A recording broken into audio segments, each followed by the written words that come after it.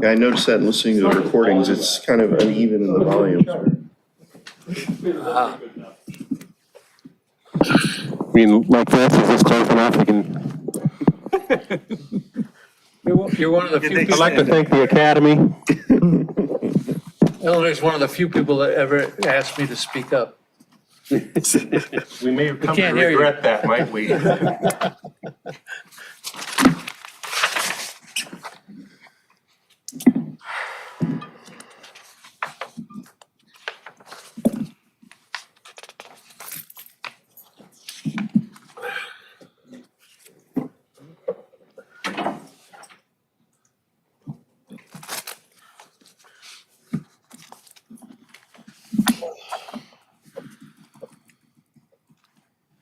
Hey, Mark.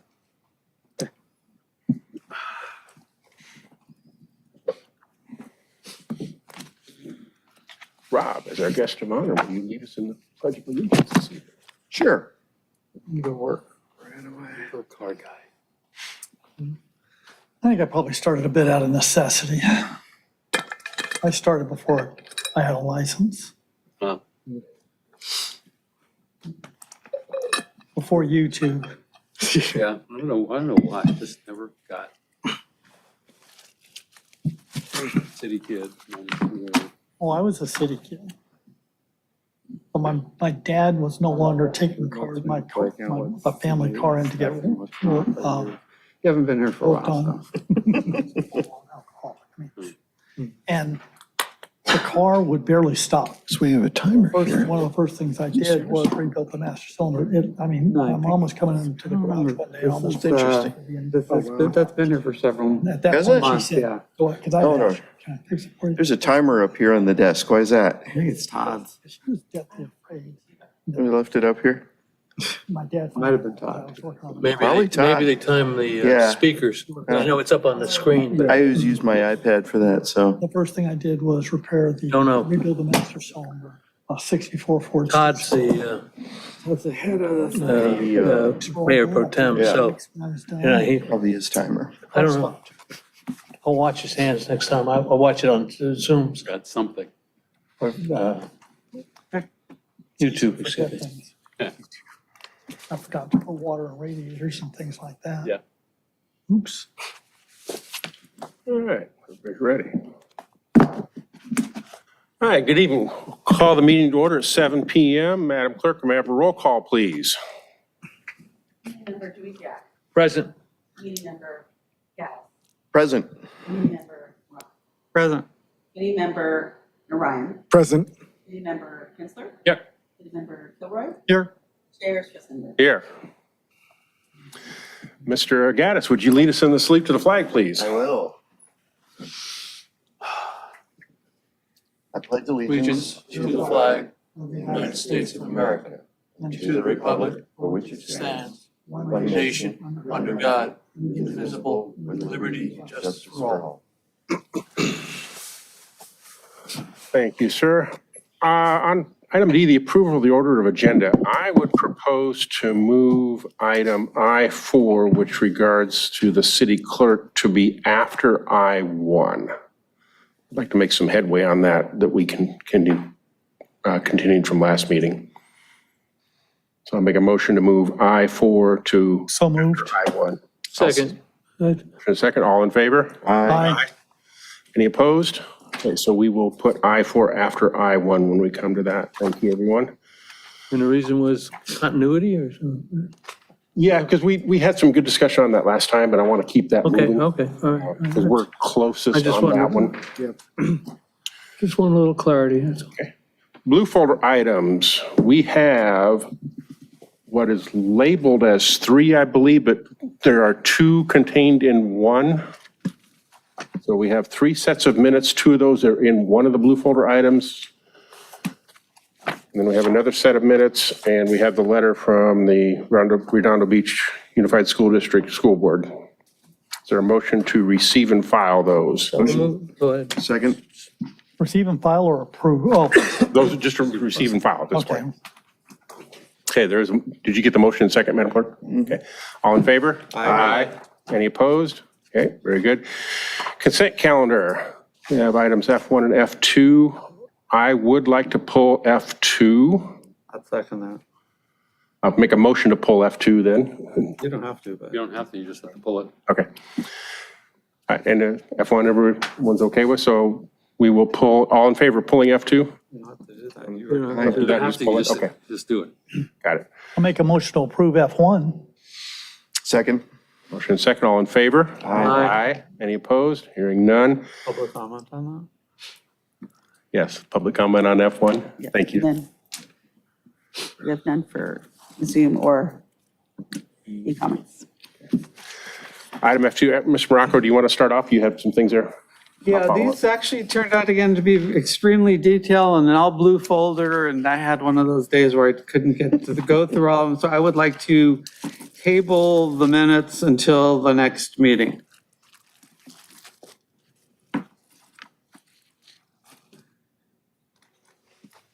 Is that So moved. Is that a motion, I guess? That was a motion to table. I was waiting for the, Yeah, I was waiting for any other further comment on. Yeah, I'm fine with that. I had some changes, but that'll give me a chance to look for them a little bit more carefully as well. So there's a motion, a second to continue should have those. just made links to the video. Yeah. Yeah, we've changed, we had an issue with one of the minute secretaries, so technically my staff, a group of us had to go through those three months of those meetings, and it was a lot of work. These are leaps and bounds beyond where we were before. Yeah. It's appreciated. Yeah, and I know right now because of the committee, and it's a charter, I wanted to make sure it's a little bit more detailed, because you'll be able to use those when you go forward. Yeah, and I find Now myself, now you're just apple polishing. But how much time does your office spend on typing up the minutes and reviewing them? I mean, because you got how many commissions and the council? Well, we have outside minute secretaries that do it. You know, I don't care who does it. Yeah, it's a lot of work. In I don't hours. know, I don't know exactly, but it's a lot of work. She pays them. They don't Yeah, do it I for pay free. them, yeah, By the hour, right? yeah, so. Is there By any the hour. move by the Clerks Association, the State Clerk Association, to make it so you could just create links to video rather than have to print stuff? I don't know, that I'd have to look on what I mean, I know our code, or the charter says, you know, we have, those are our permanent records, is the actual minutes. Well, I don't mean to prolong this because we got a lot of stuff to do here, but isn't there an AI or something that goes with this? And we are looking into it, believe me. Yeah, we're looking into that, Text. some of this already felt like it would been done by AI in some Yeah. cases. yeah. So, But there was a huge improvement, that's appreciated. It is important. I go back and read the 94, 95 minutes from the meetings back then now, and it's important to have that detail. All right, so there's motion to, where did we leave off? Motion to Table. table it to the next meeting. The next, Public comment on it. next regular meeting. And Any no, we have public- no public comments. Okay, and was there a second? We had that? Yes. Okay, Yes. all in favor? Aye.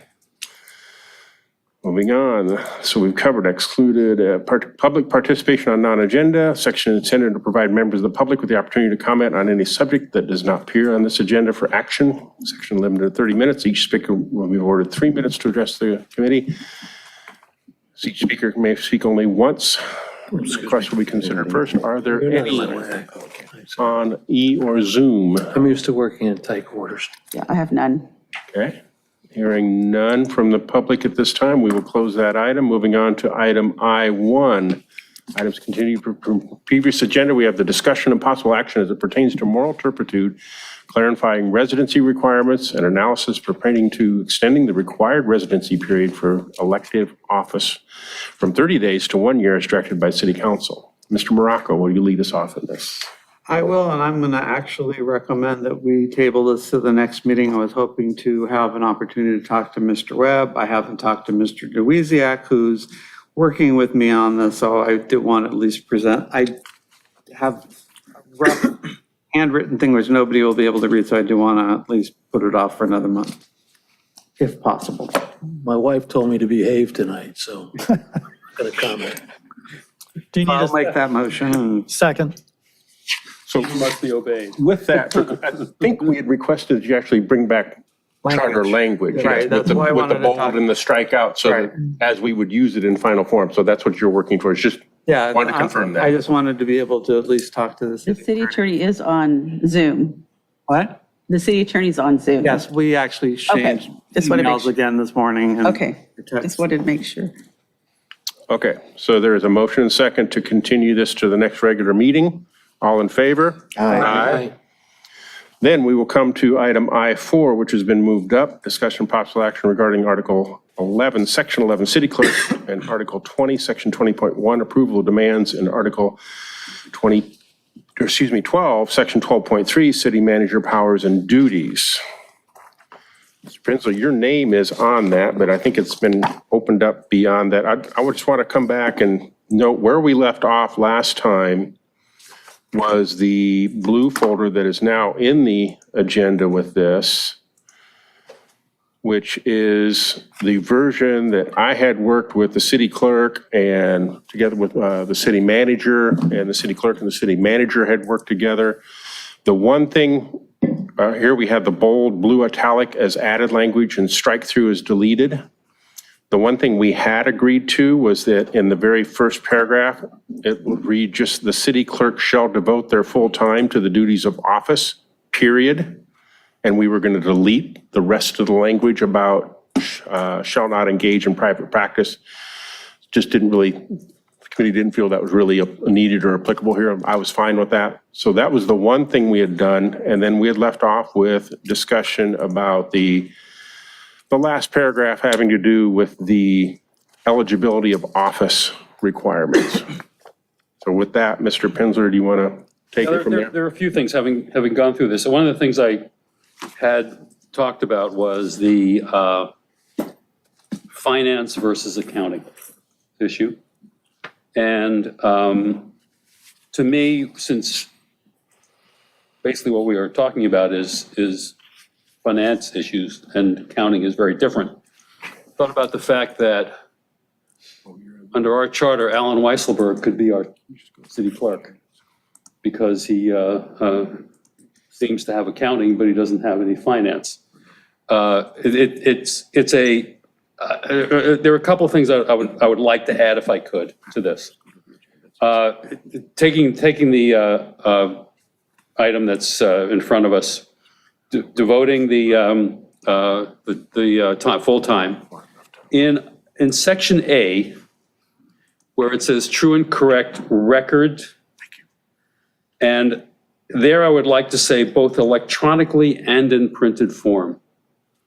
There seems to be I think we should move on to the fact that you need to have both electronically and in printed form. And that would force the the availability of electronic versions of whatever records exist. And just a quick, where it says, all of the proceedings, you don't need all of the, it should be all proceedings of the city council. We talked in D about taking out the word depositions. And I thought at some point we had discussed putting that back in, deposition testimony. I'm not sure whether that was in fact worth placing there, but there was a reason why depositions were there. It says oversee all city elections and provide all elected officials with properly authenticated certificates of election rather than properly authenticated to by himself, since there isn't saying city clerk over and over again, why not just say properly authenticated certificates? Administer a review of the, rather than have charge of, you're taking out review, administer a review of the financial affairs of the city, which are under the direction of the city manager. And then continue on to have access to the, what's printed there, all the way down to the word city clerk. The one place that I would add at the bottom, which is in terms of the requirements for the office. It says 5 years of experience in municipal accounting, which I think is important because municipal accounting is a specialty. In a responsible position may be substituted for the educational requirements. Right? That was taken out for some reason. In a responsible position involving private or public or private sector accounting. If it's going to be anything, it should be public accounting, public sector accounting. And one other possibility is enable, put a comma after educational requirements, as can a California certification as a municipal clerk. That should be a sufficient situation to enable someone to be the city clerk, is to have a certification in California as a municipal clerk. So in fact, this is what I think I sent off to you earlier on. We missed back and forth on it, but I do think that some of those changes should be included. So The certificate would be in lieu of, and look, okay. that if you are certified as a municipal. So you would have already had to have municipal clerk experience to get that certificate, correct? I mean, and does that come from the League of Cities? No, it comes from the Clerks Association. There's a Clerks Association, correct? That's the international. Yeah. International. But there are. Is there a California section? There's a There's a California section. California, but it's the International Institute of Municipal Where I'm Clerks going that at provide is- their certificate. Where I'm going at, and no offense to any other country, but if you were a clerk in another country and you came in with the certificate and said, I'm here. No, there's special So California, there's a California. certificate. being a Okay. California municipal clerk. You know, then I'd be a little more specific. Yeah. I mean, if we're going to make that substitution. I have no problem with that, by the way. So at any rate, just to mention, as I was thinking about this, we can bring it back for formal because the timing of this is really less urgent because of we do have time for the next election. Do we? I mean, I thought we had have these things done by December the 6th, That's to get it on to the March ballot. March ballot. March, which I preferable, I believe, Yeah. because I would like to separate putting the city treasurer and the city clerk on ballot and not have them appear at the same time. My preference would be to have it on the March ballot as well, because I would like to avoid the November ballot. Yeah, The November ballot's just going to be packed and the voters will be fatigued and they won't, it'll be just, well, I might as well choose one if I choose at all. Well, at any rate, it's, by when do we have to, would city council have to act upon it by when? First week of December. Yeah, the Takes way to 6th. prove it. Yeah, so They need time to exactly. Have it on the. go through it. Yes, I don't think we can make the March ballot unless we make a decision. I apologize. I did pass this along and. You don't need to didn't follow up on it.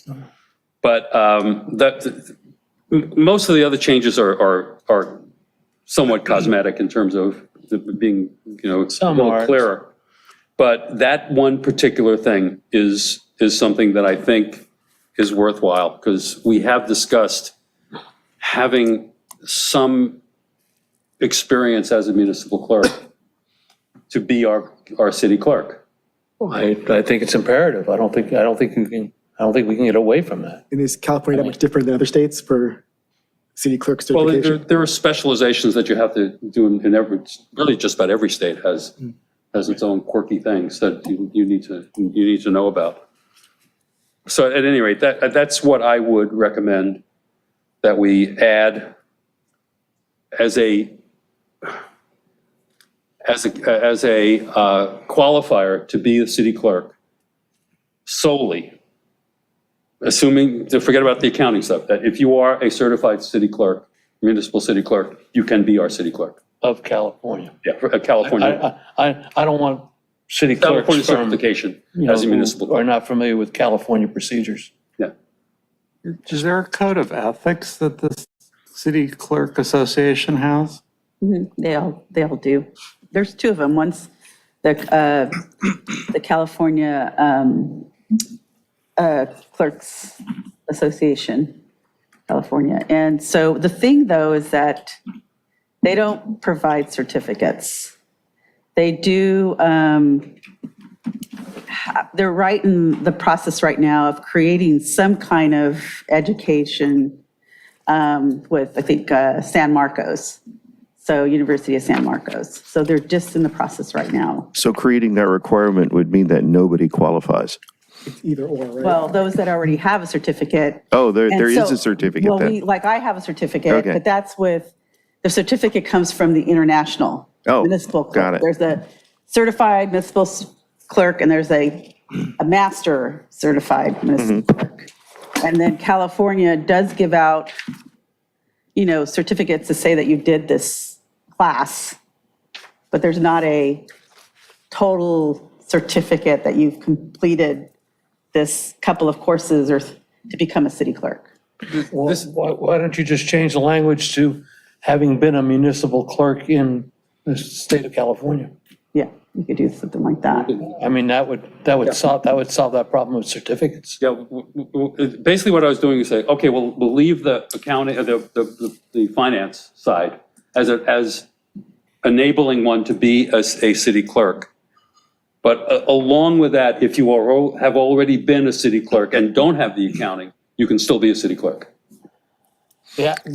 Is the international certificate a result of fairly comprehensive training and examinations and such? It's not a lot of examinations, it's going through a lot of courses and understanding different areas of the city clerk Okay. components. Do you get credit for it? And it's got to be like you got to do certain amount of hours and have some training and be in IMMC be in association for 2 years. So you don't just get it, you got to have it before, if you're going to run, so to speak, if you're saying that. Certified Municipal Clerk Program is designed to enhance the job performance of the clerk in small and large municipalities. To earn the CMC designation, a municipal clerk must attend extensive education programs. The CMC designation also requires pertinent experience in a municipality. The CMC program prepares the applicants to meet the challenges of the complex role of the municipal clerk by providing them with quality education in partnership with institutions of higher learning, as well as state, provincial, national associations. The CMC program has been assisting clerks to excel since 1970. And that's provided from the International Institute of Municipal Clerks. Is its future assured, do we think? Because Oh, yeah, it's been going on. I mean, since I've been city clerk, it's been going since just been around before for then. 50 Yeah, years. it's been around for a long time. I'm kind of It's just shaping- skeptical on how deep the applicant pool will be here. I mean, how many people who were, I'll just say, city clerks who That would are want to run for residents. city clerk I'm sorry? that are residents. That are residents, yeah. I don't think this is going to be a real deep, what I'm trying to say is, why don't we just put in, having served as a clerk or deputy clerk in a California city? For example, Sandy Forrest had been a city clerk in El Yes, Segundo. in different areas. And so that was a job that she had, and then it opened up here and she ran and won. Okay. So she was living here, but she happened to be a city clerk in another city, which didn't have a residency requirement. So, Yeah, but we have a residency. but I requirement. understand. We're that. not discussing that. This is just an alternative to the other I got requirements. that. Well, I don't want an alternative. I want an and in between, and or, Well, if somebody's, right. if somebody's serving as a deputy city clerk someplace, are they, in general, encouraged to get this certificate? Yes, everybody, pretty much every departments and different city clerks are encouraged to get. Okay, so if somebody's been a deputy city clerk for 3-4 years or something like that, and they have they haven't even started on this program, I mean, would that be a bit of a red flag in your opinion? No, I think it just depends on certain cities, whether they're willing to pay for. Oh, so it's expensive? It's not expensive, but, I mean, it's a little expensive in a sense that, if you're going, you get points for going to a conference, and that could be in a different state, things like that. You'd have to wait until it came here. But California does do classes that account for that credit, for that certificate. The organization is in fact based in Rancho Cucamonga. So anybody can sign up from the public to be part of this organization and start this course, or you have to have a certain position? Have to be on the association, and to be an association, you have to work in the city clerk's office. Okay. That's to be in that association. And then how long would it take for someone to earn and become eligible for this You have to join the certificate? organization and 2 years. 2 years to be able to get the certification. Because when I became Okay. city clerk, I was in the accounting, and I came to, I ran and I had the accounting side. It didn't really have the city clerk side, and I started from day one. I did it in 2 years. Okay. Is this the requirement that Huntington Beach has? No, their requirement is you have to have a bachelor's. I'd have to look and see if they put in municipal. Because this came up certificate. somewhere, and I thought it was in the Huntington Beach one that you There's sent me. some. And it said that either have it or earn it within the first 3 years, I believe it was. I'd have to read it over. All I remember was they have to have a bachelor's to run as a city clerk for Huntington Beach in certain professions. That would piss Bob off. What else is new? Can I go back to Bob? Going to be one of those nights, huh? So Bob, you mentioned you think we should strike out the word public or private sector, or in the private sector. Is there a distinction you're drawing between public and private? Private accounting? Yes. No, that's Well, it'd be public sector accounting. Well, that's what I'm trying to, Sector, yes. so only if you're cutting Municipal out. accounting is different. It's just different than, It's not that different. Maybe we should call it municipal accounting then. I would differ. well, It is different. I think this role, though, is not really an accounting role at this point. And the changes that we're discussing, I mean, you're not going to be doing journal entries or designing financial statements or any of that stuff, right? Well, the city clerk, usually that position shouldn't be doing Right, paying, but there is some oversight, right. reviewing bills, doing maybe some analysis. Right. That kind of thing. All of which is equally the same whether it's public company Correct. accounting or That's- any other accounting. It exactly. really is there's nothing municipal about it. I mean, checking payables against bills and having the proper documentation, that's applicable to any business. Exactly. That's why I So- put private or public, Yeah. because Okay. because I think anyone. It's not a municipal thing. Right, And just to chime in, I know I'm new here, but I am a CPA and also a chartered financial analyst. And I can tell you, this is not finance, this is accounting. So there's no reason, what the treasurer does is finance. But what the internal bookkeepers and the controller function of a city, that's all accounting. And the oversight that the clerk is asked to do by the charter is an accounting function, not a finance function, just to be clear. Yeah, I agree, because it's expenditures. That's what That's, we're yeah, reviewing. So that's paying bills, making sure it's in the right bucket, right. and analyzing the expenditures. Yeah, it's categorization of information and Correct. presenting it in a legible and interpretable form. Finance is a whole different thing. Correct. So you think that 15 units is doable? What, I'm sorry. We're keeping that? Well, the role has changed. I I'm not mean, asking whether the role has changed, I'm asking is it doable? It's been criticized as being unnecessary, but. it's 5 courses. It's not that much. It's not that much. And the topics are pretty basic. The basic accounting for the most part. Yeah, and there is, I mean, the charter states there's an oversight role, so I don't think it's unreasonable. Well, I don't think that we should make things too onerous to run for public office. At the same time, you want people who have a basic understanding.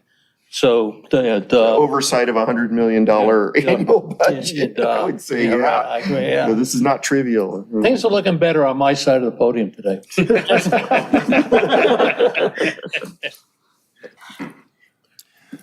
Okay, this is a plane we need to land, so we need to go through this. We can start with this eligibility section, we can go back to the other ones. We need to go through it one at a time and come up with some actual language. Why don't we start at the top at the as top. opposed We to can start at the the top bottom if and you working want. back up? Okay, so going back to the top, just to reassert, and I have it from my notes from last time, again, it will, that very first blue paragraph will now read, "The city clerk shall devote their full time to the duties of office," period. Everything else there is struck. Everyone's still okay with that? Yes. Okay. Then, Mr. Pinsler, what was the first change? Under A, record and maintain a true and correct record, both electronically and in printed form, of all proceedings of the city council in books devoted solely to such purposes. That's your substitute. So the words of the, I got it. taken out. And both electronically and in printed form. So what do you mean by printed form? I got to ask what that means, because otherwise that means we're going to keep Yeah, records. printed form. So we're going to keep records, again, paper, because we were trying to go paperless. That's what I was asking earlier about whether we wanted to make this electronic, or has there been any change in the state law that would keep us from just going to electronic records? So I know there's certain laws related to, we just approved a retention schedule, and there's certain laws that we can just have electronic form instead of the paper form. So, but there are there's certain areas that we can't. So regarding, and that was the whole question regarding one of the items we're going to be going to is publish. And so I think the city attorney was going to look at that part of publish, which means, do we still put it in the paper or we don't need to? So those are the. Yeah, that's about the notifications to. Right, notification. So the thing with printed form means we're going to have now, because right now everybody's trying to stay on electronic and be paperless. So if you want printed form, then we're no longer But paperless. that's why I'm asking the question. That's why I asked the question before, because it seems we always make paper, at least to begin with. Right, but we're not doing a lot of that now. Okay. So, okay, What I see is the word record by itself, it provides you a lot of flexibility, whether you have it in electronic form or not. And I think adding those two things will make it redundant at that point. Plus, it may be onerous at some point if your electronic records are only as good as the servers that you have. And I think it's it should be kept just correct record. I would agree on that. Same. Yeah, this So too. in this, I'm going to say what I call the 408s, the government code 40801 to 40801, or 40814 deals with city clerk. And this is really language taken from 40801, which says the city clerk shall keep an accurate record of the proceeding of the legislative body. And it ends at that. And there is I don't believe there's been any update to that. It just has stayed at that since this was in inception a long time ago. So I think it does keep a flexibility. I think to add electronic and paper could be problematic. At some point, things may switch to only electronic. And if you have the electronic form being video, for example, because right now the minutes are kind of like the summary of what's in the video itself. And at some point the videos may fall off the thing, but even though everything's scanned in as a PDF. We have a 5-year retention on videos? 20. No, 20 now. 20. On, Right, and minutes are permanent. But it's the even searchable, 20 years ago is not that long ago all of a sudden. Yeah. and the searchable component in that same order makes the giving the flexibility something, because you should be able to go through and be able to search out items. Okay, it's fine with me. I just wanted to raise the issue. Right. Yeah, so we keep it as is, as a record. And, this could come as a ordinance as well, that the ordinance could prescribe the type of record. I don't think there's anything that prevents that. So for that one in A, we're going to leave it as is, that it just says maintain a true and correct record. Of all of the proceedings, or we move of the, Is it worth striking that? We're going to make a change anyway, so Yeah, about your changes. If you just say proceedings, that includes all. yeah. I mean, you can leave it in or leave it out. I mean, so depends on whether or not you want to use your mouse hand. If you have carpal tunnel syndrome, you probably don't want to do it. The more changes you make, you may find that people are just going to get confused. and That's then- one of my concerns. And if every paragraph has a change in it, whether. Exactly. It's not perfect now, I agree. It's not ideal, but is it hurting anything? No. I think so. Just a very, very minor nit in B, where it says. So we've gone from E to, No, we're in B. We went from A, we were now at B. Compile and maintain ordinance and resolution books. When you get down toward the bottom of the paragraph, it says, giving the numbers of said ordinance or resolutions. It's either plural, both, or it's singular, both. So it's ordinance or resolution, or ordinances and resolutions. So ordinances. Whichever and one you want, I resolutions. just, Well, let's make it ordinances. Well, ordinances. We're much more likely to have more ordinances than we are to have resolutions. I think grammatically, the way it's written now is actually accurate.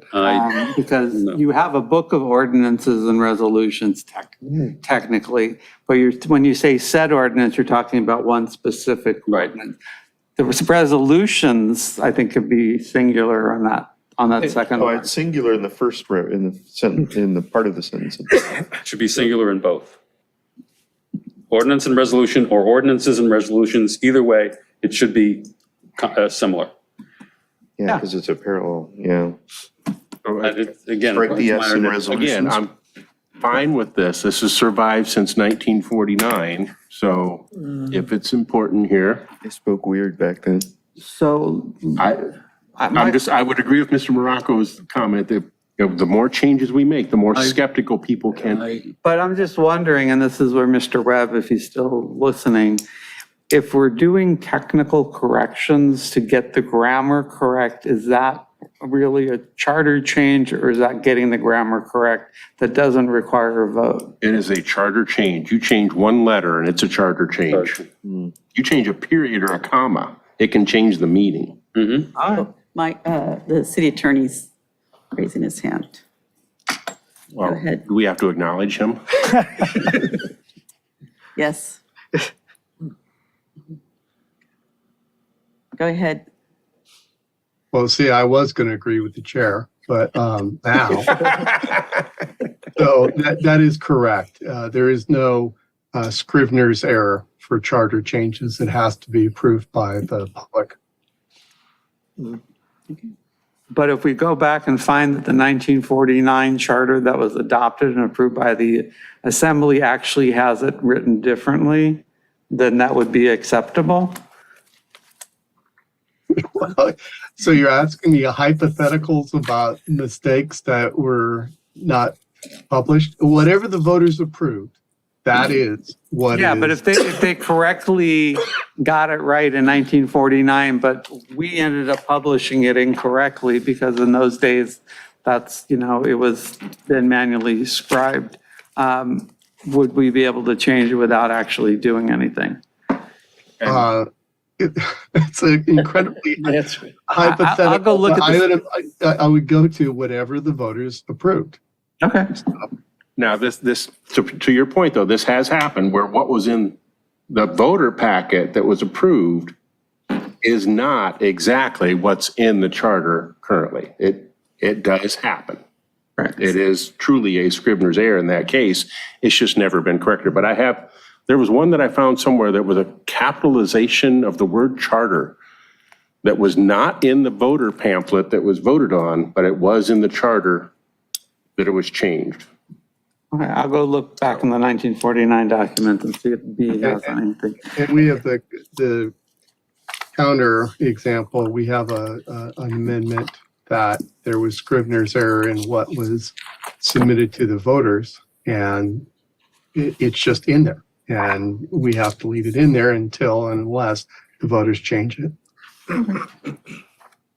So the question remains, ordinances and Resolutions or the other. ordinance and And resolution. one or the other, but Well, I'm If we're going- voting for ordinances. if we weren't making other changes, I probably wouldn't care all that much. No, you would nitpick. No, that's true. But we're making other changes, so we might as well make that change if it's proper, whichever way it's proper. I got it, I understand.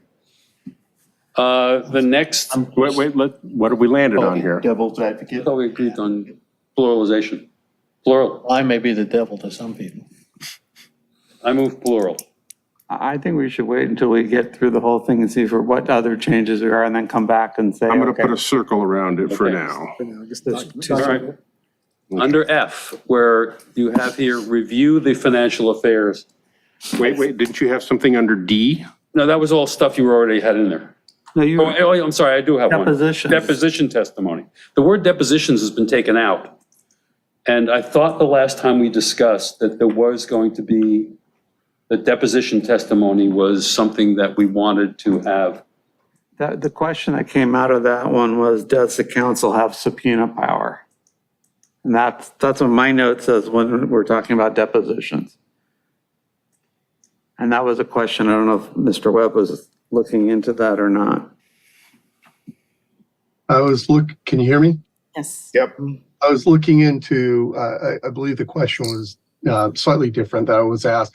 Does deposition mean what we think of, or was there anything specific? And it turns out that the state code is similar, and the deposition means exactly that. I can't think of any time that I've read or heard of, not personally observed the clerk taking a deposition. So then what would be the testimony that the clerk would do? Public hearings. Hearings, we do, well, public hearings, but we also do other hearings. We do the minutes, we take care of the minute part. Are you able to administer oaths? Yes. we do Okay, it well, all the then- time. All of them. No, I know, but that would mean that it would be more of a deposition, because that's, She is the oath giver. I know, Yeah, I don't I do realized I oaths. took one recently from her. But wouldn't testimony encompass depositions or whatever other testimony there is? I mean, that's a question for Mr. Webb. Deposition is not the same as testimony at a council hearing. In the normal parlance. It may be best to leave it in there since we don't know exactly what it was, or I can look more specifically. But as you know, a deposition is more for, discovery, that sort of thing. And it's not the same as giving sworn testimony before a commission or before the council. Again, this is language that comes from 40814 Government Code, where it says the city clerk and his deputies may administer oaths or affirmations and take and certify affidavits and depositions pertaining to city affairs. So it's language that comes from that government code that's been brought into the charter. Our discussion was along the lines that it doesn't seem correct in this day and age. Well, it doesn't say testimony for one thing, in what you just read. Correct, it does not. Yeah. But this is also, I think, 1970s era. It still exists, but I have a question for Mr. Webb. When your office takes deposition or participates in depositions and you're the requesting party, who does the swearing in? Not the city clerk, Not the city clerk? no. Court reporter? Or the recorder? Yeah, Who does it? it's off-site, so it's whoever it is taking whoever is providing for the deposition. and aren't they considered an officer of the court? They're not considered. I'm trying to understand it in terms of this specific question. Okay, so Madam Clerk, has there been a time when you ever recall taking a deposition of any sort? Not since I've been city clerk, no, not How at all. about testimony? Testimony. Well, I mean, I think of the public hearings, which are testimony. And you put everybody under oath when we had that meeting, we were trying to remove the councilman. We're taking, we take minutes for the testimony. That's. You guys are lowering your voices, you're not speaking into your microphone. Well, in the commissions, like Just so you know, I just Planning want Commission. to remind you. Planning Commission, we swear in the applicants and their representatives and and everyone who comes up and including, impacted neighbors and all sorts of public comment that come in, they're all sworn in. So am I assuming correctly, Mr. Webb, that that counts as testimony? Yes, absolutely. For a quasi judicial hearing, that counts as testimony. Right. And who does the swearing in? Well, That's planning commission. I guess a chairman on behalf of the city clerk, I would say, is pretty much how that works, right? It used to be in Not the to put you charter, in the now it's charter. in the ordinance, I believe. Sorry? It used to be in the charter that each commission could do the same thing as the council does in taking the testimony, but I believe it's now in the ordinance. There's another I just was trying to establish custom and practice. That's- There's another key point here that I want to bring forth, and City Clerk and I have discussed this. In the 40814, the government code, the city clerk and his deputies may administer, it may for the entire thing. When that got brought into the city charter, it became shall for all of these. That is a big difference. So when we write it here, this is, the city clerk shall have the power and be required to do everything in D. And that's a key thing to keep in mind, that as we look through these, it all comes under this header of shall have the power and be required to. And that is very different from the government code. But that is what happened here. So that's why we've added the testimony as needed to mitigate that shall somewhat. So from the discussions I had with the city clerk, that testimony was the appropriate thing in consideration of the practice and what's been done and is anticipated to be done, rather than depositions. And that is the reason that we changed it, and the reason that we added as needed. Because you may not always take all of the testimony for the city. But if we didn't put the as needed, it would be a shall and be required to. Okay. All right, my next issue, So we're leaving that one as is then? it's fine. As is what, depositions or as is as testimony? 'Cause- Testimony as needed. Okay. Just raising the question about the deposition being taken out. Oh, the actual, If it's not necessary, then it's not necessary. Yeah, and I did have a note in there That that the was- city well, attorney you know was why going to that check is? on this. whoever put the blue, the blue has been added. We're looking at an extra P in the, Is that a P? yeah, it looks like a P to me. it's a That's struck out. to Oh, is take it out this capitalized capitalization P? to make it Got it. lowercase. Okay, got it. No, I see. Oversee all elections and provide, so it used to start out with the word provide. I got it. Okay. On F, you took out have charge of the administration. Now, and turned it into review the financial affairs. To me, I would rather say administer a review of. Rather than review means responsibility. Right. Administration of it means that you are coordinating it. And so it would read, administer a review of the financial affairs of the city, which are under the direction of the city manager, and in connection therewith shall have the power to, Okay, let's slow down here. Let's, Yeah, right. you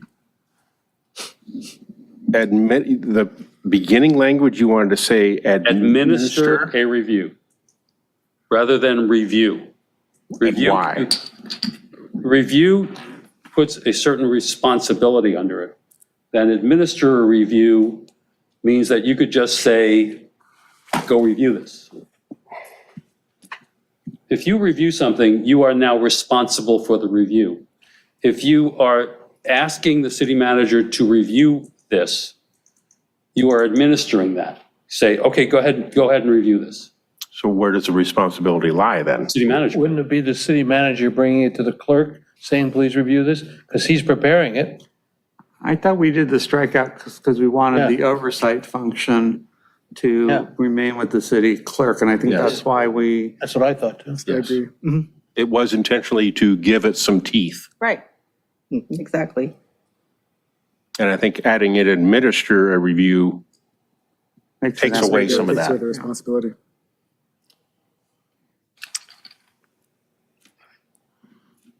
I don't agree with it, but Well, it's a difference between a financial control and whatever this other thing is you're suggesting.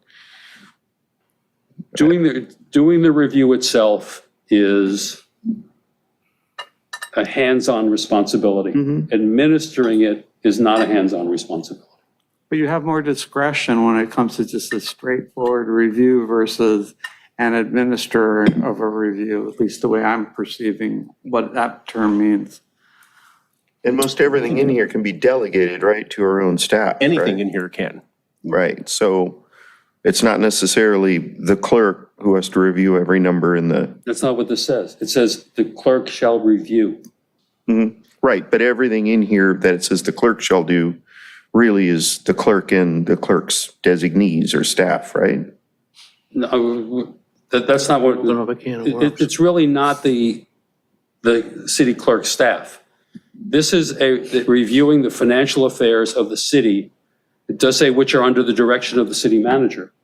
But that review is required under this, as Right. opposed to an administration of the review, which means It's a handing it off to someone responsibility. else. Responsibility is to You would someone. understand what administration of a review means in this context, or administer a review.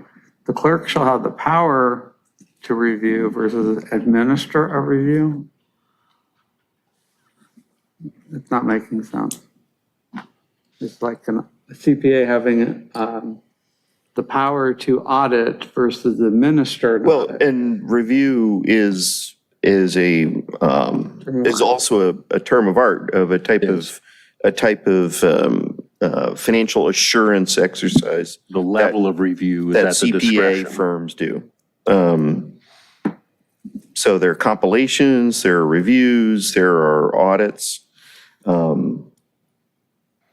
And yeah, this places the specific responsibility in the city clerk's hands. And I would say that was intentional Right, to do that. right, exactly. And that's what, we went over that with the city manager and he agreed.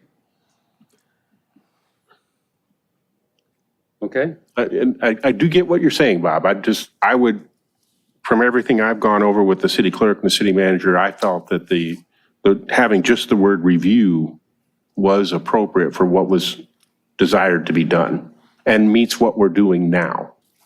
Mike, what does the term review mean to you?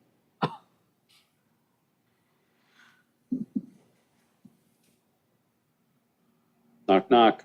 Mr. Webb, are you with us? He's here. Yeah, I am just having trouble unmuting it. I agree with Pinsler, committee member Pinsler, you're reviewing something, you don't have any responsibility greater than that. So it may be what is intended, that you're removing all of the administration and you're simply reviewing the financial affairs. So a person that's sitting in a fiduciary position does not have to report their review if they find a discrepancy? Well, under this, it's unclear. So, Not to me. well, it is because the language you're taking out. So Okay, I got you.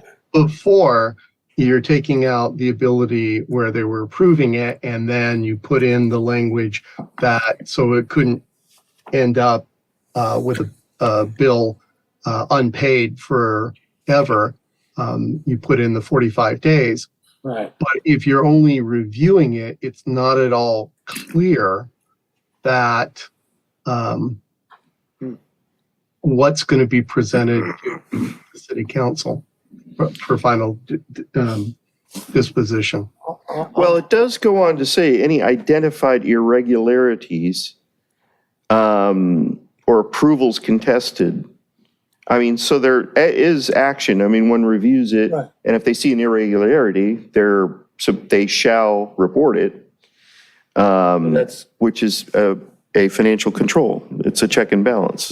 And that was the What we intent, want. to Okay. keep that check and balance, because the What big it does. picture here was that we wanted the elected official to have a check and balance on the non-elected entity, Right. That's the effect of beyond this. just city council. You can't put everything on city council. Right. Well, and the prior language has the city clerk running in charge of preparing the financial statements, which is clearly an effort that is no longer in her bailiwick. But the review is a check and balance. It's a function where if something's going wrong, she's held responsible for finding it, making sure she sees it. Right, and then I'm also review and approve the city expenditures prior to payment to identify any irregular transactions. So it's a second set of eyes, a second And responsibility. that is the intent here, to Yeah, keep that. that's what it does. And I know, Mr. Prinzer, that's been something you haven't agreed with for the past, but I'm leaning towards getting the language in line with the current practice so that we're not out of alignment. And with that, keeping the best tabs we can on that this is going to pass. Because and part of that is, and I fully acknowledge this, we need the support of the city clerk for this. Because in the past, the city clerk has opposed these and none of them have passed. Right, and do I understand correctly that the pushback is that the electorate looks at it and says, well, you're taking away this oversight function from the city clerk. We want our elected official to be looking oversee. over the shoulder of where's the money going? Of the non-elected. Right. That is the And point. so, I mean, if that's the intent, then I would say this is more likely to pass. But if it says review and the city clerk doesn't review it for whatever reason, very often the stuff I assume doesn't get, all these financial things don't get necessarily reviewed. they're violating the charter. That's why administering to me offers the opportunity to say, go ahead and review this. And to whoever is going to be the city manager, the finance director, whoever it might be. But And the it allows city you to. clerk can't administer over the finance office. Yes, again. No. No. City finance office That's is the under city Administrative manager. review. That's the city council's job. It's overseeing a review. But the only person that the city clerk can direct is staff within the city clerk's office. That's correct. And I mean, if the purpose is to identify anomalies or That's irregularities, the entire issue for this. right, and that would be a function done by the city clerk or the city clerk and, city clerk responsible for identifying those irregularities. If it isn't happening, then they're not doing their job. And Bob, you mentioned but here it says in the blue language, the city clerk has a discretion, review, and can approve. So you've got the discretion already built in there. I think, and to go to your other point, the city clerk is accountable to the people who elect the persons. So if they're not doing their job with the review, then the electorate can decide that they want somebody else. I'm not, I'm trying to think out years. The next city clerk that comes along hates reviewing stuff. And they're going to do a terrible job. What happens? They get voted out the next And in time. all honesty, In the old days, we've we would take discussed them out that. back and we would school them. How's that? How's that? No, that is a great point. Okay, Mr. Webb?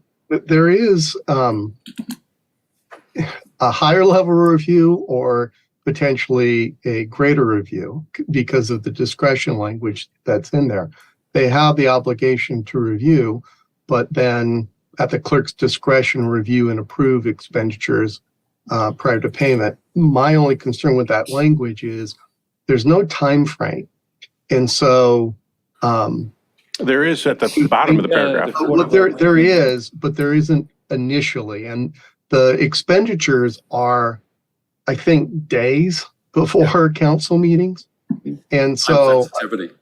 yeah, so I wonder, like, what happens if the clerk comes in and like, Hates a vendor. yeah, or, identify something after the fact that already has been paid. I just wanted to there is 45 days after the clerk and city manager meet and try and resolve it. I think that works great. No, There's an it's not 40. I want to correct you there, sir. It's not 45 days after they met. It's specifically 45 days of when the information in question was first made available to the city clerk. And actually, I originally proposed 30 days. Through the discussion of the city clerk and the city manager, they agreed that 45 could be more appropriate because sometimes you can't get something on the council agenda if it needs to go on that agenda. So it is, that clock is specifically starts when the information in question is first made available to the city clerk. Mike, if there is something in a contract that says you pay net 30 and something gets delayed 45 days and there's a non-payment payment, if you know what I mean, penalty. You may be setting the city up for additional cost.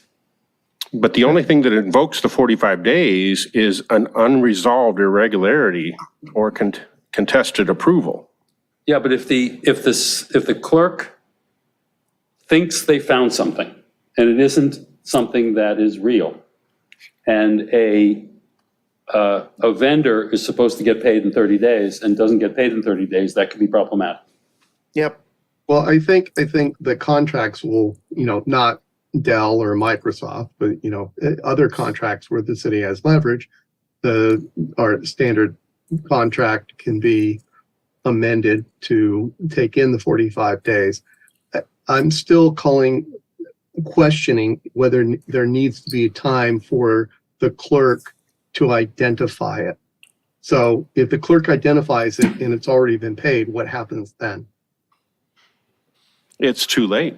Not necessarily.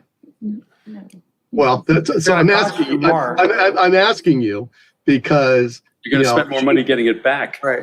right. So it says in her discretion, so city manager, financial services, well, she hasn't exercised her discretion, we can go ahead and pay that. So I'm just wondering, is it feasible that there be a time frame at the start for the clerk to exercise her discretion, as well as the 45 days from when she first became, was made available to I the think clerk?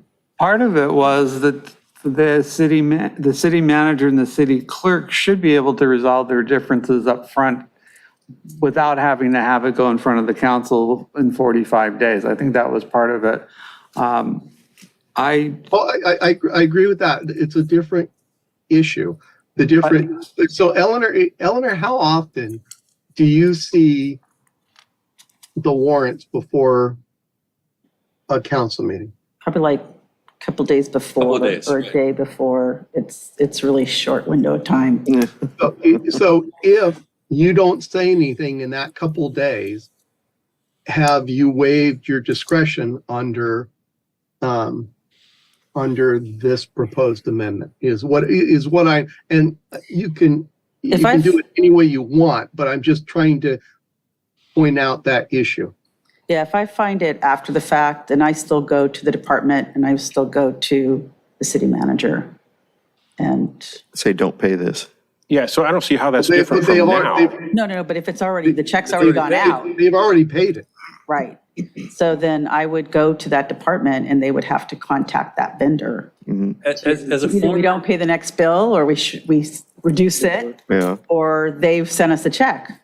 Yeah, and there's as a nothing here former that vendor to precludes that. cities, I must tell you that the possibility that a payment would get delayed by 45 days is very, very frustrating. Well, right, but you're talking about an extreme circumstance where a city clerk is trying to undermine the city's relationship with some vendors. These are pretty extreme hypothetical circumstances you're describing, and checks and balances will always have that type of obstacle to surmount. I mean, a check and balance really is something where somebody can identify, okay, this isn't proper, and they stop it. Now, they may stop it because it really isn't proper and it really shouldn't be paid, or they may stop it because they hate the vendor or something like that. That's possible, but that's, unreasonable, unusual, extreme, right? I mean, I had happens. one time, It happens. and this was after the It already fact. happens now. Yeah. Yeah, This doesn't change that. I'm trying,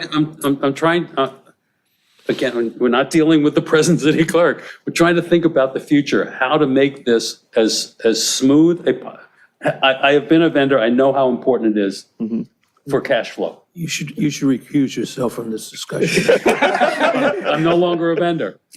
so this is, Haven't been a vendor to cities for 14 years. right. But I mean, checks So and you balances have will no always. recent history to No add recent to history. this. To Mr. Gaddis's point, I think you've captured it really well. This is an emergency switch.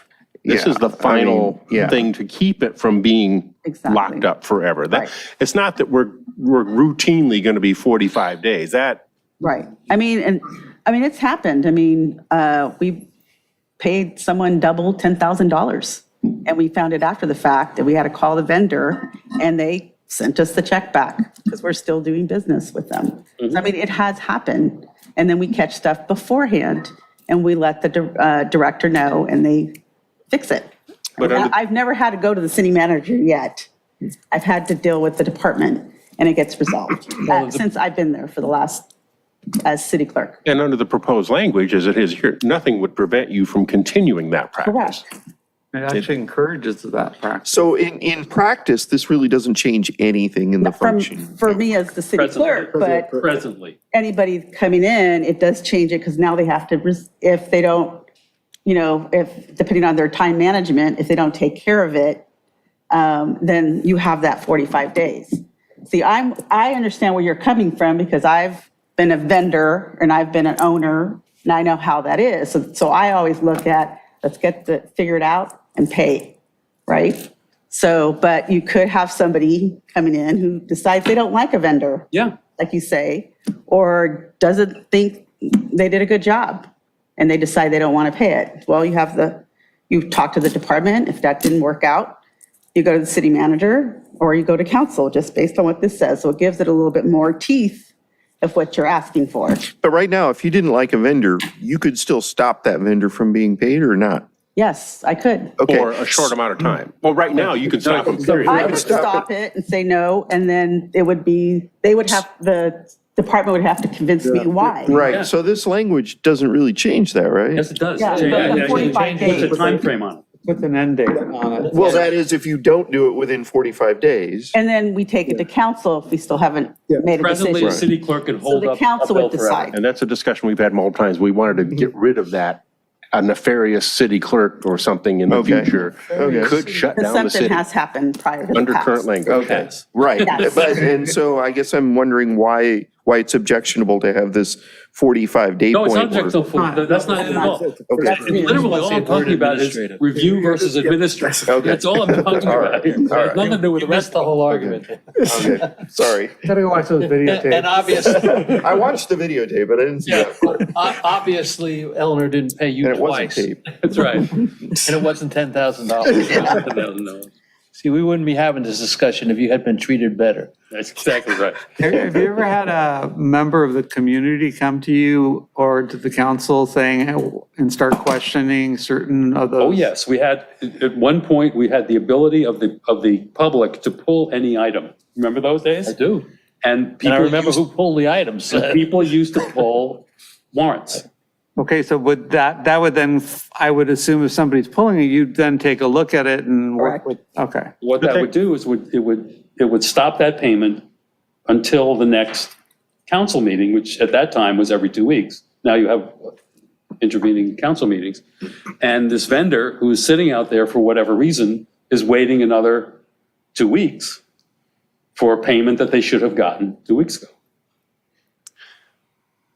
Okay, so we're still on the word administer. And that's, but literally, that was all the question was, is review Strong enough or not too strong or? too strong? Is re- Administering a review, I always thought would allow you to say, oh, pass it to someone else, as opposed to physically review.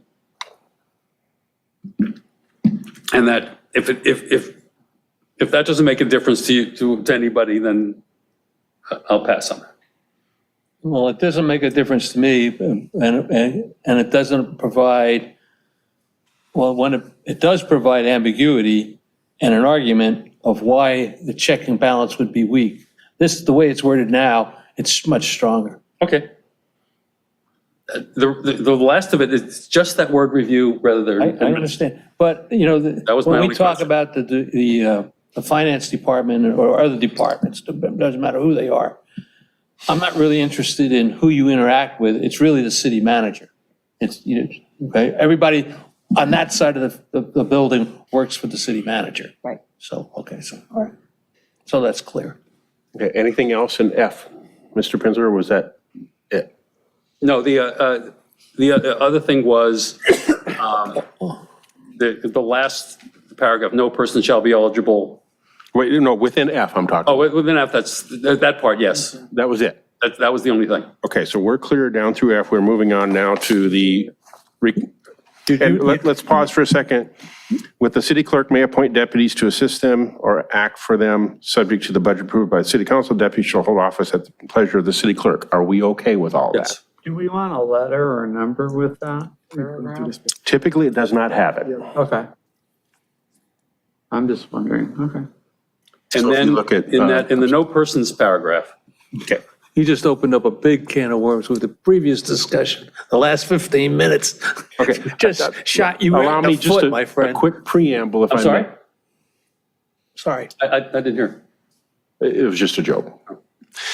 A quick preamble on this is my concentration has really been on working on the prior segments, especially F, such that we bring ourselves back into compliance and don't have issues that were not aligned with the city charter. The last paragraph has no bearing on that. So I look at this as purely a policy, whatever the committee wants. I'm fine with taking it completely out. I'm fine with leaving it completely in. Which discussion- paragraph are we talking about now? The no persons, the eligibility requirements paragraph. Okay. This one I see as in context, not as important. The other aspect I would say is I wouldn't want to make changes here that could impede the passing of the ones prior to this that are really the critical ones for this charter. And with that said, I'll turn it back open to, you tell me what you want written and I'll put it down. No, the thing on the no persons one, at the time of the filing, such person shall have a bachelor's degree from an accredited college or university and 5 years of experience involving public or private sector accounting, if that works. And then I would put, or a certification as a California certification as a municipal clerk. Municipal clerk. And the or would apply to Or just that all of last it part. or just the last part? Okay. Or, so you could have the schooling, or you can have the certification. So those two things make you eligible, but not an and. The ands are bachelor's degree and 5 years of experience in public service sector accounting. That is an eligibility. Then there's an or, which is a different eligibility, which is having a certification as a municipal clerk. Which would overcome all of it. Yeah. Okay. Let me read it that way. And just so everybody knows, if you scroll down, there's a clean version further down that takes away all the strike through and everything. It's easier to read that sometimes. So is this certification strong enough that it should override a No, bachelor's degree? that's what I'm having a hard time right now. Yeah, it doesn't sound right. Yeah, because like I said, because I had the finance, I came in, I didn't really have a lot of city clerk. So I went in and did the 2-year, but that's not enough to be able to run and then come in. You could be the, secretary and do 2 years and do this training and not have any experience. So it's really, the certificate is not this strong enough to No, to you got to substitute have for a years degree. into specific positions in the city clerk.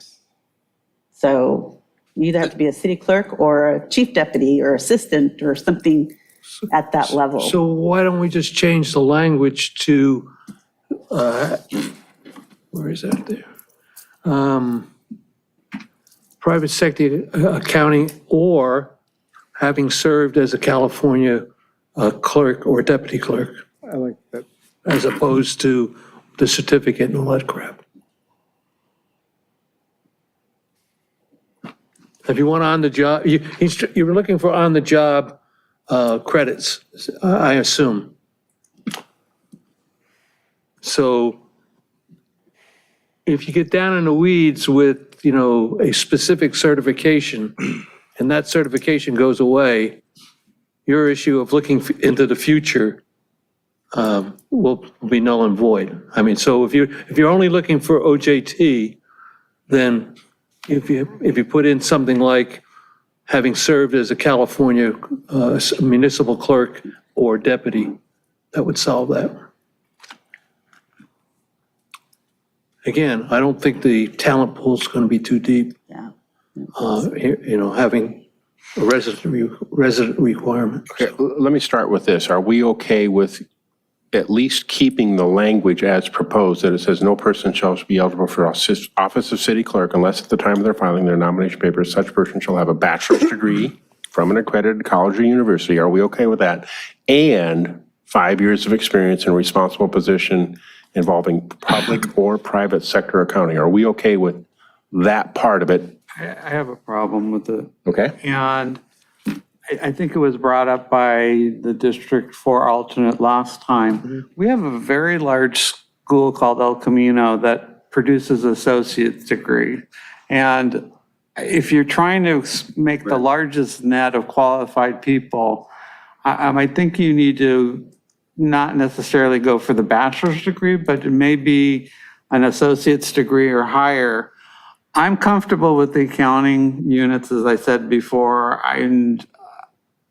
If it was put on a ballot in front of me and I saw that striking out of it without a clear explanation as to why it's taken out, I probably would vote against it.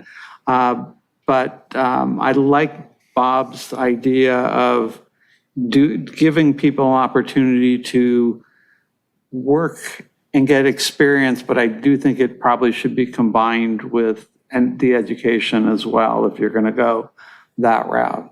So the bachelor's or associate's degree with the municipal clerk certification, I think, is the more appropriate way of going, because you're going to at least get people who show that they're willing to learn and grow into the job. Okay, just to remind everyone, bachelor's degree stemmed out of the conversation that you had, that's basically the practice within the city to hire people with bachelor's degrees, is where that comes from. And my take on that was, it's fine. Bachelor's degree are becoming less and less of a thing. Just to your point, Mr. Morocco, a lot of people aren't getting them now, but they may be very qualified. So just a quick background, reminder of things we've been to. When we last discussed this, I objected to just the word bachelor's degree because it can be in basket weaving or, sculpture. Nothing against those degrees, but it really has absolutely nothing to do with being a clerk or accounting. So, I would, if you want to eliminate, not eliminate it, if you want bachelor's degree in there and or associate's degree with an emphasis on 15 units of accounting. I mean, Well, there is the and accounting experience. I see the Not end. currently. My point is, No, I mean, in your my recommendation. point is, I want the person who's going to step to the plate and say, I want to be the city clerk, raises their hand, please take me, that runs out in campaigns, to actually know what they're getting into, meaning working with numbers. So you can't just say, well, I graduated high school. It just doesn't work that way, Unless you go to Redondo. Okay, all right. I'm trying to behave tonight, okay? Your wife is watching. That's Yeah, right. yeah. She may be, but I'll deal with that later. Okay, So in looking over what's offered by there's technical training for city clerks and a master's municipal clerk academy that's offered by the IMC. IMC. And one is, let's see, 30-hour session is for the programming time to graduate 4 sets of sessions, 30 hours each session, 15 education points to get a certificate for municipal clerk. Is there an education degree requirement to get the certification? No. No. But MMC is a lot, because I'm looking at that right now. And It's intense. that one, you have to have years of experience into the city. The MMC. Right, the To MMC. get into the course or to understand the material. To finish it, yeah, you have to have a lot of experience, leadership, those And kind I of mean, things. as part of, before they give you the certificate, you have to document that you have 5 years on the job or something like Correct, that, right? correct, Okay. correct. That have specific duties that you've done related to the city clerk's area. Really, the only reason I thought about this was because of Sandy's situation. Now, she was a city clerk. And let's assume she didn't have the accounting capability. She had been a city clerk.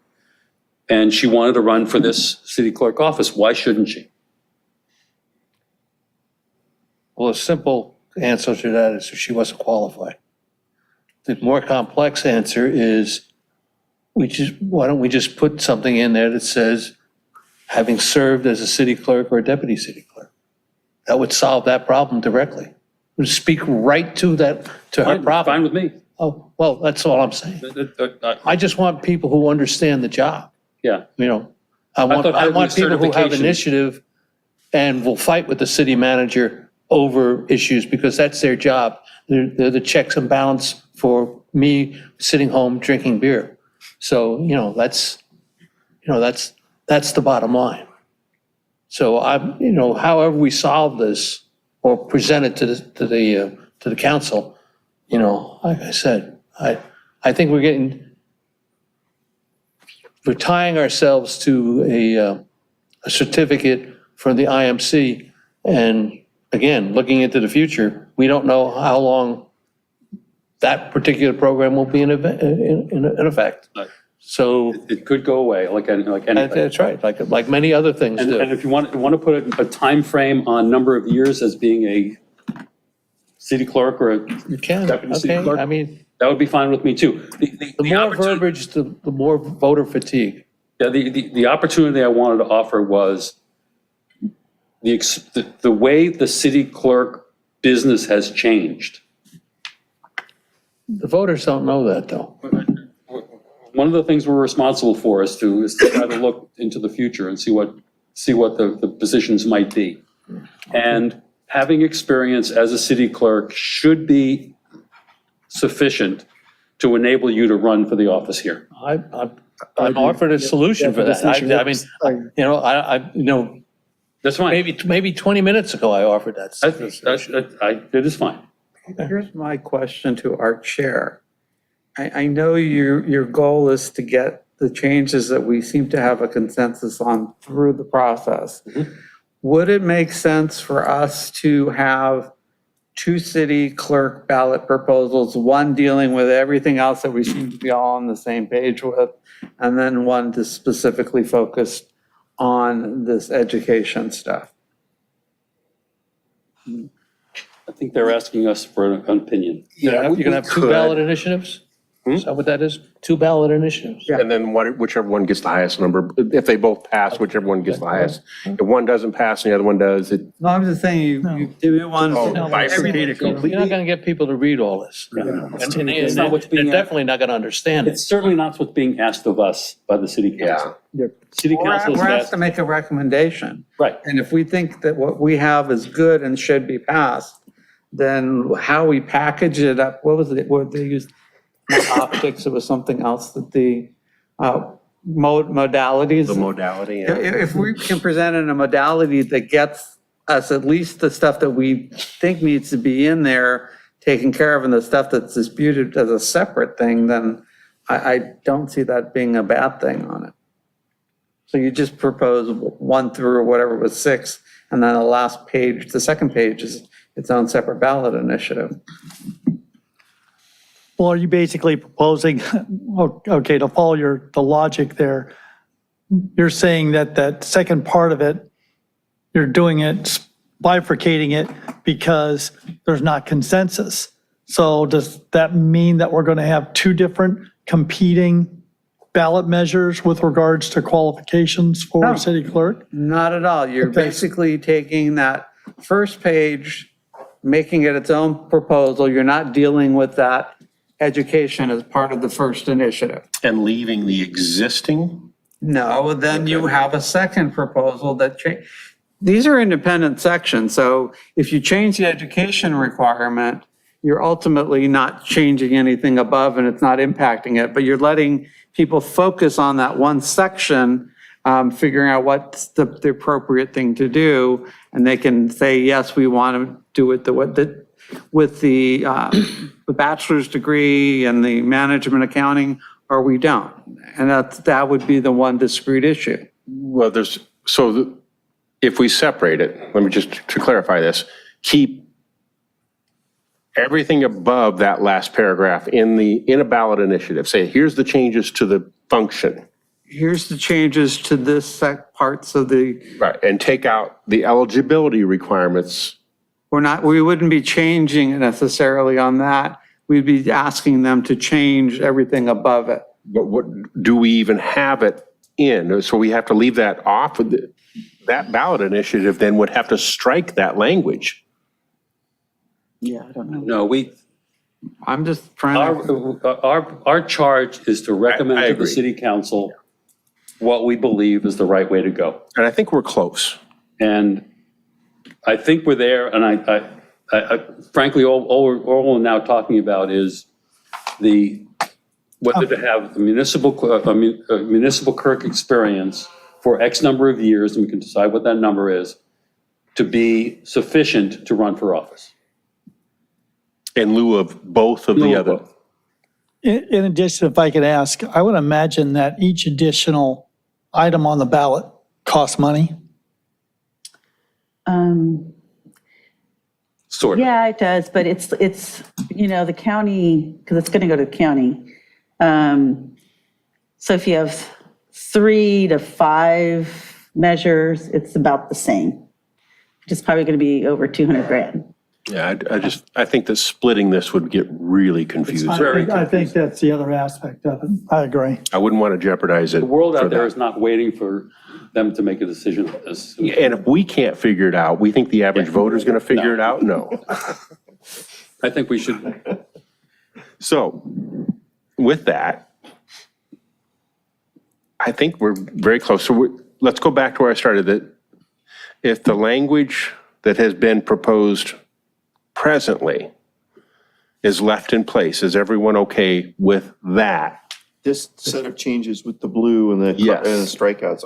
If you scroll down further, there's a clean version of that. Yeah, I'm Just to good read. with this language, just so you know. And are we providing then an option, an additional option in lieu of those two things, which is bachelor's degree and 5 years?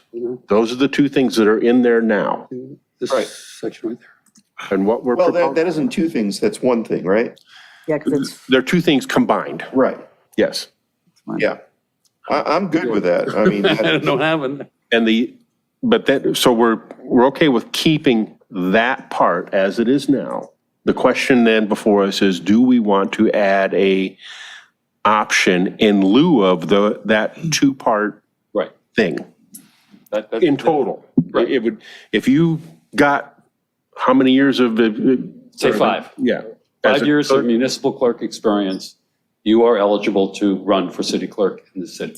In I like that. California municipal. California, yes, okay, California municipal. I think it's got to be I specific would to agree with that, California. yes. California municipal clerk. I'm good with that. And that would go, I actually want to know from the city attorney, if we limit it to California municipal, are we going to run into problems? for experience only. Yeah, Somebody moved here and had one from Arizona or something. right. Are we That's going to what- run that's into what- problems, constitutional problems? A constitutional problem.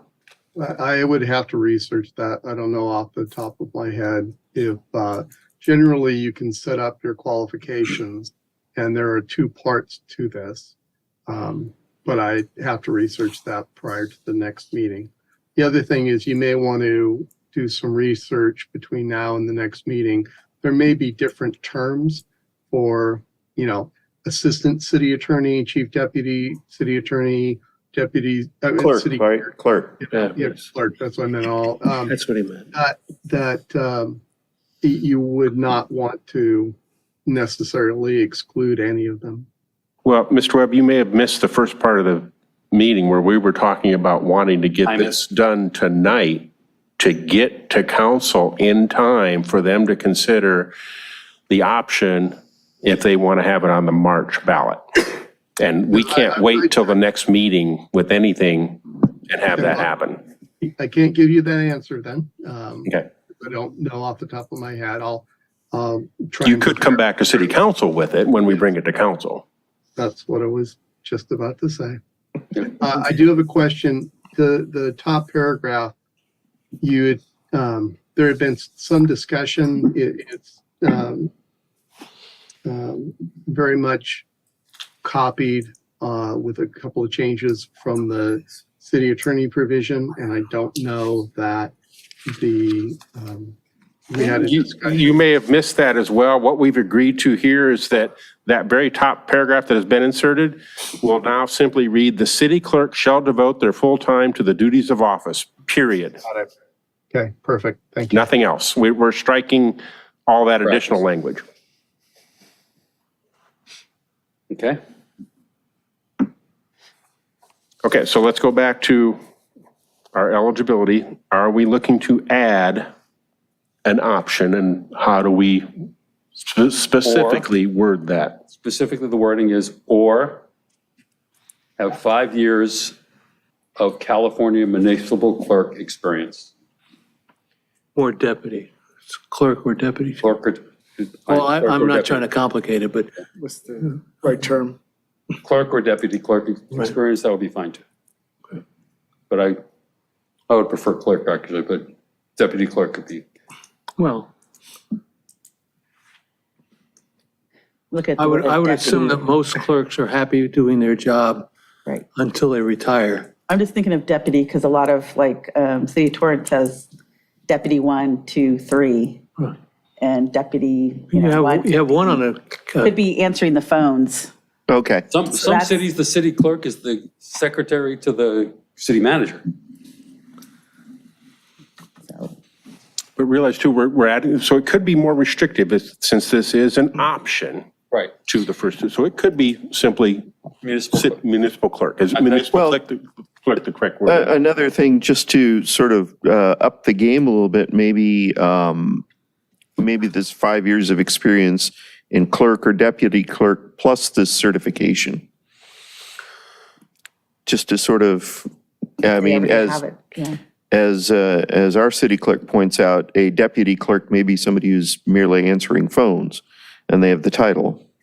Okay. But if they have the certification, that puts them in a different Exactly. league, That's where I right? was to start. or we could just take out deputy and make it California municipal clerk. Certified California. Sorry, yeah, well, And who verifies this information? The clerk Well, no one. no one. at this point. Yeah, we've already had that discussion. The voters, The the person running against them. Right, the running person running against them is usually who. Okay, so far I have written down, and this will be after the period. So it would be it's going to begin with have 5 years of experience as, 5 years of experience as a, California municipal clerk. I'm sorry? As a California California municipal municipal clerk. clerk. California municipal clerk. Okay? Is everybody happy? Is that a defined term if we do, say, California municipal clerk as opposed, I don't know if the state of California has its own municipal clerks, and that we're actually tying ourselves into a definition we're sure not how- intending to do. How it works. I know to get a certificate, it's a municipal clerk, so that there is a California. So it would be Municipal more clerk would be accurate, somebody that works in a municipal so it'd be, clerk, but California. so it'd be a municipal clerk in the state of California is what you're trying to get to. Right. Well, is it called a California municipal clerk? That's the question. No, it's usually certified municipal clerk. How The thing- about as so a the clerk thing- in a city in the state City of clerk, California? so city clerk is mostly the person who is the one in charge. And then It you may have the make, assistant, go ahead. yeah, it may make sense to use, and you can stop it wherever, but it's city clerk, assistant city clerk, chief deputy city clerk. Yeah, You could stop there. yeah, Or you that could would be say, it. or just Okay. deputy city clerk. But, and the only problem with that is Torrance doesn't have, I think, a chief deputy. Right, they don't have chief, they have deputy clerk Three- 1, deputy three, clerk 1, 2, and 2. 3. And what, I don't know which one it is, but either one's like the second in charge and the 3 is, but it's definitely deputy clerk. Right. So if you want to make it expansive, they'll have Okay. work, they'll have 5 years in there. You can make it as a city clerk, assistant city clerk, chief deputy city clerk, or deputy city clerk.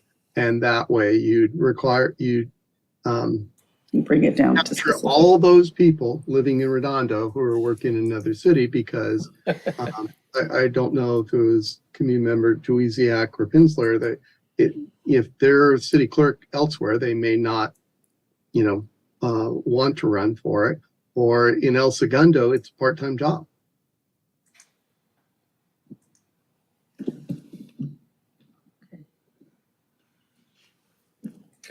That's good. Okay, I'm waiting on language.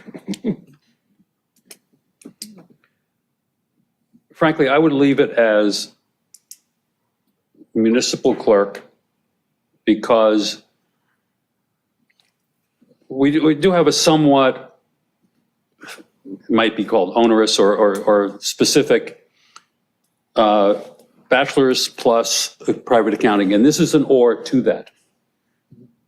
Personally, I would prefer that this person have been a municipal clerk, have been responsible as a municipal clerk, rather than have been a deputy, which could mean anything in a tiny city. Leave it at that. We've Leave it narrowed as a municipal clerk we've in a city. now narrowed the field to 0. Municipal Okay, good. clerk in a city in We're good. California. We're good. That works. I think what you just said is you're just eliminating all these candidates that. No, I'm not.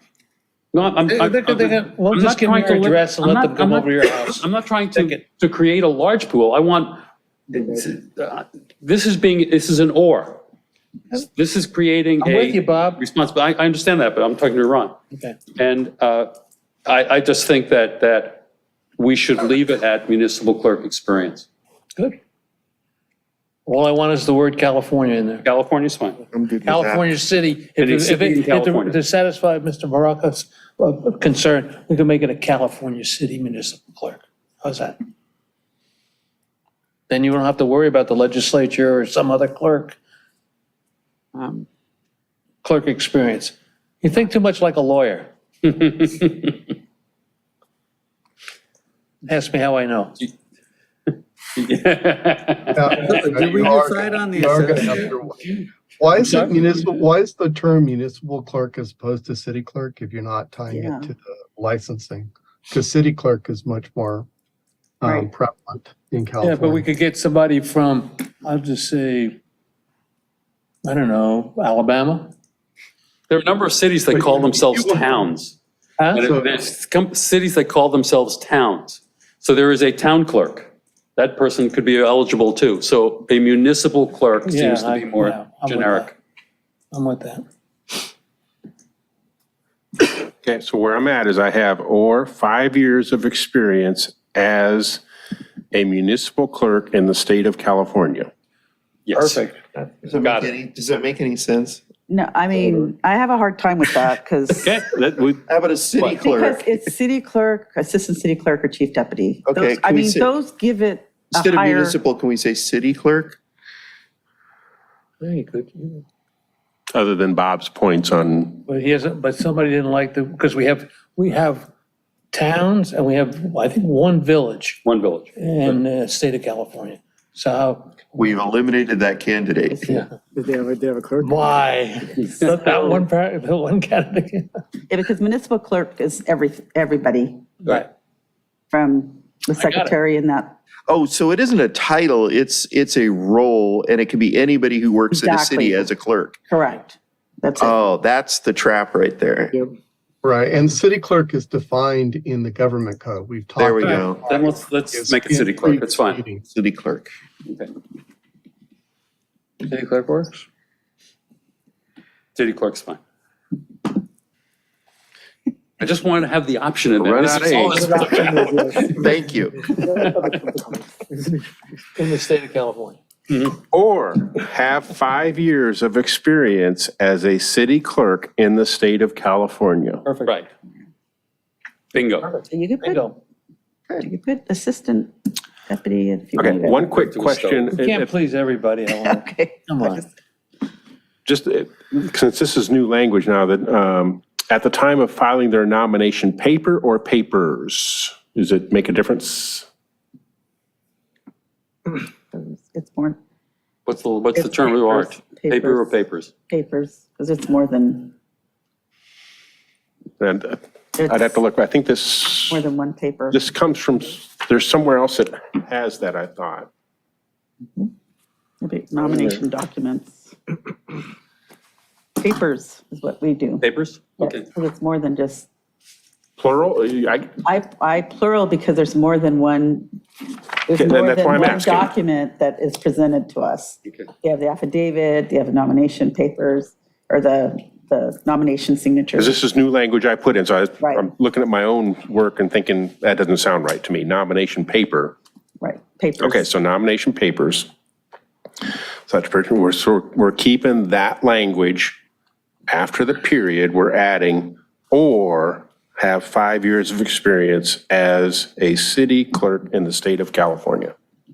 And just to your point, it's 6.1 of the charter actually has eligibility for council to use papers, plural. Thank you. That's where it came from. I knew I brought it from somewhere else. I appreciate that. Okay. Okay. Okay. I'm almost having postpartum depression here. You gotta let go. Yeah, That's I right. do. Okay, so we're, just to go back, and, you know, we're doing the change in the very top that says duties of office, period. We're adding, we did not want to add plural to ordinances. We were going to come back to that, I think, because I circled it. This is in paragraph B. This is it, plurals and plurals. Plurals and plurals. Add the S. Yes.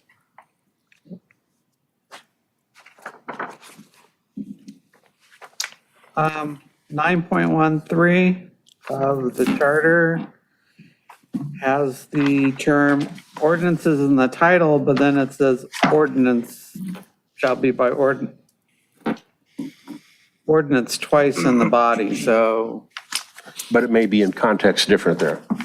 it's every act of the council, so it ends Shall up, be by ordinance, then to singular be done would by ordinance shall be by ordinance. It doesn't make sense, but be, singular makes sense there. But the clerk is keeping track of all the ordinance. More than one. yeah, that's, and then in the 9.14, they have the plural enacting clause of all ordinances. So there's some inconsistencies, and 9.16 has singular in there, and same with 9.17 and 9.18. So, We're not correcting those. no, I'm just saying we might want to be consistent. And we're talking about Scrivener errors before. Have consistent errors. Inconsistent, yeah. 9.10 also has it, and emergency ordinances is a 9.11 that also. Okay, so within B, I would say that the first instance where it says, which shall be recorded in all city ordinances and resolutions, plural is correct for both of those. Then the next one down, thereto to each said resolution or ordinance, singular is correct. And then together with a statement that the same is true and a correct copy, giving the numbers of said ordinances or resolutions, plural. And we're proposing one additional plural there. Okay. I don't think most people will see it in the ballot, so. What about the other ordinance that's in the next line? No, that's an That ordinance. one singular? And ordinance. And it says. ordinance is That's that- singular. Singular.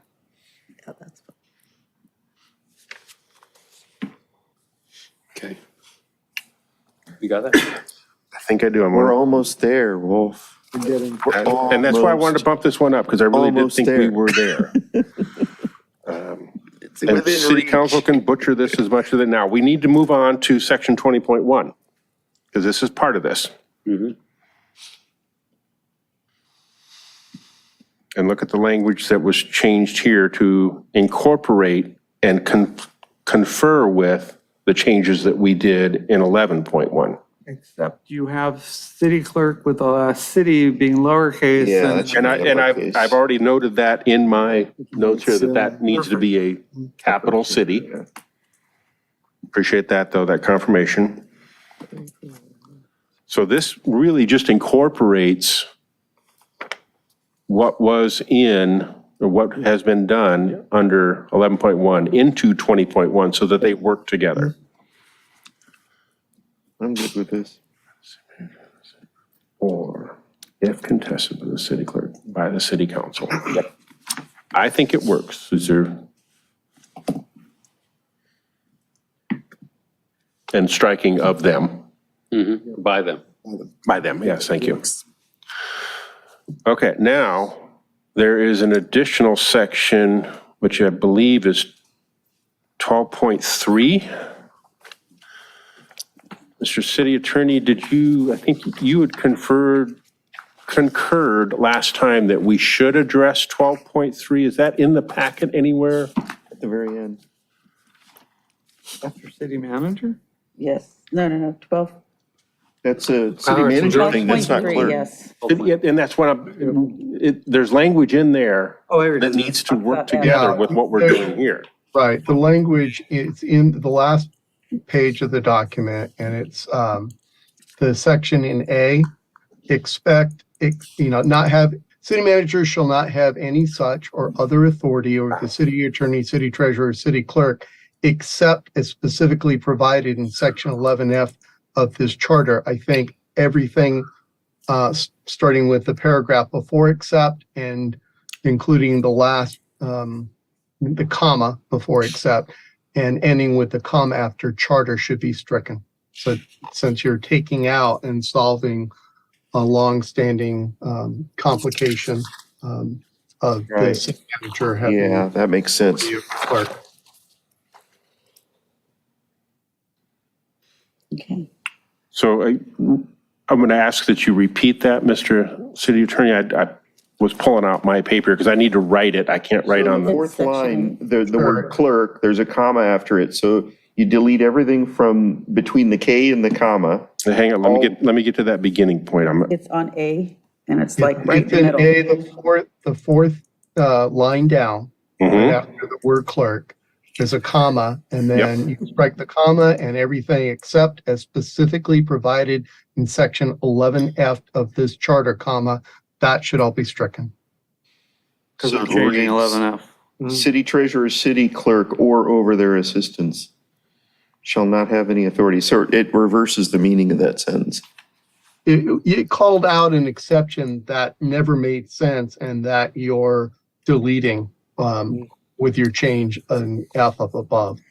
And that's exactly what I had underlined in my version on paper here that I had. So it will read city treasurer or city clerk, comma, or. You don't really need to No, comment. Strike the comma and strike Everything everything we do in the with two commas. Yeah, Commas to commas. because in F before, it used to say, when the city clerk had charge of the administration, of the financial affairs, which are under the direction of the city manager. And so that was calling out the one exception where a city manager had authority over an elected official. Now that you've deleted it, there's no reason to call it out.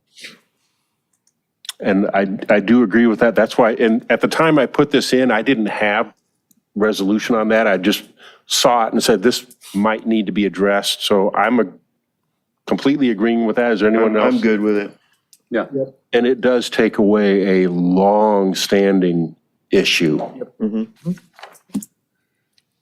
Okay. Okay. That That's it. concludes. Going to make that motion? I will make the motion to present to City Council the amended charter language for sections 11.1, 20.1, and 12.3 as recorded in the document attached as 9.28.23 I.2- blue folder PDF with the additional amendments as discussed this evening. Yep, that's fine with me. Second that. That's 11, not 11.1. It is just 11? Okay, then it's 11, yeah. I just want to- Okay. So Can that's- I, yeah, I'm all in favor of that. Can I just make a request? Can we get I'll just say an advanced copy before it goes off to the city council, so we can see what's going, the verbiage. Of the For comment? changes that we just made to it. Yes. I don't, Let's see, that's probably- Mr. City Attorney? We are an advisory, I'm sorry? we're advisory, so Right. if we see something, for example, if. That's my point, that's what. But we're also a Right, I Brown wanna Act make- committee. I want to make sure, go ahead, Tom. I'm not certain I understand the question. You want He a just wants copy? a copy with wanna the see- changes that we've made. The finished product before it goes to the council. But when do you want it by? Before it goes to the city council. But after we approve it to go to the city We council. approve, yes, we approve it. But we're only getting verbiage, and the chair is doing his notes. I want to see his notes translated before it goes to the city council. Get 7 eyes on it so that we, How about this? 7 sets of I eyes. want to see it for administrative review. Yeah.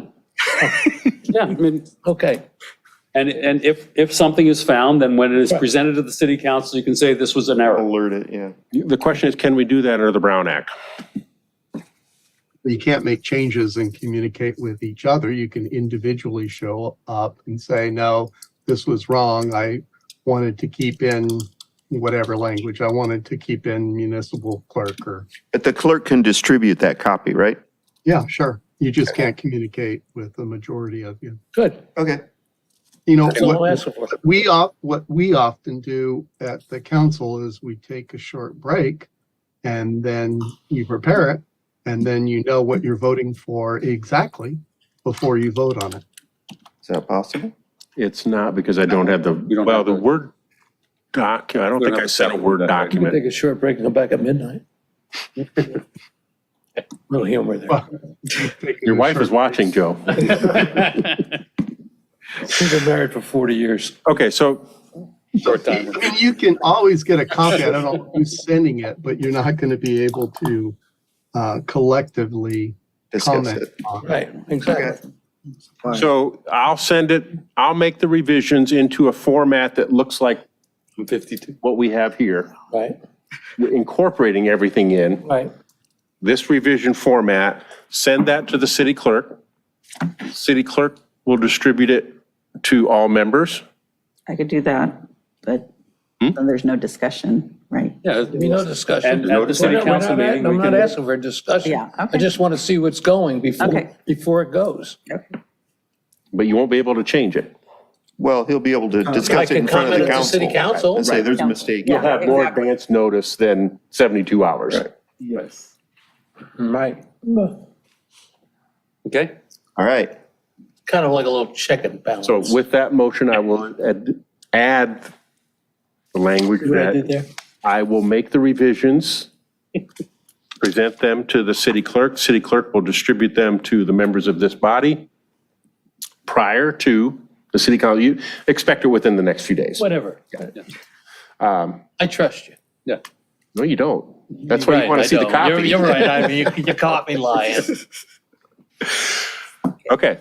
If I've amended my motion, is there a second to that amendment then? Second. Yeah, it's fine. Public comment. Yes, any public comment? Thank you. No, You just need a cattle plot I over have no e, I can make a sign. let me just double check, there's no e-comments real quick.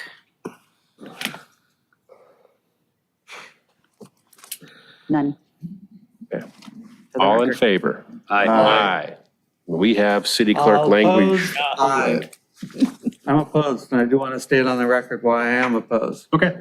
So I still believe that it should, if you're doing an education requirement, it should go down to an associate's degree.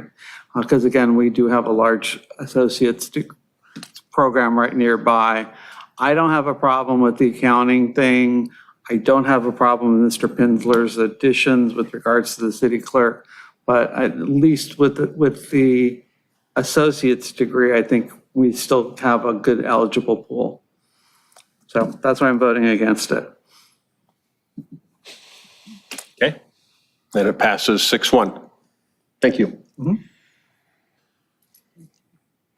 Now, just in follow on that, last time what we had done is you were provided the opportunity to provide a written opposition as part of the package that I presented. I'm not going to present a written opposition on it. Okay. So, You'll certainly have the chance to speak to that at council when it comes before them. Madam Clerk, is there any anticipation of our report being put to council? Is there anything scheduled that you know of?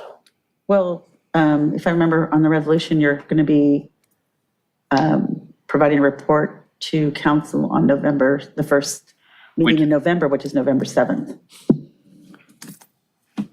Which is the next meeting? Correct. That is the next meeting, right? That is the next meeting. So we would have to, you'll have to work with the city manager to let him know, or do I need to let him know that we have it ready to? It becomes an agenda item, right? Right. Well, we'll put the agenda item in, but the city manager probably needs to receive it. Okay. Yeah, because I didn't hear any talk of it being agendized by city council at any of the prior meetings. It's not there now, so, okay, but you will work with, I'll speak to the city manager. okay. Because either you could do that or I could do that, but if you'll take care of it, You can speak to him. Sure. Why don't you go ahead and do that? okay.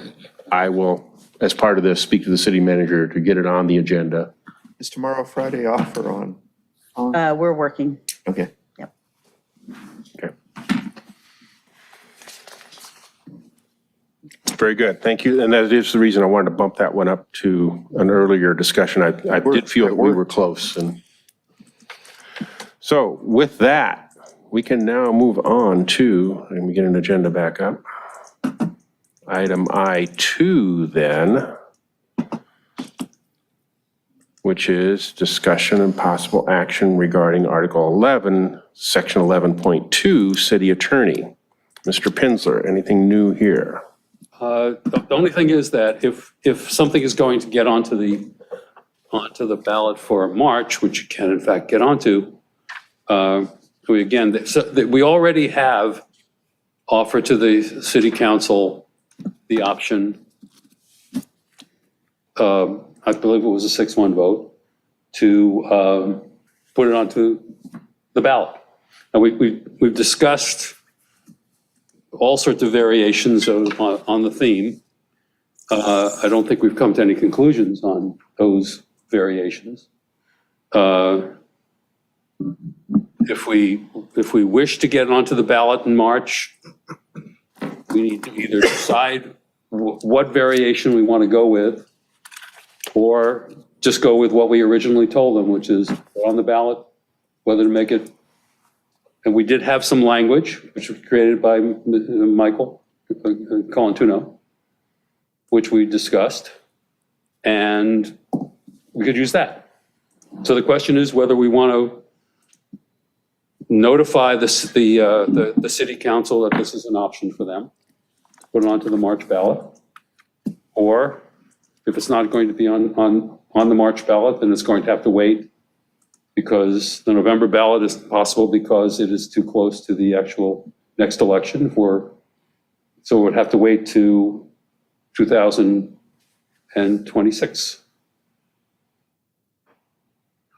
So my recommendation would be to have our chair state to the council that you have our recommendation, you have the option to put it on the March ballot, or if you wish us to wait, then we wait. And at the last meeting, it's in the most recent document that's in the folder, I had presented 2 further options, which one of them was took your original version, Mr. Pinsler, that we had presented to council, and struck the words, the city council, and struck the words, at the request of the city attorney, may employ other attorneys to assist in any litigation or other matter of interest to the city. That's in paragraph B. That was actually at the recommendation of Mr. Colantuno to simply strike the language as the easiest solution to that. And then further, I had presented an option that would be simply adding that one change to the current language. So I know that further complicates things, but I have a question. Yes. We wanted the Long Beach city attorney to come talk to us about what the city council had suggested on the dual, the city prosecutor elected and a city attorney. Did we, I don't recall us having a full discussion about what the presentation brought to us. And do we still want to explore that discussion before we actually jump into the rest of the proposal? Because council, if I remember right, Councilman Barrett was the one who said, look into Long Beach. And I don't think we had the discussion after the presentation.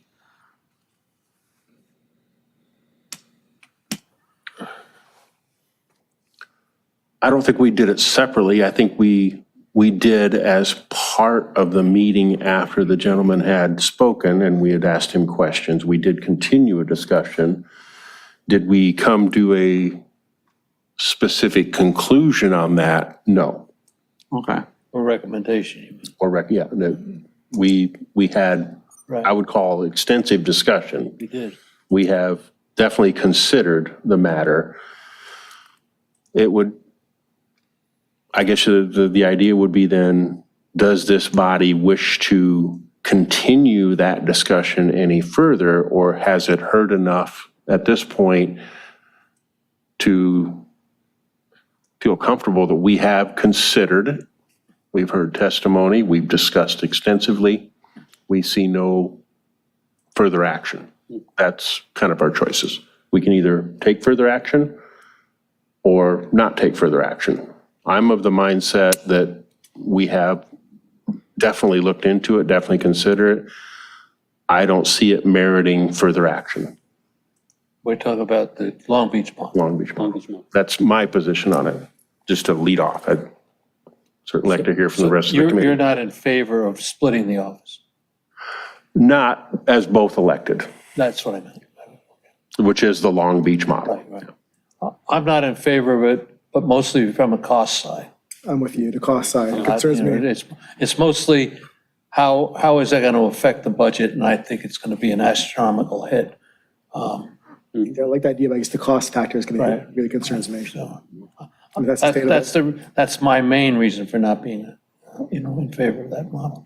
I mean, it's an attractive model to settle, I'll just say, political questions, but I think the cost is too high. They had it for so many years already there, so it's kind of just to add that now. It's just a different, it was done at a different time.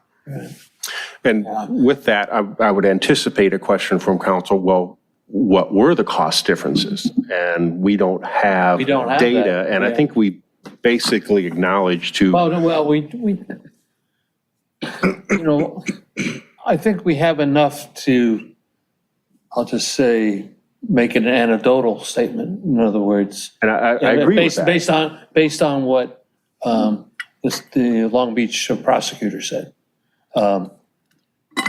And we already know what our budget is, meaning here and the structure. So I think we could make a financial argument against, I could make a financial argument against it because I'm opposed to it. But,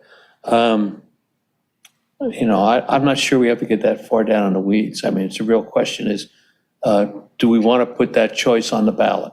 All right. And that would be, I think we'd be back, again, looking into the future of this discussion tonight. I think that would lead us to more ballot initiatives. In other words, we'd come up with a ballot initiative that said elected city attorney, elected city prosecutor, changes to the city attorney's function. Is he going to be appointed or is she appointed?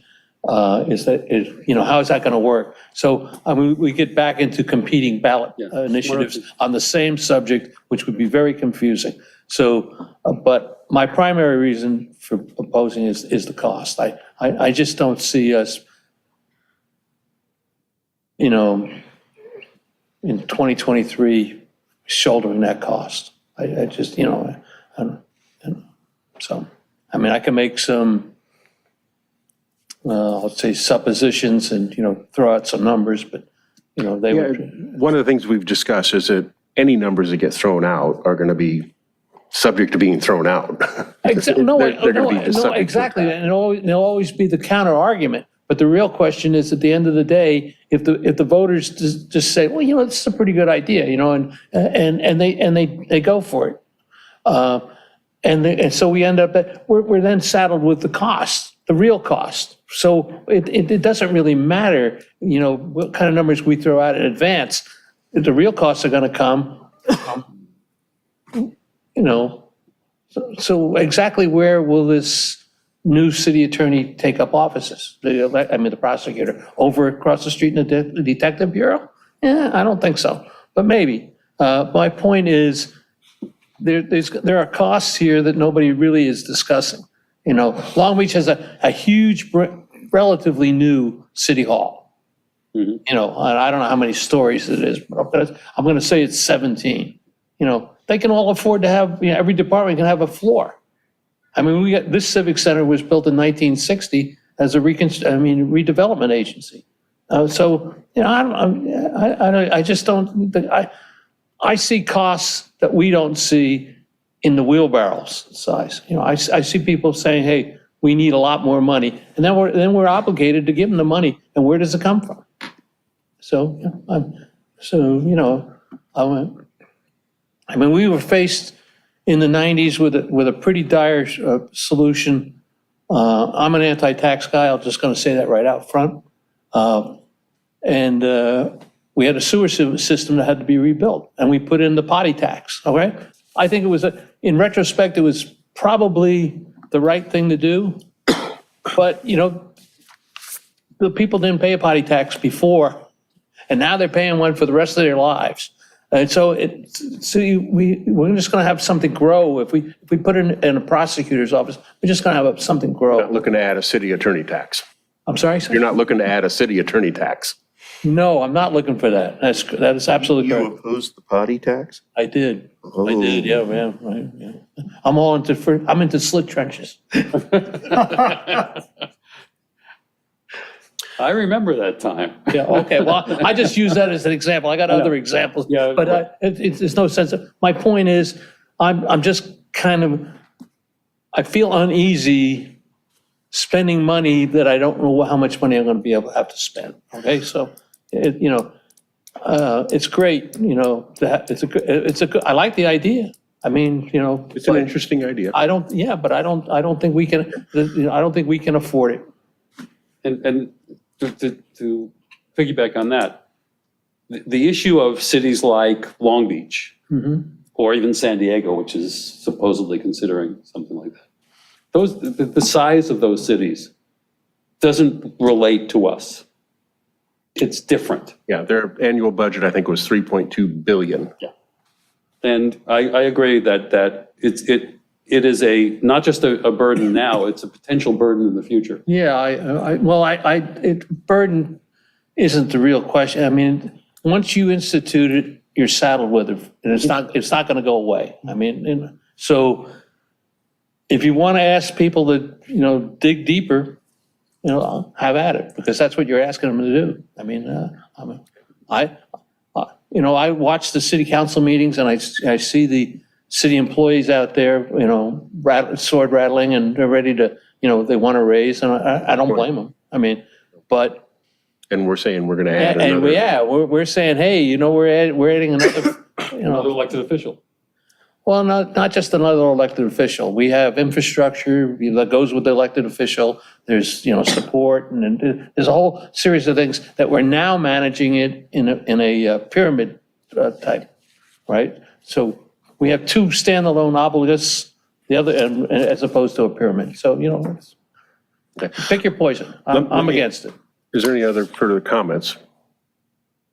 Let me ask the question then, not necessarily voted. Is there anyone that would see merit in furthering the discussion on the Long Beach model beyond what we've done already?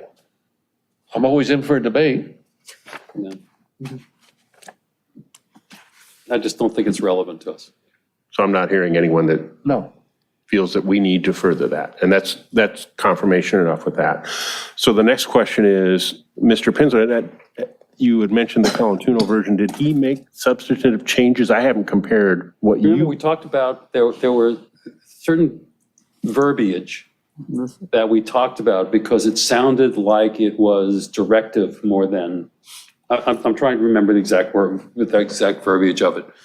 But remember, I think it's actually in the minutes that we didn't approve. did but he provide an amended version of what you talked had about it proposed? when But did he provide one in hard copy? I don't think it's That I'm not sure. attached here. That I'm not sure, Well, it but could be here He had the somewhere. resolution calling for charter. You pulled something at one of the meetings that you said wasn't right. Yeah, that was an update to the resolution, and that's not really germane to our discussion because we haven't in the past provided resolutions. For the city council, further, that could be done, but I think at the back, it had the, I'm looking to see right now. I don't remember seeing actual, What you're looking for? yes, I believe it is. That came from June 22nd, and it starts here it off with the resolution. Right. talked about, it says, a discussion about the word change versus eliminate. That was in the ballot language. A ballot language, that's Yeah, exactly what I was talking that's about. what we don't need to go into that Yeah. here. That's what I was I'm talking talking about the charter language, Yeah, this is what you're talking about. It came from June 22nd, 2023. and I'm in that document, but I don't see a. It starts with this as the first page. Understood, I've got that, but I'm down to the 14.2 on city attorney. See, he created new sections, which is substantially different from what Mr. Pinsler had worked with. You're talking about Mr. Calatano. Yes, Okay, I'm reading that right now. So. so we're in the 622-23 document, resolution calling election on a charter amendment, on charter amendment 310485 is what he had provided. And he created a new section rather than amending the current.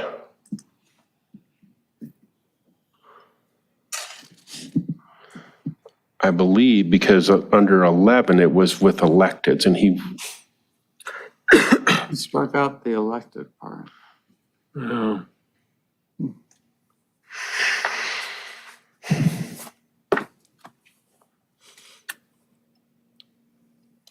in all So, honesty, just for clarification, is this what you're proposing to send to the city council? which is what you're referring to, describe what you're referring to, which document? The charter amendment Mr. Calatano has attached to his resolution. The resolution. We could. Yeah, No, I'm not, I can't vote for this. Well, he has under 10.3 repealed 11.2 because that's dealing with elected officials. Right. 14.2 is under the appointed officer. So that's where, since you're having the city attorney being appointed, that's where it would be deposited. I haven't checked word for word whether that is the same language, but it starts off to what you, Well, this is, referring this to. is, this assumes that this is the, I'll just say the consensus of this committee. It appropriately takes it out of a section 11. I would have to agree with that because section 11 is elective officers' powers and duties. if I could just clarify what I'm saying, what I was asking. We have a time frame. If we want to get this onto the March 24 ballot. And if we're going to do that, we need to do this now. We have already told the city council, our recommendation is to place on the ballot whether or not this should be appointed or not. We've already done that. And this was the backup material for it. What I'm recommending is that we go to the city council and say, you have the opportunity to put this on the ballot in this way, as was reported by Mr. Colantuno. If you don't want to do it, and if you want something else, then we will defer it. But your choice is time sensitive now, if you want it done in time for the next election to the city attorney. I got that part. That's all I'm asking. And all I'm saying is, if you put it down as a choice of, do you want elected or do you want appointed, I'm with you. If you want to put this on the ballot, I'm not with you. I'm not understanding what the this is. What the proposed language is here. Colantuno's language. Yes. Well, but that is what you're talking about, because it presents the option of, do you want this or do you want to stay as you are? No, it doesn't. The question, do you want to stay as it is or do you want something new, is the question. One being, do you want to stay with the elected, check and balance? Do you want to go with the appointed, controlled by a different body? So this is an implied endorsement of one of those two choices. Why is that? Because it's an implied endorsement. You're putting language on that says, this is what you'll get if you do this, but you're not putting any language on that exists right now for them to choose. If you're gonna put an A and B question, I think you have to know what A is and what B is. And this only gives you B. But if I could, the purpose of the ballot measure would be to offer the change. If you don't want to change, and if the council doesn't want to change. This is the change, though. Yeah, I understand that. But if the council doesn't want to change it or not change it in this form, they would not put it on the ballot. Let me back up. This is for the people to decide. Yes. And the council's going to decide whether to put it on the ballot for the people to decide. So I agree with clarity you. here, so, no, I'm not going to vote for this. But that's what a ballot measure does. It's what we did with all the ones prior. And you could say, well, you can solve this with arguments for and against, okay? Right. Okay, I got that part. So This is an implied endorsement of one of the two. As is everything that we did prior. yeah, I don't disagree. Okay. I don't disagree with that. I voted. I just disagree with this. Okay, I voted against the having it appointed, but this is, I think, what the council is asking us to come forth with. Rather than all these modalities, come up with a specific proposal. The paragraph A, you have to move it from 11.2 to 14.2 if you're going to do it. Paragraph A is really the crux of everything that what the previous vote was. And if you recall, probably 4 or 5 meetings ago, Mr. Pinsler came to us with all the different duties from around the different states. And that's what paragraph C tends to focus on. And a lot of that is similar to what's already Right. in the language. So physically what you'd be doing is, you've already told the council this commission or committee wants to put it on the ballot. Now you're coming to the council and saying, okay, here's how we envision it if it does go to the ballot, what the language would be. So I understand where you're coming from, but I think this is accomplishing the purpose what the council told us to do. Still voting against it, but. Well, me also. So I agree with you. I understand your point. One of the things just kind of came to mind to me because it's a midpoint, I believe, between, well, it's a compromise in the respect that it keeps the city attorney an elected position, but it goes back to some of the other verbiage in the charter that has to do with whether council can elect their own or get their own outside counsel without having to have the city attorney approve it. That's not part of any of this language, correct? It would, in the Colantuno language, it does not have what I had proposed to change in striking the language of, it's under, what section? It's in the Colantuno language now, not the way I would propose it, but it's carried over from our current. So yeah, in here in what is now CII, it has the second sentence, the city council, comma, at the request of the city attorney may employ other city attorneys. That is the same language as we have now. I would propose to, as Mr. Colantuno suggested, strike at the request of the city attorney. Right. And just say the city council may employ other attorneys to assist. And like- that's where I gave the examples of all the other charter cities that this language is unique to Redondo. On a page. Yeah. I could live with that change, but not with the other change, not with making agree. it appointed. But I understand what you're saying in the respect that it was before I was on the Charter Review Committee, there was a vote made to recommend to the city council to whatever, go with Place it the on the ballot. to place it on the ballot with an appointed city attorney.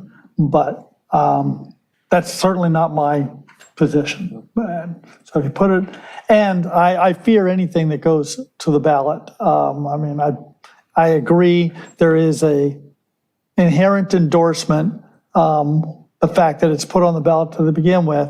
And so then you have to really make yourself heard that, no, this was not a unanimous decision. And if that's where we end up, that's where we end up. I'll live with that. But of course, my preference would be that it never appears on the ballot in the first place. But I understand if it does. Let's put it that way. Okay, so what we have, and that's all fair, what we have at present is the prior recommendation is in place until we take action to remove or replace it with a new recommendation. That would be the first thing we would need to decide upon. But they asked us to provide the verbiage for the ballot initiative back in November. Yes. We're just following up on that ask from them from a year ago. And they asked us to look into alternatives like Long the Beach. separate Long Beach. I mean, there are other variations. Huntington Beach is considering splitting it so that the city council can appoint a legal advisor. And the rest of the legal work is done by an elected city attorney. And San Diego is looking at That's similar, splitting as similar to Long Beach.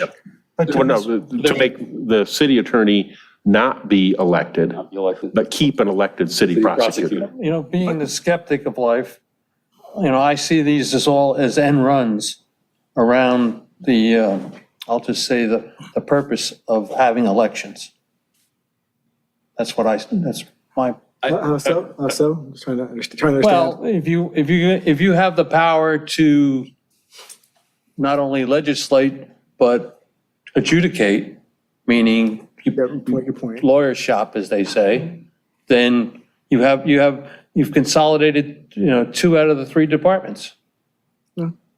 I mean, and, you know, I'm just against, in my soul, Whether I'm against it or- in my soul. Whether I'm against it or not, why not give people a choice of that opinion, of that option? Like I said, I'm all in favor of letting the voters decide. The voters say, hey, listen, you know, get rid of the elected city attorney and let the city council appoint or spend money. They already have the power of the purse. If they want to go out and spend, you know, money on an attorney, you know, they have to go through the city attorney Sure, now. well, that's a different question. Okay. Like I said, I'm with Matt. You can take that out and let them spend the money all they want. If you want to spend money on law firms, you know, you're elected and you can spend a lot of it. But I think we should have an elected city attorney that is answerable to the people and lives in the city and can't be out of the city for 30 days and all the other things that we have that are attached to it. Because guess what? He's a member of the community. He's not a pawn of some elected body. And we've already had examples over the years, in my history in the city, only 50, of councils that work more like cabals. I mean, you know, once upon a time, there used to be a restaurant in Riviera Village called the Velvet Turtle.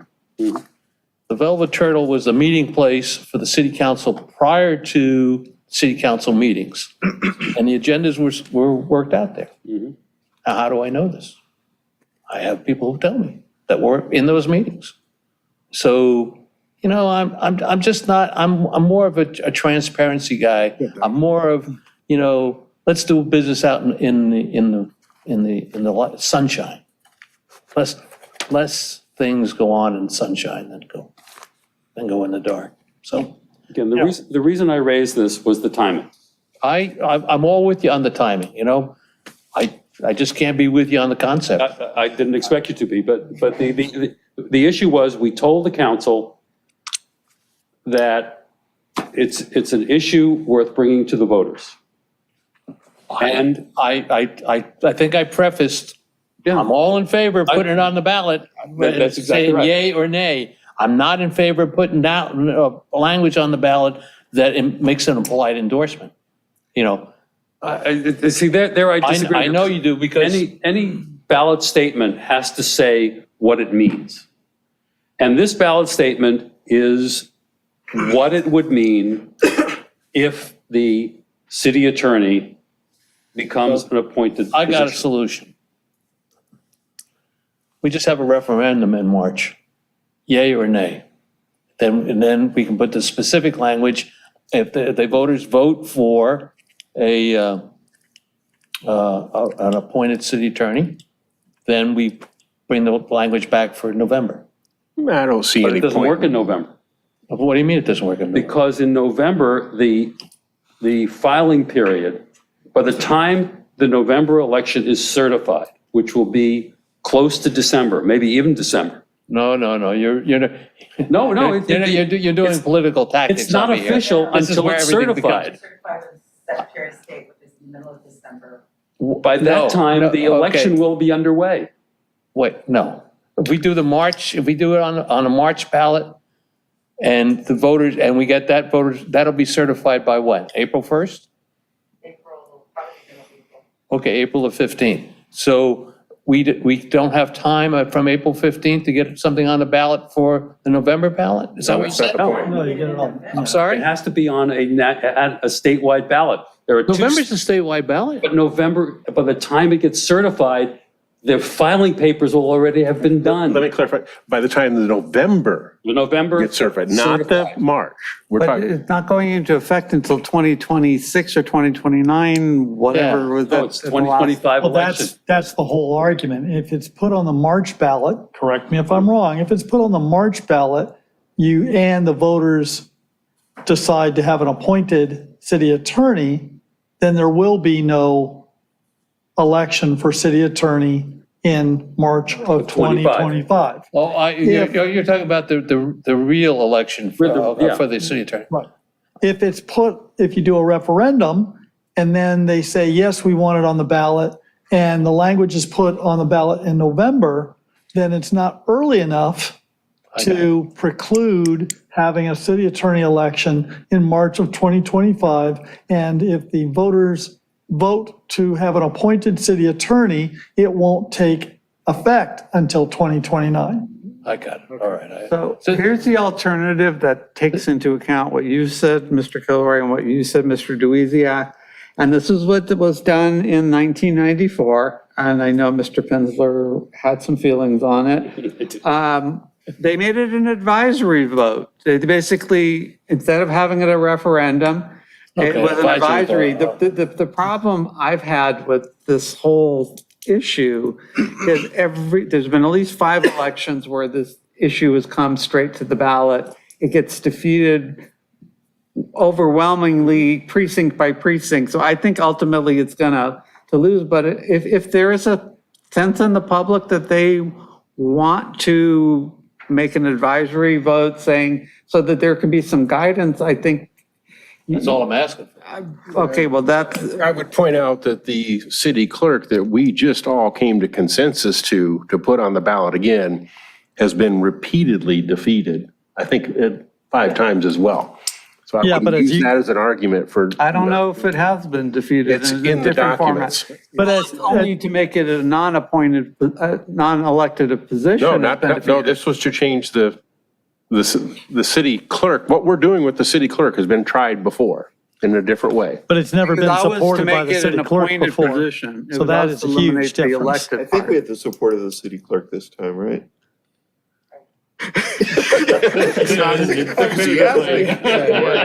We don't have the support of the city attorney. So I do agree the We never chances. will. Well, it depends what changes He's you want to make. retiring at the end of this time. All so I'm saying is, we made this recommendation. In fact, when we were created as a committee, one of the things they asked for was about this. Yes. And we said to them, place it on the ballot. And they came back to us and said, try these other things, see what these other things are. Okay. We have gone through a lot of those, and we've decided, I believe, that none of those seem to work for us. So still in existence in the city council is our recommendation To the to city put this on the council. ballot. Right, to the city council. They're not the ultimate deciders. No, but they're the deciders of whether it goes on the They're the ballot or next not. step. Well, That's where yeah, we they have to go. can be, yeah. They are the decider. They can say, All- no, we're not going to put it on ballot. All this is. I agree, I agree. if All it's this advisory, is it's on the should we ballot tell anyway. them? So. You have the option. Wait. Mr. Prinzler has the floor. I got it. You have the option that the time frame is, if you want to decide to do this now. And Mr. Colantuono created this as a ballot measure to make this effective. That decision effective. I know you think All these are assumptions that the voters are going to approve this. well, that's the question. And you're leading them on that path. No, you're not. This You is- are. If you put this in a ballot, this is, and people just don't, I'll just say, have reading comprehension. So they read it and they say, well, this must be the way my city council wants this to be, go. Yeah. Maybe they do. And that is the way they want it to go, but is it in the city's best interest to do this? But in the end, what measure doesn't do that? They all do. None. Every measure. But this is a little more important than every measure. Every measure that goes on the ballot has to have a statement like this. Do you want to change this to this? That's all I'm at. And that's what this says. That's what I'm thinking. That's that what we should do. exactly this says. That is what I'm thinking we should do before we waste time and money. But in order to make it so that it would be effective in time, this is all I'm saying. You have the opportunity to make this effective in time. If you don't want to do it, don't do it. Look it. I understand you and I have been arguing over this for 30 years. 30 years. 30 years, okay? I understand that. I'm not, you're not going to disagree, I mean, you're not going to agree with me, and I'm not going to agree with you. Okay, so the real question is, who gets to make this decision? And it's the people in the voting booth. Yes. Okay, so they're not getting a fair shake and a yes or no answer. No, they're not. You're implying that there's some official endorsement of the B plan. That would be said of anything that's Anything. ever I been see this as proposed being, as a I see this measure. being yes or no. No, I don't, no, but only an advice, I'm sorry, Mark. That's only an this is an advisory vote. No. No. You want to make it more than something than an advisory vote. I'm saying the people should have that choice first, and then That's we like come back saying to we should them. do advisory votes for every measure before we do the measure, and that Well- doesn't make sense. Not every measure is as complicated as this. Because this is based on personalities and wants. It's a policy. This is based on what I often say, everything is politics. This is based on politics. It's a policy change, yeah. Elections are about power. I got that part. I'm with you that. I'm personally opposed to this power play, and I have been for a long time. And you can vote no. And I will, and I'll campaign against it. But that's not the point. The real question is, what are we sending off to the city council? And I won't vote for this. It's just that. But you voted it to is send the just- last one. No, I voted to send the vote to them. I didn't vote for with ballot language. The Yes, you did on the last one. Well, I voted. We didn't vote on modalities. That There the was- Oh, the there was- modalities, okay. There was not ballot language. That was part of the issue with last time. So I'm not weighing in on the things. There was not actual ballot There was language. a No, there was proposed not. charter No, amendment. so, but we can argue about this all night long. I am not voting for this, plain and simple. I am not voting to send ballot language when we don't know that we're changing the charter. Because this is a change to the charter, quite frankly, you know? So Ballot language let's or find charter out. language? I'm sorry. Ballot language or charter language? Well, they're the same thing. No. Yeah, it Which one are is. you talking about? I'm talking about putting this on as the charter change. If they vote for an appointed city attorney, they're going to get this, right? Right. No, I'm not voting for With this. the exception of, we did not agree on what's written in the ballot box, Because we're not Where it said- entitled to. which said, shall the Redondo Beach City Charter be amended to eliminate? We didn't agree on that language. That, Yeah, and I still don't agree on that. but that's not what we're voting on is the charter language. That's what we are in. Yeah, the answer is no. But people would probably just look at the amendment asked, not, they would probably want to read the whole ballot, like the whole chart language. Again- They look at probably just yes or no. So that's what I see it Right. as. They go look at that, then they'll make a choice on that opinion. That's fine. You can change your vote from last time. Last time you voted for the ballot language the charter language that moved it to an appointed. This was not the charter language that I voted for. No, Okay, so, you voted on So- the concept. which okay, I is voted on the different. concept. To move to Okay, appointed. But I'm not voting for this. So you're Plain and saying. simple. You would support an advisory vote. I would. Of the city to decide if they policy-wise want to go appointed or elected, That's correct. like they did in 1994. I was a That's the last time it came I was a up. part of the council to put that on the ballot in 1994, just so you know. Okay, so, I mean, so that part of making an advisory vote, we actually, as a group, hadn't decided. We thought it should be on the ballot. We haven't decided what format, whether it should be language for an actual charter change or an advisory or whatever. But I know we did discuss it because I think I mentioned it as an option and it was not agreed to at that point. But Is there anyone else that would support doing an advisory vote? I would. I don't have a problem with an advisory vote. And that would be in lieu of, I would definitely prefer it in lieu of. I'm definitely not voting for this, just so you know. This is an that's not what implied, we're asking. this is an implied endorsement. If they vote yes, That's this will not be the what- language. sir, that's not what I'm not an asking at this implied- point. I'm sorry? I'm asking who would support doing an advisory vote? I'm not asking about this. I would, So that's two. Anyone I else? will support an advisory vote. If it's a yes, stay elected, no, appoint, or yes, appoint. Okay. That's what I would. Anyone else? Okay, so that's two. I don't think we're going to move forward with an advisory vote. Okay. well, I can put my hat into that one because it's not going to be binding ultimately unless the council wants it to be. But I really don't want to be here for another 5 years arguing over the same thing. So I personally think if you put it on the ballot, the electorate will be smart enough and they'll vote it down again like they've done every single time. I'm still going to vote no on this, consistent with my previous vote, but I think if there is a change in the last 30 years, an advisory vote will at least expose that change and give people an opportunity to express their positions on it. And I see advisory votes as being very incomplete and not really meaningful. I mean, there's not enough there. If you say yes or no, but yes or no. It's not, to what? it's not an instant change, you're right. Yeah, you're not providing. It isn't a sea change. Yeah, right.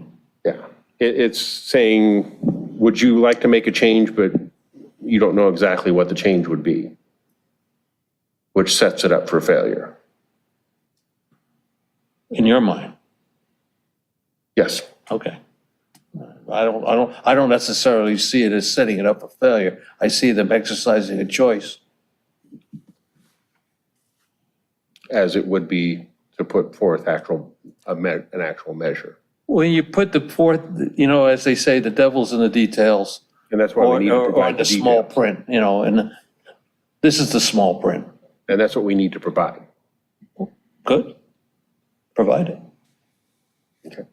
So that's what we're asking, is to move forward with a measure. And the vote, you already know what I'm going to vote. I mean, In the end, we didn't have support to move forward with an advisory vote. All right. Okay, so now it comes back to what do we move forward with? And if it's nothing, what was previously presented would simply remain. I do have a question on this, on And what is this? the actual, Colantono's language? yeah. Okay. In 2, it still has the language in there, city council at the request of the city attorney may employ other attorneys to Correct, assist. and I would, Are we eliminating that? I would offer to strike that. I would like that struck. We'll all go with that, probably. Yeah. As the one change to what Mr. Colantuno has presented here. I think it is correct that he created a new section and took it out of section 11.2. This presents what I see as a complete look at the charter versus what we had supplied before was a partial. First of all, I would change a couple of changes from Mr. Colantuno's. That in the heading and in the body, it says November 5, 2024. It should be whatever the March date. I think it's March 6 Where are you looking? The first on part. the resolution itself. I wouldn't present the number 1. resolution. Yeah, it's not. It has to go to the resolution because in order for them to put it on the ballot, you have to have the resolution language. Yeah, but that's up to the council. Yeah, to we decide. haven't done resolutions. No, this is the proposal. What they asked for was what would the ballot language be? The charter language. And the charter language would be implemented by the change, by the resolution. This is what Mr. Colantuno offered to us, said, this is the way you should put it on the ballot. And we should offer to them, this is what we were told would be the proper ballot language. Mike has recused himself from this because of his position. And it was provided by the consultant. And when you go to the city council and say, if you want to do this on the ballot in March, this is what it has been recommended to say. They can change whatever they want. But this is what it has been recommended to say. Okay. And in his version here, when he said originally November, he has since come back and said, you can do it in March. So those dates have to be changed in whatever we present to them. The city council could say, we're not going to do it. That's fine too. All we're telling them is that if there's a time sensitivity, if you want to do it now, this is when you have to do this, make a decision in November. If you don't want to do it and you want us to look for something else, or you want us to not deal with it and just deal with the changes that you were talking about under the elected city attorney, we can come back and do that. You can do that anytime. Okay. The difference here is to do it before the Understood. next election. Understood. That's all I'm saying. And this ballot language is what was offered to us by the consultant because we needed to have it in a form that could be presented to the public. That's what this is about. This is not an endorsement or a non-endorsement. This is the change that is being offered to the public. They can say yes or no to it.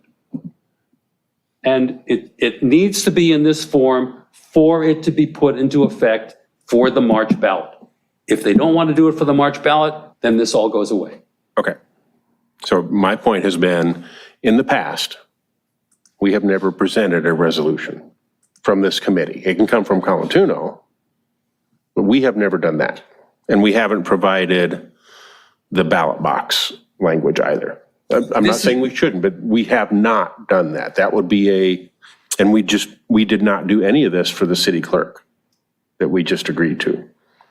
That's my point. That in the past, and what this body has done and what continues to do up until now, it's being proposed that we additionally provide recommended ballot box and resolution language, which simply we have not done before. So that's my only point with it.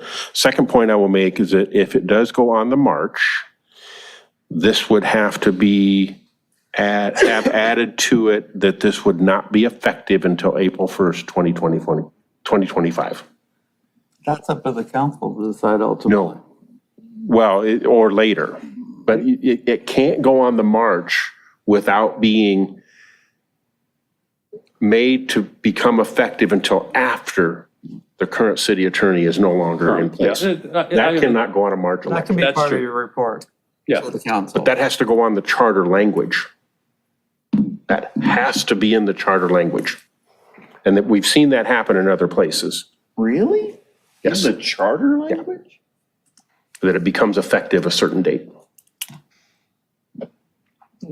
And Mr. Colantuno, we discussed that with him, that we can do that. Yeah. And that is, because otherwise we cannot do it. No, I get that, but I mean, the charter is gonna be there 30 years from now. Yes. What do they care about? You still Something. have. There are things that- Over 4 years. their legacies. Yeah. Okay. There are things in here that say, In before 1963. 1939, it was allowed to stay in Okay, effect all for, right. so, yeah, you can do that. Or if, for example, if we change something with the school board and change the number of terms, I think that's actually in there as well. That the Right. term starts at this period. And it only really applies for one period. and Right. It stays there. Yeah. it Unless just- we take it out. It becomes a relic Oh, okay, got it. until Okay. there's another amendment I where get at that point you could take it out. Okay. But my point is, if it's in March, if it's in November, you don't have to do that. March is different. But you can't do it in November. Well, let me point out that the city treasurer did do it in November, and that was a substantive change to his role and a change in status to the city treasurer. But he did it knowing that that was a potential risk that it may or may not pass. So it doesn't necessarily preclude it, because we have done that in the past. Measure CT had that same scenario, that it may or may not have passed when he was running for office. I thought that was in the middle of his term. But that, it was, he was It was in the supporting, middle of his he term. was supporting that. It was, No, it wasn't his, no, because it was approved and we were getting nominations, that position. I don't think it was in the middle of his term. I think But he it was was, supporting that, right, knowing that measure. it could change and affect him. right? He was supporting that. That's the difference. So it's not that it's impossible. And the point that, we can't do this in November, it's a judgment call. And good judgment would say, yeah, maybe we shouldn't do a change like this, but you could do it. And anyone running for city attorney or filing nomination papers would know that, hey, this may pass and there may not be. that I don't think you can do, frankly. Changing it from part-time, full-time to part-time may very well be Okay. more acceptable than changing it from elected to Eliminating appointed. the elected That's a position. whole Okay. different thing. Yep, I would agree with that too. Well, again, all I'm saying is we should respond to the city council and say, it can be done. If you want to do this in March, that is the time frame. If you don't want to do it, don't do it. If we put in the date in the charter language that it becomes effective April 1st, 2024, Yeah, right. 2025. If we do it in March, we would have to do that. So, All this is about. So the part, there's the two parts, one that says 11.2 is repealed, and then the next paragraph, so section 14.2 is hereby adopted to read as follows. You could put hereby adopted effective, whatever that date is, so it's not buried in the charter language, but it's actually part of the resolution that's going to be part of the council. I think it typically goes at the end. I don't know the answer to Okay, that. got it. Okay, thanks.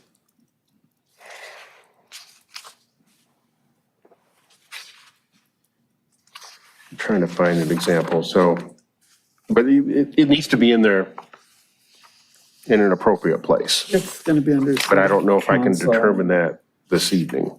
No, it'll be in the city council sections. That's 11.5. I thought there was actually one in section 16 as well. There's one in the school board, I believe, too. That's what I thought.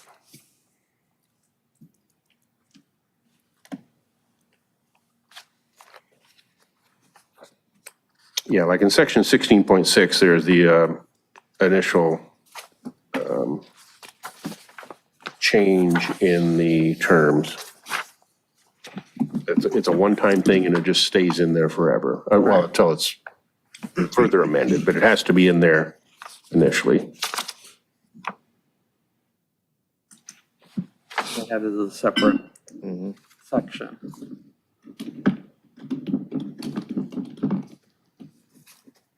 Yeah, I was thinking there was somewhere else in here that I've seen it, or maybe I've just seen it before in other charters, that you do simply put it in there. This section shall become effective April 1st, 2025.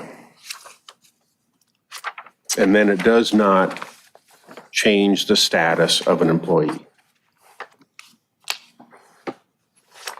Because that is the caveat of having it in other than November of even years.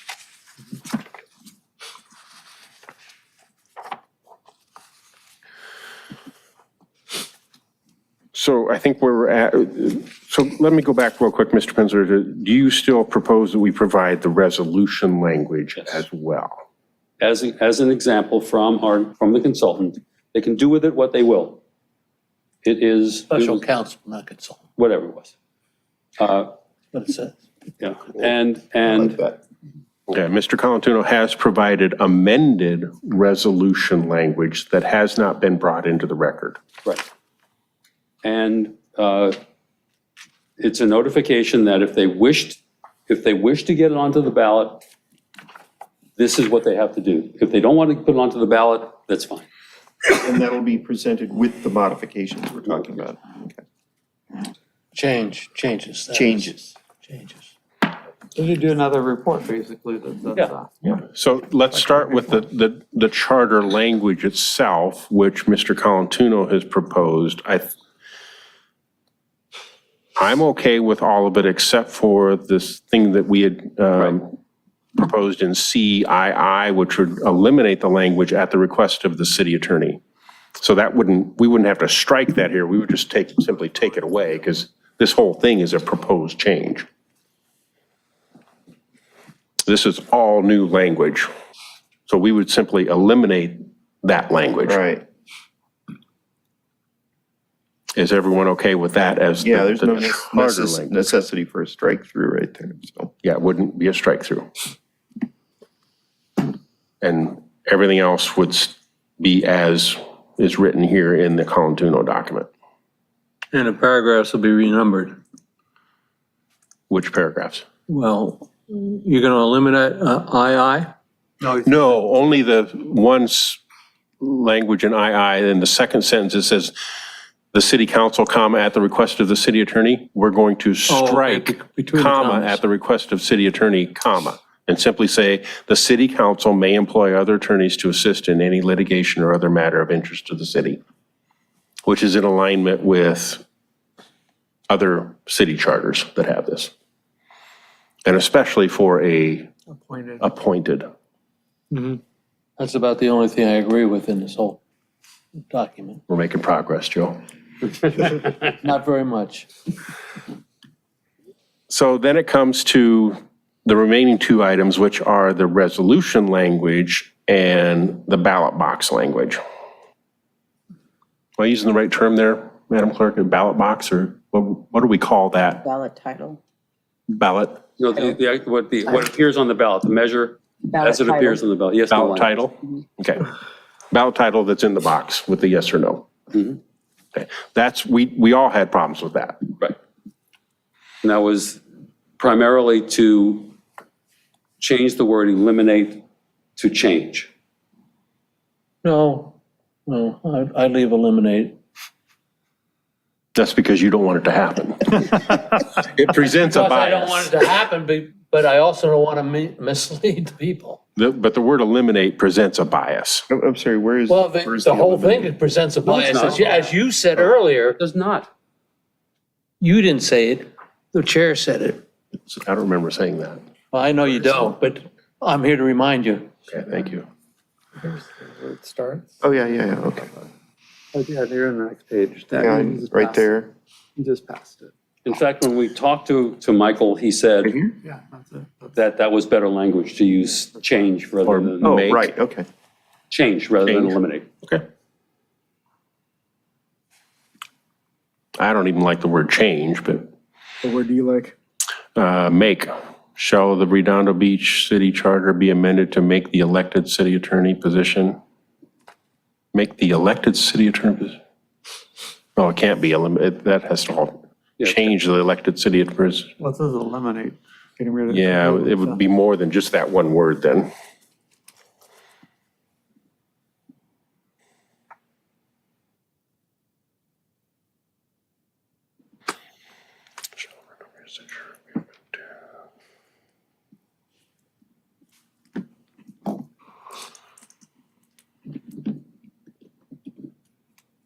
Frankly, the only two things I would change are the dates that are in there, which doesn't represent March, and the word eliminate, or make it into change. Okay. And I'm sure Eleanor can deal with the paragraph 6 if that needs to be changed. Yeah, I'd have to bring up, see, that's what I was saying earlier, Colantuno has provided a updated resolution, but we did not bring that into record. As at that time, I had said, the email said that I couldn't. However, Mr. Colantuno in discussion said he had no problem with it being brought in, but at that point, it was after the fact. Was that included in the receive and file last time? No, it was not. It was presented in paper, but we did not actually receive it. I pulled it from receive and file. So my question to Eleanor will be, our next meeting is November 30th, right? Correct. If the council takes this up on November 7th, and there's going to be, can there be and they approve it, can we supply an addendum at that point, or would that be too late on November 30th? Wait a minute, let me see, here we go, 30th. That's what I'm thinking, is you can deal with the charter language, and then, but if you need that ballot proposal and they want it, you can say, okay, we can deliver it at our next meeting on November 30th. We could. The addenda is going to be done on the 30th. I'm talking about November 30th. That's right. Yeah, November 30th because is we- when Is it- we're no, is it closing our two- agenda. Okay, That's because we're the fifth Thursday. that month. And then December 5th. I'm just saying, is it too late to get it on the ballot in that format at that point? Yeah, it has to be, the resolution, everything has to be figured out. So not just the resolution to call the election. Our city offices open the day after the 30th. No, that's what I'm saying. So we don't have time to get it on agenda. We could blue folder it. You can blue folder it, but, yeah. That's cutting Sorta it hard. really tight for a They have city. the titles. And then you're calling the agenda, you're asking for services from the county, and you're figuring out who's going to do the for and against. Those are all done on that day.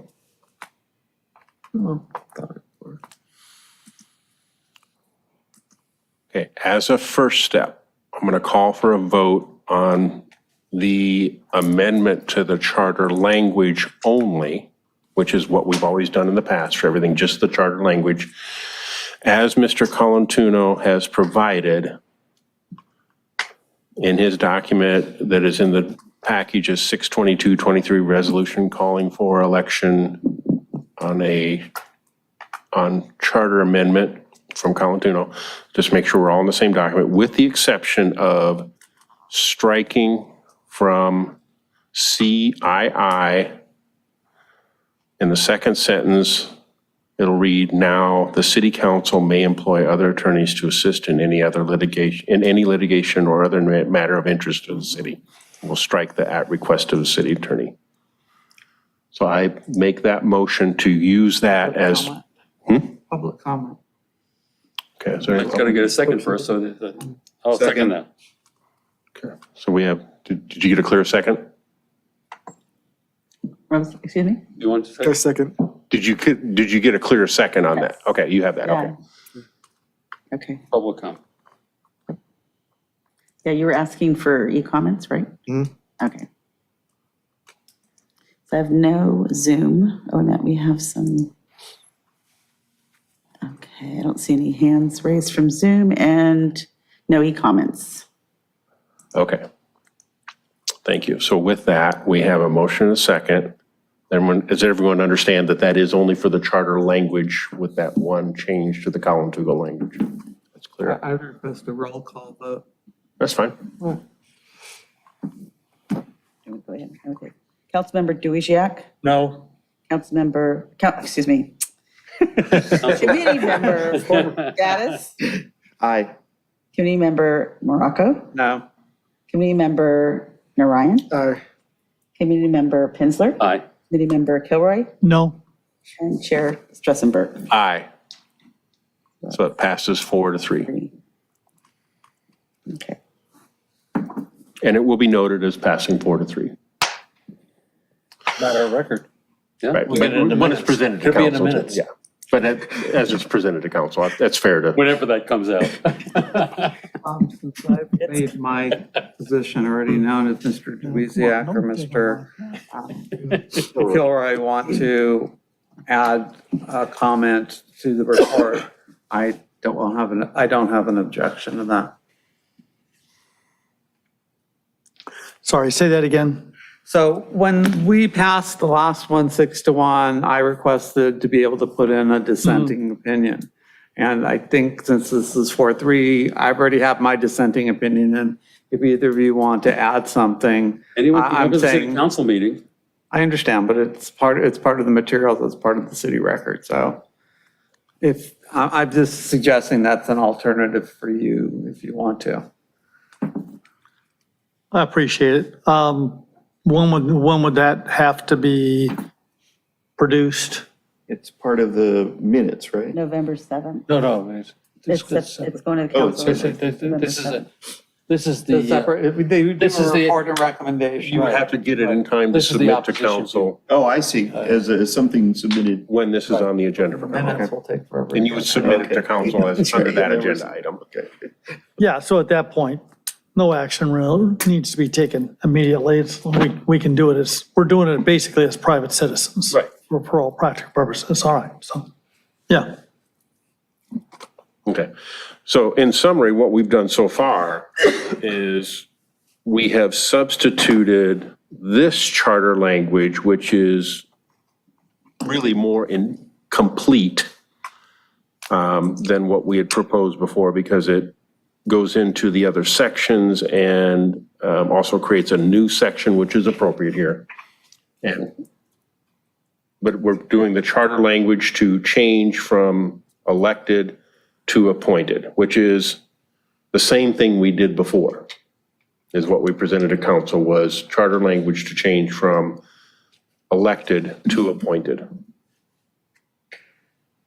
The one, when you finalize it, you have all the headers highlighted in bold, and you probably should highlight in bold that part, section 3, section 11.2, and the section 4, 14.2, so the eye actually sees it.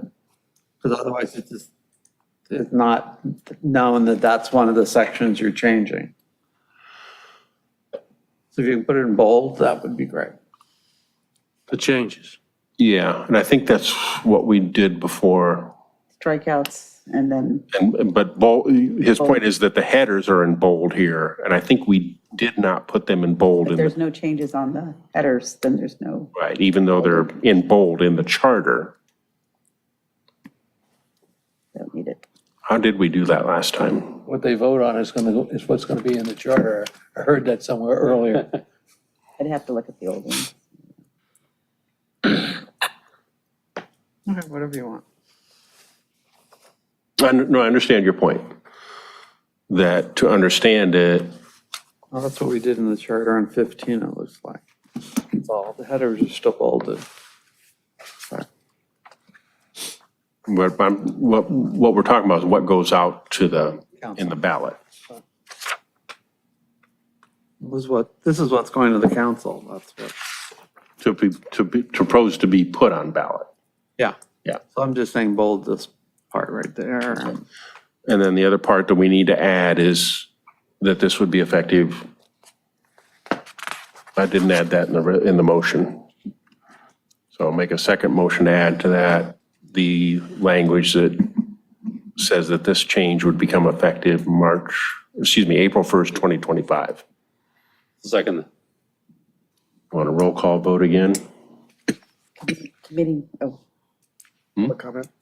was that a second? I see. Okay. So committee member Duishiak, No, committee member Gladys. Aye. Gladys, excuse me. at the Committee moment. member Morocco, No, committee member Narayan, Aye. committee member Kinsler, Aye. committee member Kilroy, No, and Chair Stressenberg. Aye. So anticipated it would pass the same as before, but I wanted to make that clear. I apologize for not making that part of the amendment. Were we supposed to ask for public comment before that vote?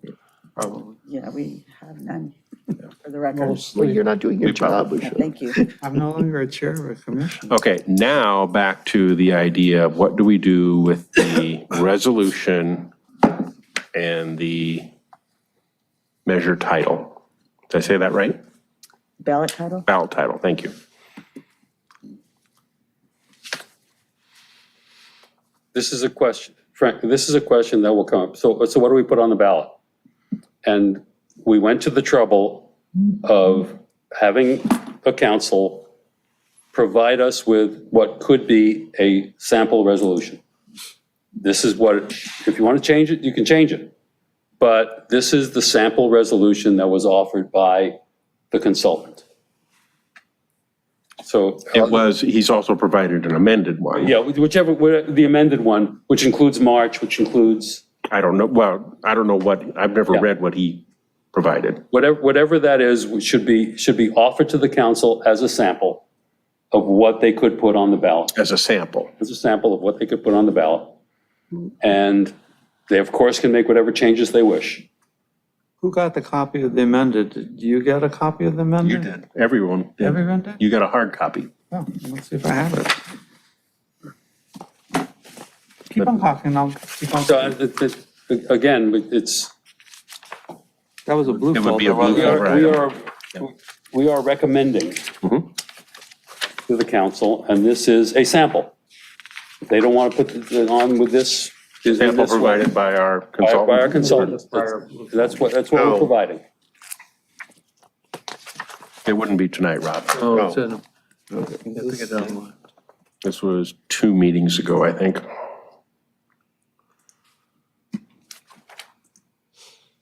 I'm not sure if I have the date on that.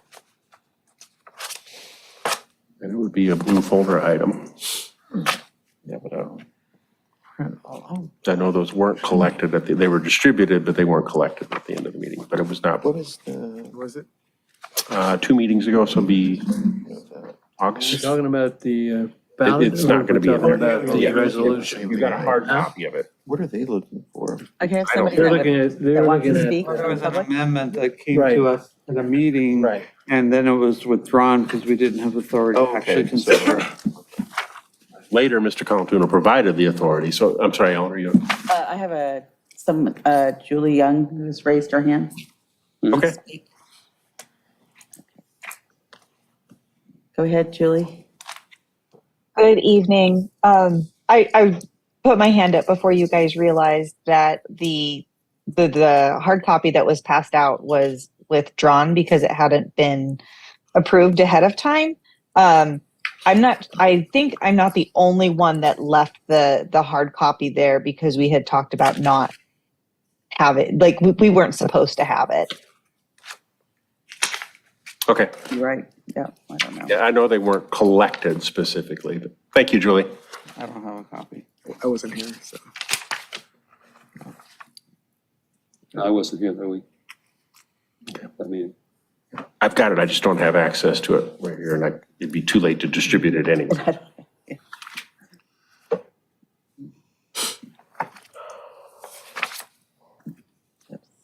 I can provide both. Do you remember what the language? What I never even read it. Oh, okay, so we don't know if it's in the body of the text or the box itself. I can try to bring it up. It's in my personal emails.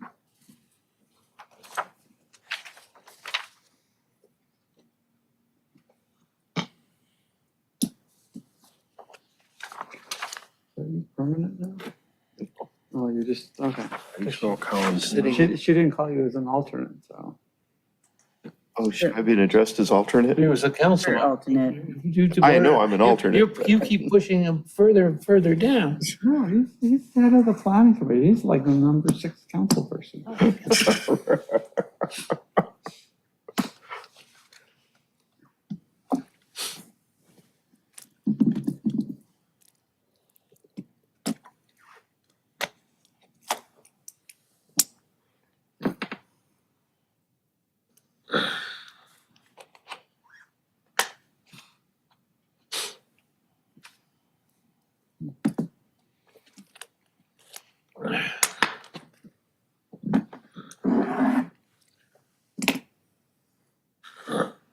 One, two, three, four, five. And Bob, Bob got this too. I'm picking up the hearing impaired.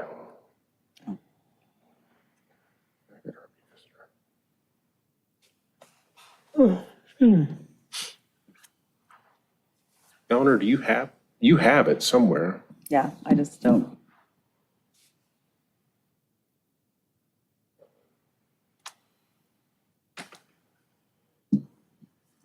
Okay, yeah.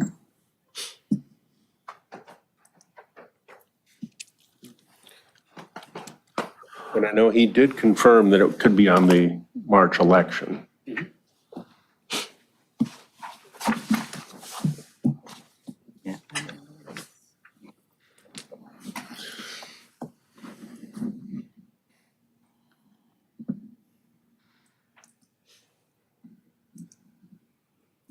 I can't download it on my phone. I don't know where it is. Because you asked me to, I shouldn't have it, or you didn't want it, so we took it off the website.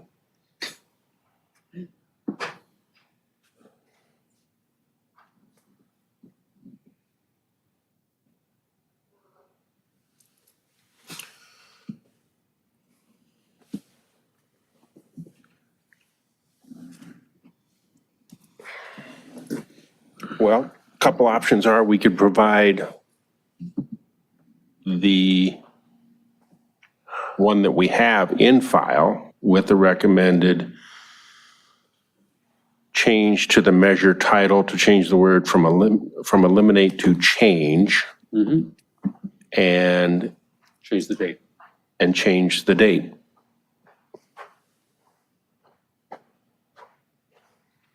And then there's other things in there as well that may need to be addressed, but they can be addressed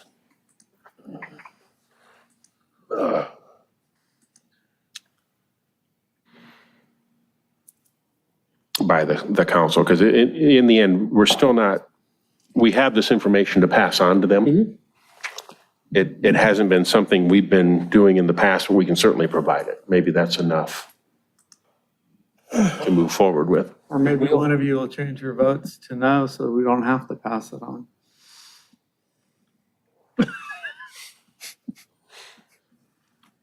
That's going to happen. Yeah. That was directed at Mr. Gauss. Okay, all right.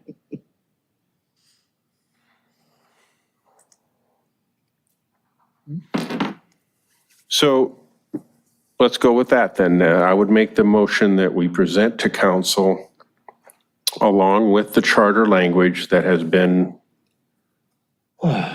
proposed and slightly amended by us and that is passed.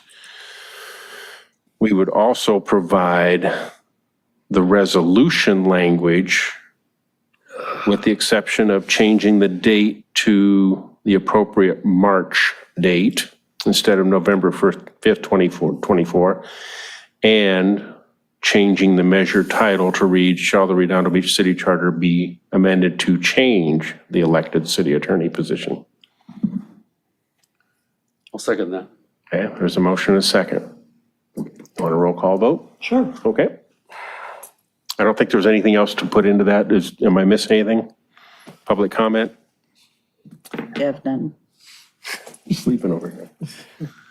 So, committee member Duishak, No.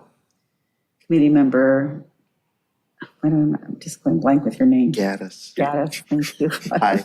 Is my name? Yeah, it is. I just like- You just keep getting confused. When we first came in here, there was a whole different set of names that was on there. Who knows? Committee member Morocco, No. committee member Ryan, Aye. committee member Pinsler, Aye. committee member Kilroy, No, chair Stressenberg. Aye. Okay. Okay. So I will put those things together, and I will do the same thing as we agreed with the city clerk that I will, or with the city clerk language, is I'll provide that to Eleanor. Eleanor can shoot it out just so everybody can see it. Thank you. In advance without further discussion, but to have eyes on it. Okay. So with that, do we need a motion to continue this? Yes, I think we should continue this item to the next meeting, just in case. Okay, oh, this side. I'll make a motion to continue is it I2 that we're in? Yes. I too. To the next regular meeting. Second. Motion is second, all in favor? Aye. Any opposed? Okay, that takes care of that. Thank you, everyone. Let me get back to the agenda. Item I3, discussion of possible action regarding Article 11, Section 11.1, the city treasurer. I think this is yours. Yeah, I will kick this off. So the intention here is to proceed in the same way that we did with the city clerk language. The city treasurer had provided an initial draft. Unfortunately, he had worked from an old version of the city charter. So it didn't really make sense yet, but he's amenable to providing that bold and strike through language as what might be proposed as charter amendments. Again, similar to the city clerk with everything in mind for that. Discussions on that, there's not the impetus to get that one on the March election for multiple reasons. So that's kind of where that stands. There's the city treasurer. Oh, my God. Welcome to the city treasurer. Did we wake you? Following along in 10. Were you able to hear my summary comments so far? No, sir. Okay. What I had summarized is that we had been in communication and you had agreed to provide an amended charter language similar to what we did with the city clerk as a first cut, just as the city clerk did with the language. And then we would look to start with that and then incorporate other thoughts. But in this case, it seems a little more straightforward with the city treasurer language. And I noted you had provided an initial version of that. However, unfortunately, it wasn't an old version of the city charter, so it wasn't really quite what we wanted to bring to this meeting. And the other thing I'd note is that we probably don't need to get this one necessarily on the March election. In fact, in some cases, it might be better to not have it on the March election. So from that's been my comment so far, just to bring everyone up to speed. Thank you, Mr. Chair, members of the committee, Madam Clerk. Eugene Solomon, City Treasurer. I'm in agreement with that synopsis of where we are. Some of the conversations that you've had so far this evening when you were discussing the city clerk's role and the wording for that, for the oversight, and discussing review and some of the ancillary language about how you might want to format that, I think will be impactful for what I'll be bringing back to the committee. In that when we look at the 11.1 sections and you look at items A through F, in the past, some of the discussion has been to perhaps strike that language.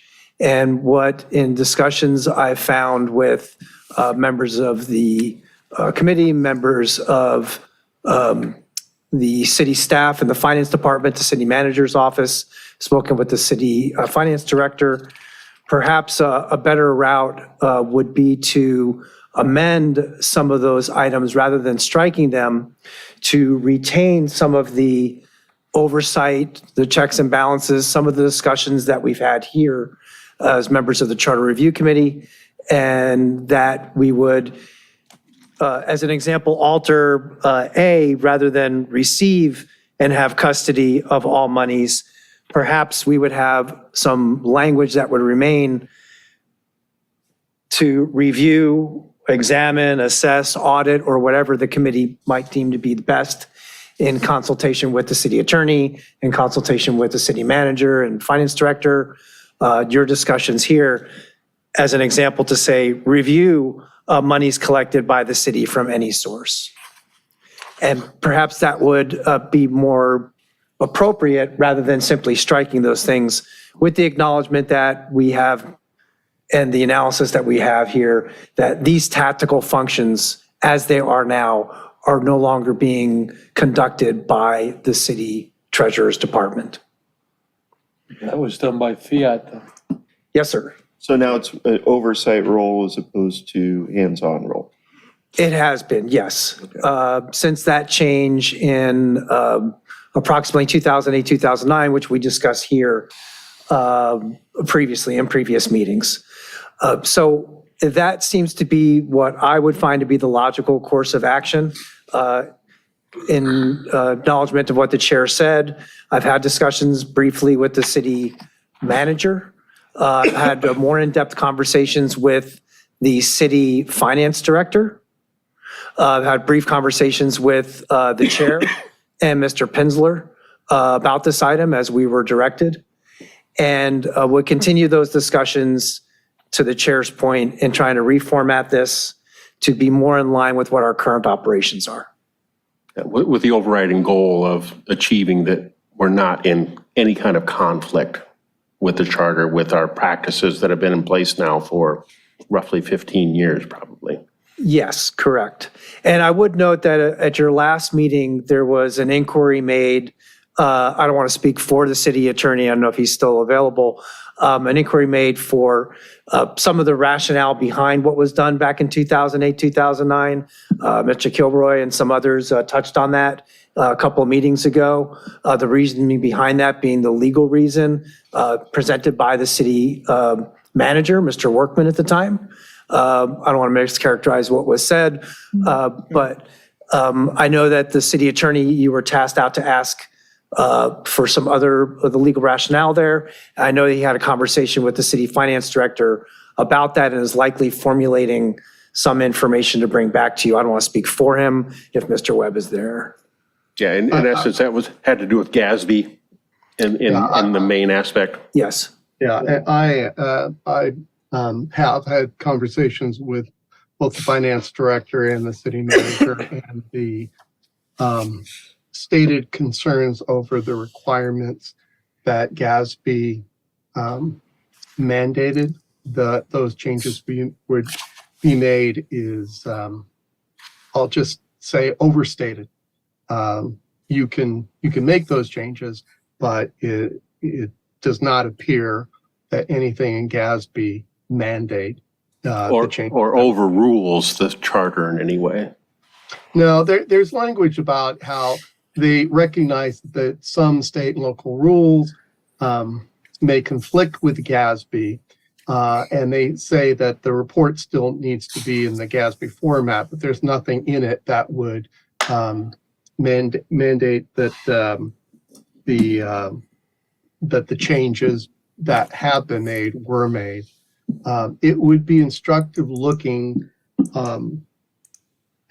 at the budget back in '82 and trying to see whether or not all the positions that were then taken out, arguably because of GASB, were still assigned to the city treasurer at that time. The reason I say that is because 82 was when the city treasurer was made full-time, and they only added the duties that have continuously been carried on by the treasurer even after it was made part-time. So be interesting to see the last time city treasurer was part-time, whether or not all those duties were under the treasurer department. I went, excuse me, Mr. Chair. Yeah, go ahead, sir. I went back to as far back in the budgets as we could that's online. I'd asked the clerk, would we be able to find the previous budgets going back to 82? Will we have that information? Mm-hmm. Okay, so I can make a request of that. Yeah, or I can show you how to use our system to get. A system searching through there. I wasn't able to go beyond what we found there, what I found online. Okay. Mr. Penzler. Would the language that you offered when you started your discussion, would any of that go against the fact that this is in fact a part-time job? Are you creating a level, this is again, not necessarily for you, but someone in the future, that the requirements of doing all those things that you are now going to be overseeing, would that still allow it to be a part-time job with a single employee in your department? I look at it as the department of the city treasurer's office, and the deputy city treasurer is a full-time position.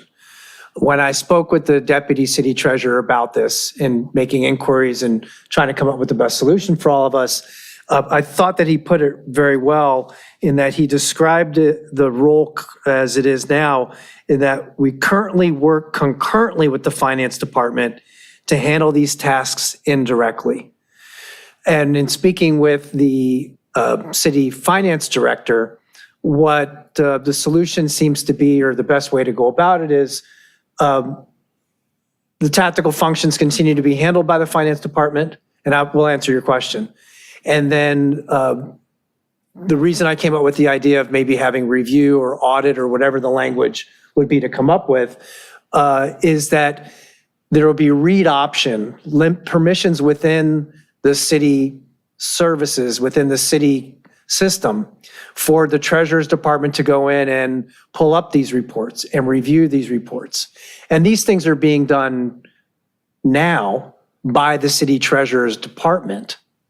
So I would say that, yes, they could be done by a person who was an elected city treasurer that's not full-time, along with a full-time deputy treasurer. I would say, yes, that could be fulfilled as an oversight or reviewing those reports. I have a question. Yes. So you have one full-time staff as the city treasurer. What is the background of that staff? I mean, what level of financial analyst, I would guess, are we talking about? Our current staff member has a bachelor's degree, as you were talking about a little bit earlier. He's also a licensed Series 7 person, so he's fully versed and licensed and verified by a regulator when it comes to that role.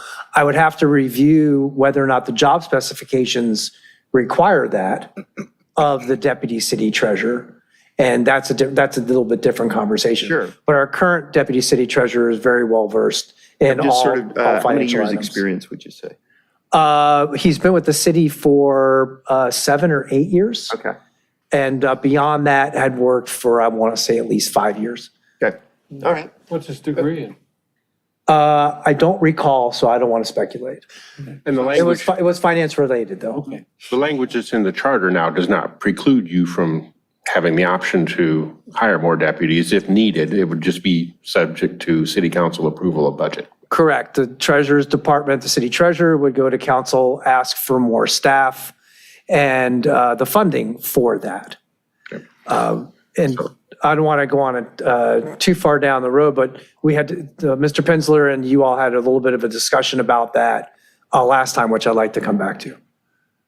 And then as far as your earlier comments about, not just simply striking out items, that is going to fit well with the, call it the structure of what we've done with city clerk, because the structure of city clerk, we still have items A through F.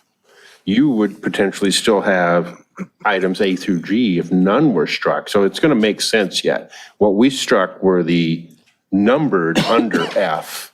So I think it's not, there's no impetus for you to, yes, you have to strike language. It is as appropriate. Accepting, I feel, item 3, which is, or C, which is disperse monies on demand, demands properly audited in the manner provided in this charter. Currently, or the way tactical function being that the treasurer's office would not be dispersing any funds. Whether or not the question remains, we would strike that, or it would be suggested that be stricken entirely, or somehow modified that the city treasurer's role would have a review, audit, examination, whatever language decided of that role. Or it can be replaced with something else. The Yes. options are full. Also interesting, if everyone has their charter, if you look at the end of this, it has the effective date of this charter amendment shall be April 1st, 1983. So to answer your question earlier. Yeah, We no, I see the wouldn't relics. likely They're all over here. change or strike that. If we needed a new date in there, depending on when we do this, we could change that, at this point, we could strike that. And something else to consider, if I may, by amending the language, you're taking away, in essence, the role of the treasurer's department. Well, it's already been taken away by fiat. The city treasurer would no longer be assigned this task, and you would have within the charter then no one department assigned to perform that task. And we've had that discussion. We've come to the conclusion we could have it in the charter, or it could appropriately be done by ordinance. Yes, and that was the Moss Adams recommendation, was that those roles and responsibilities would be assigned by ordinance. Which they cannot be at this point because it would be in conflict with the charter, and you can't create an ordinance that is in conflict with your charter. So this would open the opportunity to Just then. disregarding that for 15 years, we're in violation of the charter. Yes. Is that, that whole okay, all thing. right. Yes, that would be. I just want to make that clear. That would be disregarding that for in 15 years, we have been in violation of the charter. Yes, it would. Say it in public, okay? So if I can caution you about declaring that we're in violation of the charter, 2 previous treasurers did not feel so. If I could share my screen, and this will bolster the conclusion that a number of you have raised, or it could undermine it. And I don't know what the 82 or prior to 82 budgets will show. Can I share my screen, Eleanor? Yes. Yeah. Can you guys see it? There you go. Go ahead. Yeah. Mike Webb's head. Not so close, Mike. Trying to. Maybe at the bottom. You're a little closer to that razor, though. Soon to be XPAC 12. Yeah, it's on the bottom where it just says share screen. Yeah, I know. I was trying to get my Okay. open to the Very right tricky one. thing to do. Maybe we add to the charter, the city attorney shall receive training on how to utilize the computer. There we So go. this was the 1982. Can you see it? Yes, sir. We can. So this is when they made the treasurer full-time. And it was part-time up until this vote, and the effective date was April 1st, 1983. And the thing that's interesting is that everything that you've been talking about, A through E, was already a duty of the treasurer when the treasurer was part-time. The only things that were added when it made it full-time were collect taxes and license fees and investing and reinvesting. And that has occurred throughout the period of time since the change was made by the council. The other thing is that's the first time the language appears showing that the treasurer could appoint deputies, and that they're hold office at the pleasure of the city treasurer. So I'm curious because one of two things could be. Prior to 82, a part-time treasurer was assigned to do A through E, and they got rid of F, which was other duties assigned by the city manager, without staff, or the staff was hired without any charter authority. And so it's perplexing, but it would be very, I think, illuminating for all of you as you go forward and figure out what is the best system to have. Can we get this added to the next agenda? Can we get this document added to the next agenda? Sure. We can receive and file it, and then I can just mail it to you guys. Email it to you guys. So moved. Second. Second. All in favor? Aye. You'll get it in the morning. Okay, and then you'll still attach it to the agenda item as well. Yes. Okay. Yeah, this curious just to says see- that it was made full-time, but it speaks to nothing as to whether or not these were actually being conducted by the city treasurer, and we would assume that they were. That's the point. And so when you combine that, all these duties were part of a part-time city treasurer without apparently the authority previously to appoint deputies. You could argue that the changes that were made over the past few years aren't in violation. They're just a return. But I don't know what it's going to show. I don't know if it's going to show the city treasurer had a number of people who were doing it all, or if it was a part-time person and whatever it meant, a part-time treasurer was able to carry it out. That nothing to say that you can't come up with a better system, but I think it would be wise to look at where we came from prior to the change made by the council, and that was made prior to the change of the treasurer being part-time. Mike, this seems to be, it says that city treasurer can appoint deputies. That doesn't mean that there weren't deputies. They were just appointed by the city council or the city manager. Exactly. And then the question is, how are the treasurer's deputies assigned to someone that the treasurer can't fire? Like, I don't know what the answer is. I completely agree. You're right. They could have just assigned a bunch of people that were hired by the city manager, because you look at F that they got rid of. It was discharge any other financial duties which may from time to time be assigned by the city manager, whether the same pertains to the normal duties of the city treasurer or not, which is thankfully was deleted many years ago. But that's why I'm suggesting that if Eugene can find that out, that will give a lot of, it'll either, absolutely strengthen that it was done by fiat, or it may not. And I just don't know what it's going to show. But Anyone still around from then? Mike Webb. He was, I was in college. You were in college. she signed off on it. Yeah, I know. I was looking at the signatures here, and it answers a lot of questions. It answers a lot of questions.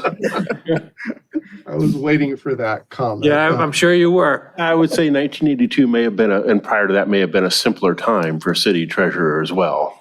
No, it wasn't. Not if you understand the politics behind that one. No, it was not by any means. That much I know. Anyways, it'd be good to know in terms of, what has considered to, in the past, when we had a part-time treasurer, to be consistent with carrying out those, A through G duties. And I just thought it may be helpful to you all.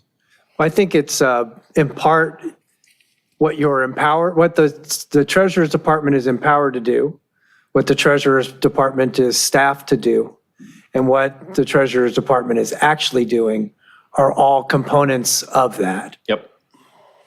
Well, Mr. City Attorney, earlier you said that one of the reasons that it went to the finance department was because of Gadsby reporting. Can't the treasurer report in Gadsby? No, I was saying that the city manager. Does Gadsby make a requirement that it has to be the finance director? Yeah, there's language in one of the code sections. I don't know if it was Gadsby, but it was that the chief executive had to fill it out. But the chief executive is relying on many sources of information for the document that's being submitted. And so the idea that I have to have financial director working for me before I can certify this document is, as I said, an overstatement. I think, Mr. Webb, if I may, one thing, however, that the city manager or the finance director do sign off on that is dependent upon the accuracy of those financial pieces of information is the ACFR every year. So under penalty of perjury, the city manager or city finance director signs that this is true and correct. But that's by policy. When you said the chief executive, were you referring to the city manager or were you referring to the mayor? City manager, chief administrative officer. Okay, all right.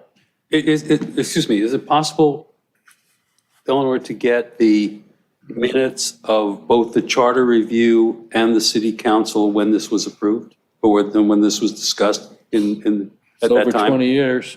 It's there. It's there. I'm sure it's there somewhere, but that might provide at least a little background as to what was going on before and why this was changed. And There's minutes, there should be minutes.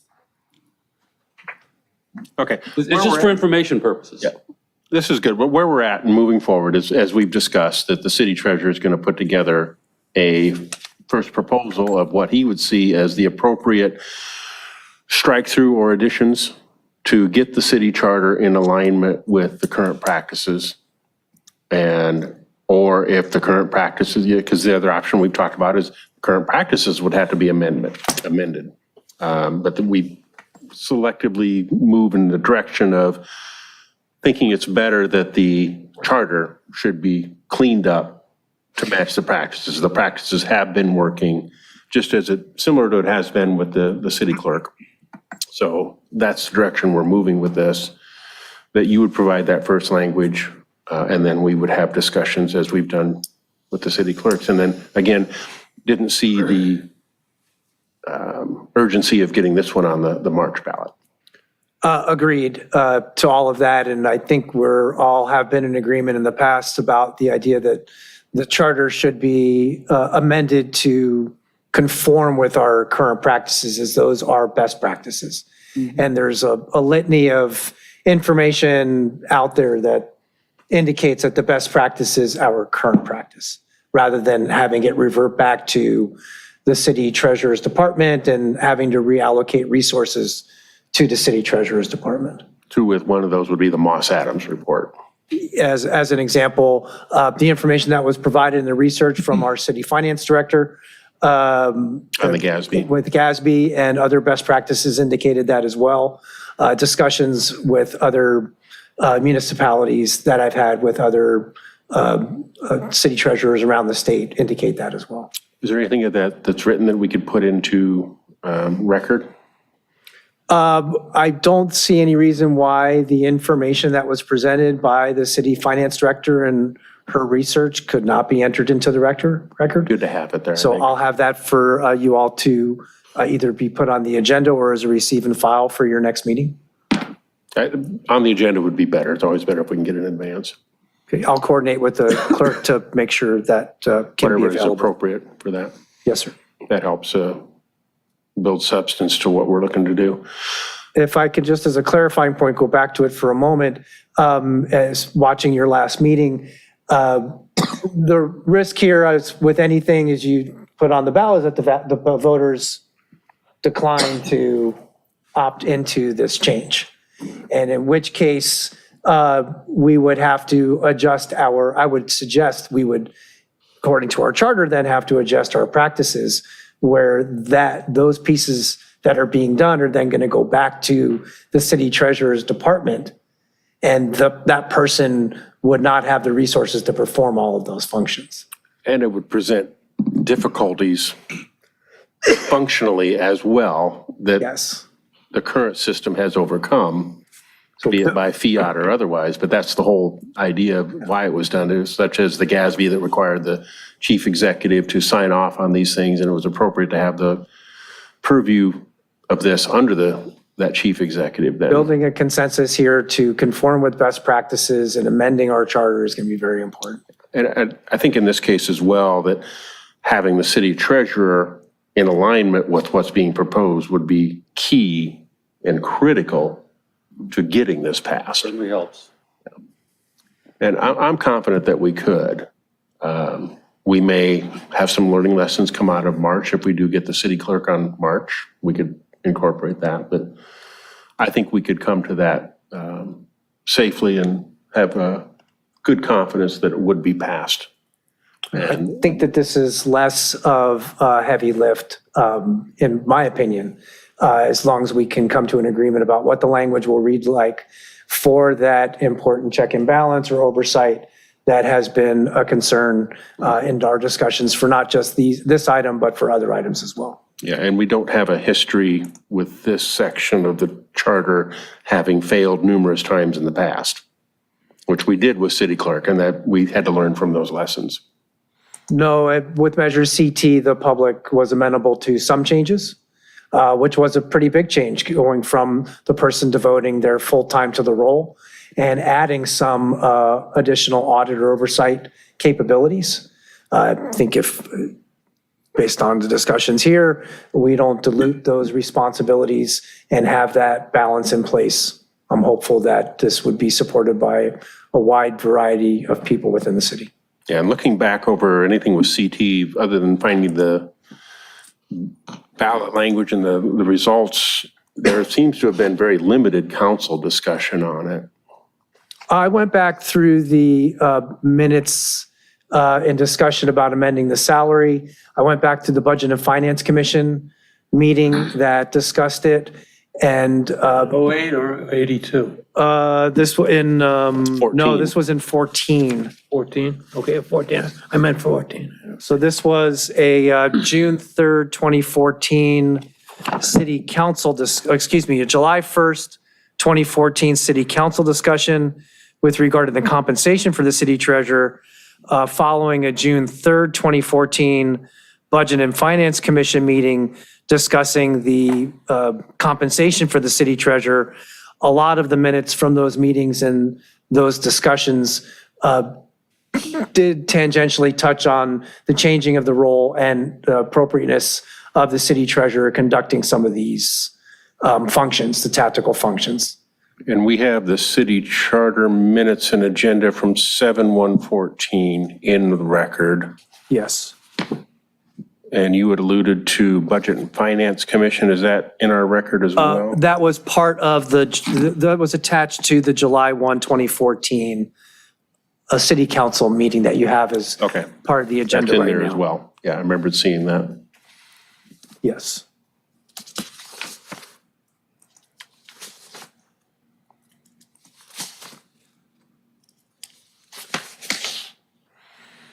Okay, any questions from the committee as to, does everybody understand how we intend to proceed with this?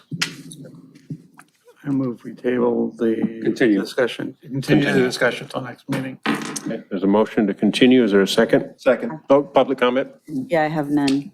Thank you. Yeah, I have none. Make sure. All right, all in favor of continuing this to the next regular meeting? Aye. Very good, thank you. Thank you. I have a point of personal Good seeing you. privilege. I'm got work tomorrow, so I'm going to leave at 10:50. If you're gonna turn into a pumpkin, go by my house, I'll carve you out. 4 hours is enough. Okay.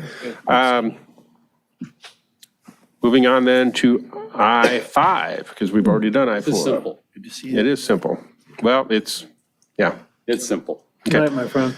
We have the receive and file from, this is discussion on possible action regarding the possibility of removing RBUSD school board from the city charter as directed by city council. We have brought into record in the blue folder item a letter from the Redondo Beach School Board.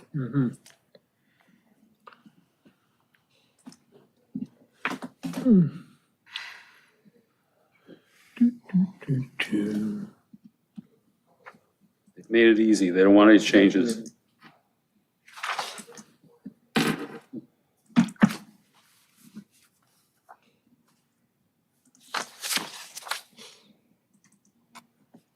Roll. Yeah, I'm not going to say much beyond what's in the letter because I Yeah. was not in favor of this. I didn't support this letter. But They want, that's it.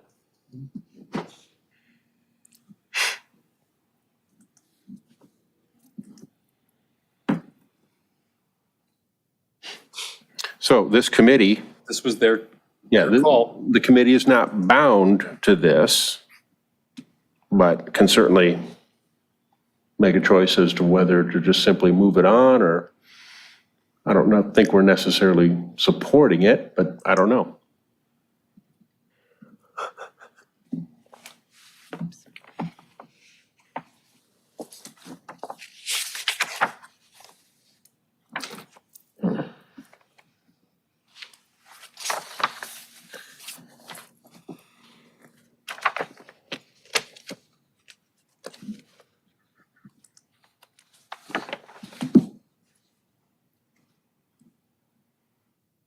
All I can say is if it was two members of the former members of the school board that told us to look into this, and the school board has said, no, they don't want to. Because I think we should just accept the letter and move on. Okay. Should simply present that to city council? Sure. Let them read the minutes. I mean, they're an elected body and they decided right. not to change it. Fine.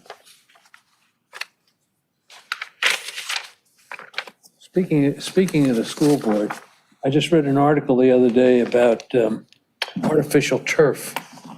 And back in the day, the city used to cut the ball fields and the football fields. Okay, let's keep to agenda. I am. This is not whether or not the city, Well, this has Comes to out of the do city with, charter. I think, a cost measure from the school board. I we're mean, not discussing school board actions, though. We're discussing whether or not this, to take them out of the charter. take them out of the charter. Right, exactly. And this is, I think if you read into this, we have other things to spend our money on. So, yeah. But somebody's got to justify it to the city council and the two members who wanted, or school board members who wanted us to look into it. So, Present it to them and yeah, if they don't want it, they don't want out, they don't want out. that's right. They're stuck until the next charter review committee. That's right. It would be, I'd be hard pressed to see how it could ever, whatever. If something else ended up on the ballot supported by a few members of the city council, even by a majority of the city council, it seemed hard pressed for it to get approved by the voters if the school board was against it. Doesn't seem like it would be much of a hard sell to convince the Well, that city assumes, council. that assumes the school board would make their, I'll just say, thoughts public. In other words, if this goes on the ballot, and the only arguments are for it, They're public now. Well, it was a public meeting where they voted. Yeah, how many people were at the public meeting? I was there. Oh, yeah, I know you. I and none of my closest friends. None of you. For part of the meeting. Yeah, the audience was similar to this evening. I got it. I look at it. Somewhere I think I heard this before. All I'm saying is that I'm with Bob on this, just tell the city council, we got a letter and they don't want out. If they want to put it on a ballot, they can. They can do it. Yeah. So do we need a motion to forward the letter to the city council? It's interesting that it's not actually CC'd to the city council. Yeah, it is, and that is interesting. I noticed that myself. But it did go to the city manager, so, he works for them. Well, it'll be in the record, so. Yeah. Once it's in the record here, we can do anything we want to with it. Well, then I'd like to make a motion that we forward the school district's letter to the city council with the explanation that we're not pursuing any charter changes related to the school district out of respect for their wishes. And that'll be part of your report when you go to the council. Yeah, and along with that, I would point out that similar to the city attorney, we have a current recommendation that was voted on 6-1 that would move from at-large to by trustee area elections for the school board. That remains at this point. Actually, if I'm not mistaken, the city council said no to that. They didn't say no, they sent it back to us and asked us to look at the option of simply removing the school board from the charter. So there wasn't an actual rejection of it. It was similar to city attorney, it was look at other things. I don't recall it that way, but I recall him saying, this is not what we want to do, but why don't you look at this? But they didn't take action. What they did. No, they were unanimous in thought because they did all speak to it and all were in favor of removing the school board from the city charter, but there was no action on it. It was simply referred back to us to look at simply taking it out of the charter. Okay, then present it that way. That this is what's on the table. Sets them then- up for another advisory vote. No? No. If they want to, but the issue of districts would, if there's standing to do it, would be by some outside agency coming in and saying you should be by trustee, which is going on in some districts. Right, and there's two, that can be by lawsuit or it can by an independent citizen, or it could be by the LA County Committee on. You have to have a community of interest that is not served. Yeah, that's right. Yeah. So you have to have a constituency. Yeah, it's for unlikely that. here. And I don't think we have that in Redondo. Well, we have no proof of that. And to be sued, we can simply be sued and they can say, we don't have it. We don't The have school the- district. Yeah. The school district would be But the sued. city would have to be sued as well. And that's one of the things we've discussed. that- Okay. Well, I mean, because it's in the I charter. could see the Because it's in our litigation against charter. the city, but again, you have to have the constituency for that. And But we have so, no proof that we don't have it either. So we could simply be sued. You can sue for anything. yeah, you can sue for anything, but. And that's what's happening. But again, Assuming for things the cities actually had those constituencies in those cities. It makes sense for the cities getting sued. It would make sense to do it here. It'd be a losing battle, most likely. It could be.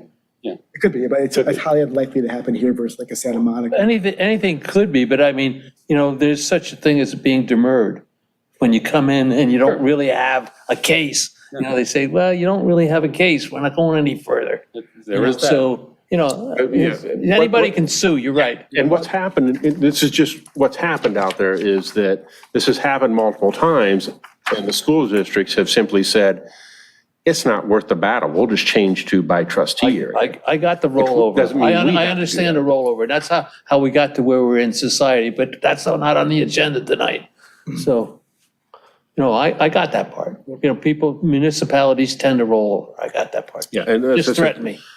So this is happening with Santa Monica, Malibu, where the city was told, as well as the school district, because it was in the city charter. Think about what you just said. Malibu and Santa Monica. Well, Got constituencies there, and some of them aren't anywhere in the same ballpark with each and that's other. why they are splitting. I got that part. I understand They're that. also two separate city charters. Exactly. Right, but Actually, Malibu is not a charter city. So the first step is they're splitting the Santa Monica, Malibu to Santa Monica and Malibu as school districts. Then after that is when they will, that's how they've foregone for now, moving to by trustee area. But Also, they'll- if you ask for Malibu Trust, they want to get out of the district as well because of other. So until that split is done, it didn't make sense to even look at trustee areas because they would simply change. So we just presented that, would we just simply leave in place our former recommendation? No, I think, I think we can comment. I mean, say, hey, you know, we got this letter. Yeah. You know, I don't think, we don't have any recommendations because we have no input. We had the former recommendation that's still in place. Okay. vote it down, or tell us to go away, formally. Have city council do that. Okay. They got to do it. Okay. Publish, Okay, publish or perish. the residents. I have, Sorry? is there anybody from Zoom that would like to speak on this item for school board? Yes, I have one. Stephen Chesson. He's not a resident. Oh, really? Go ahead.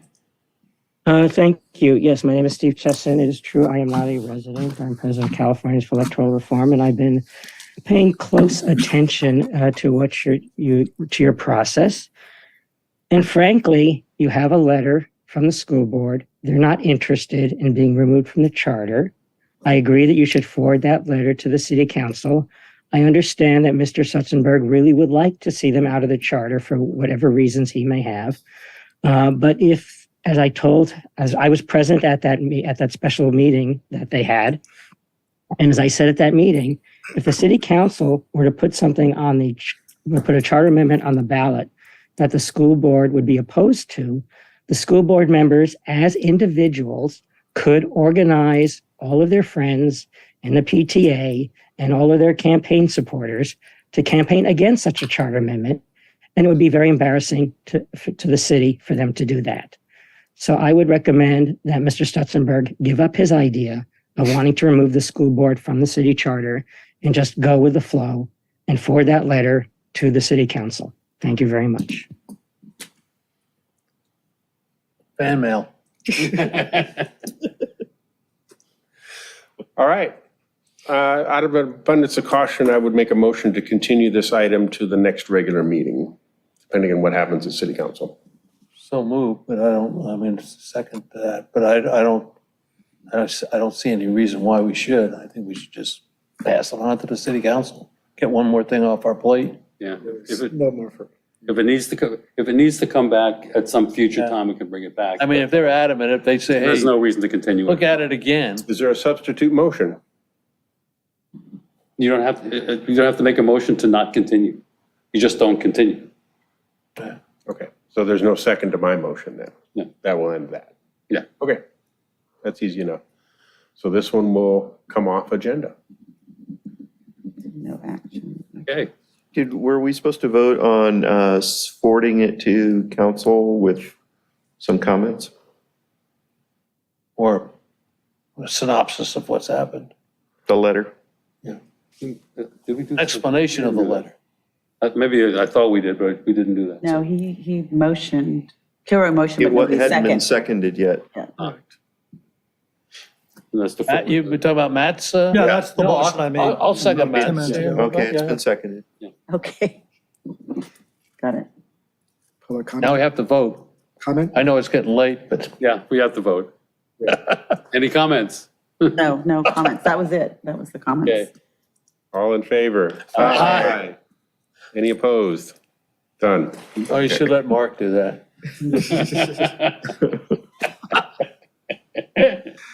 Okay, item I6, discussion possible action regarding reviewing sections of charter anywhere that mentions the derivative of the word published.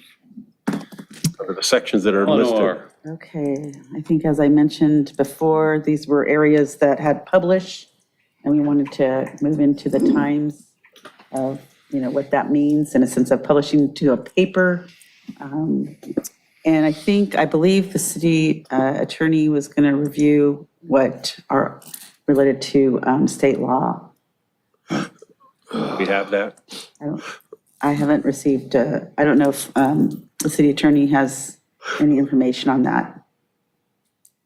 I do. Are you, okay, you're going to put it. Hold on 1 second, give me a second. City clerk. So Government Code Section 6000 to 6008 deals with printing and publishing, and they distinguish between the two of them. And this is for a paper to be published. That's not to say the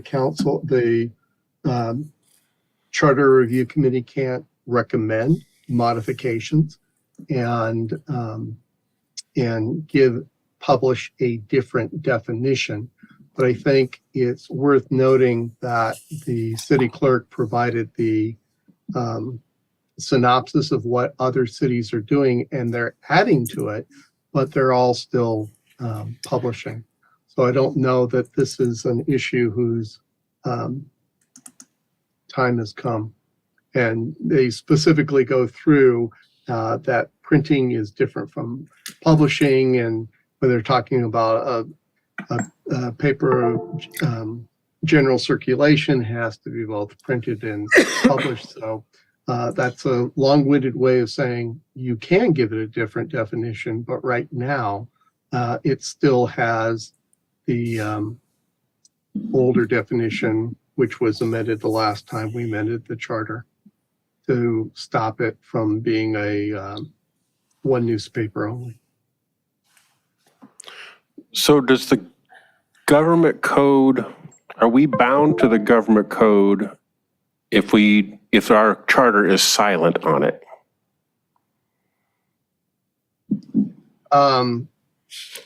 We can't interpret it in a different way, I guess is what I'm saying. So we can give it a different definition if we want it to be, but it's clear that the charter, as many of the issues are, whether you looked at clerk language or when you looked at city treasurer, you can find an analogous code section for general law cities. So clearly, publish has had the similar meaning. You could define it in different ways in the charter, but I find it hard to believe that absent putting a new definition of publish, that we could somehow interpret it as meaning something different than it has always meant. I think it's almost an oxymoron to say papers have circulation nowadays. So really the question is the legislature either considering or have they considered, changing how you publish? Meaning, the idea, at least in my mind, is that publishing is to notify the public of some issue of notice. And I just don't have confidence that people are reading classified ads anymore. Well, if that's the case, you don't have to wait for the legislature. You can define it differently in our charter. It may be difficult. I don't know that the same definition will necessarily work for all the, sections of publish in our charter. And I'll give, the simplest one is, I think, 27.5 is on the sections for you to consider, but they're talking about a book that's published. And this is in Article 27. So certainly we couldn't, we wouldn't want to redefine that unless the book is no longer published. I'm going to ask my question again because I don't feel like I got a clear answer. So absent a definition, like I said, if the charter is silent on defining publish or circulation, are we bound to the government code? Does the government I'm code? not saying we're bound to the government code, but without changing it, how is that definition going to change? Is it just the city attorney defines it differently? I think we're trying to avoid that. So if you want it changed, put a definition in the charter. I don't know that it would just suddenly cease to change its meaning, which it has had throughout the time it's been in the charter in the different sections. So I don't know how to make it more clear. It's not that we're tied to the state code, it's that we're tied to the way it's always been interpreted in the past, which is similar In to the state the code. state code, how the state code's been interpreted in the past? No, how the charter has been interpreted. Okay.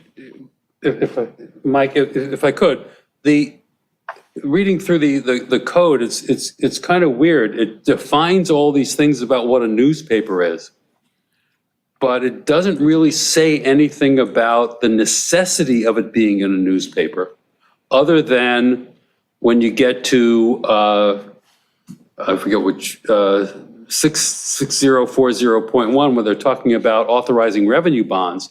That's the first time I see the requirement of something being in a newspaper. So if the charter is changed, by the fact that we say newspaper in the charter, that puts us into all of those definitions that's in the government code. But if the charter said has to be electronically delivered, would that remove us from the whole newspaper stuff? Well, yeah, if you're, I'm trying to find I was just scrolling through, and the first time I saw a requirement of something being in the newspaper was Government Code 6040.1. yeah, there's another more specific. Unfortunately, we just switched our online charter, and I'm not used to, I can't find it as easily as I could before, but it was amended. You remember what section? Of our charter? Yeah, There are a few places like legal notices and all the contracts and all those, that does say, talk about newspapers. But if you take out newspaper, that specific word, it doesn't seem that the government code requires a newspaper. It's just that when you say newspaper, it's got to follow these rules. right. In the government code, it won't. We may be talking past each other. The government code doesn't control, but publish has always meant newspaper. So I was thinking of 19.5, legal notices, and that got changed in 2003 because there was only one, under the old definition, there was only one newspaper that qualified for legal notices. So there wasn't competition for prices, and that was because they purchased, I forget the name of it, the Redondo News or Old Redondo News. And so the Easy Reader had essentially a charter provided monopoly. And so the voters changed it in March of 2003. So you can see that published as in used in this section is kind of how it's used in the other sections, not in every section. So in 27.5, the that I referred to earlier, they use publish, but they're talking about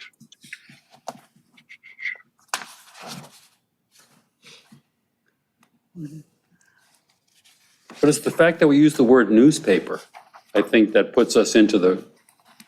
right, but it's both. They go together, and so it'd be better to have a different, take newspaper out and put a specific definition of what sorts of publishing you would think would give greater notice.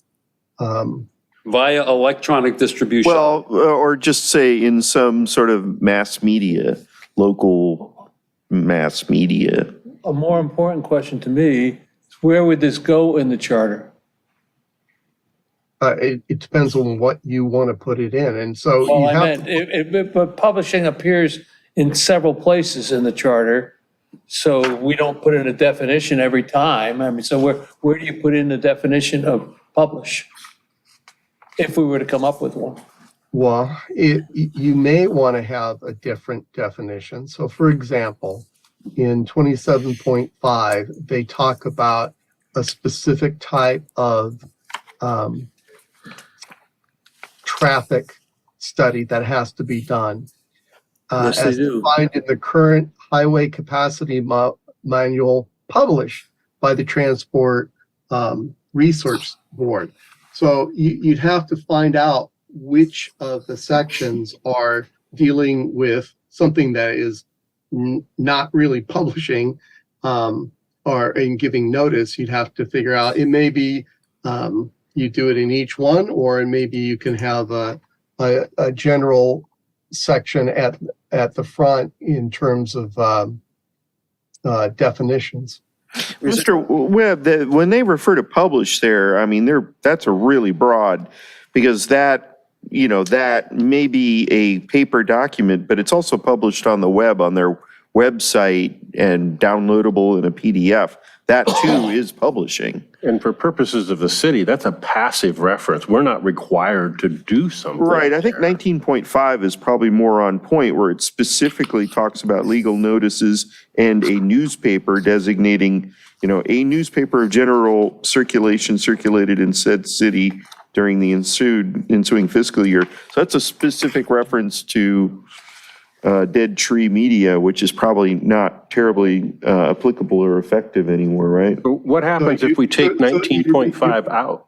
You're missing the point in that I'm saying, and I didn't put 27.5 on your agenda topic. It probably shouldn't have been and shouldn't continue to be on your agenda topic.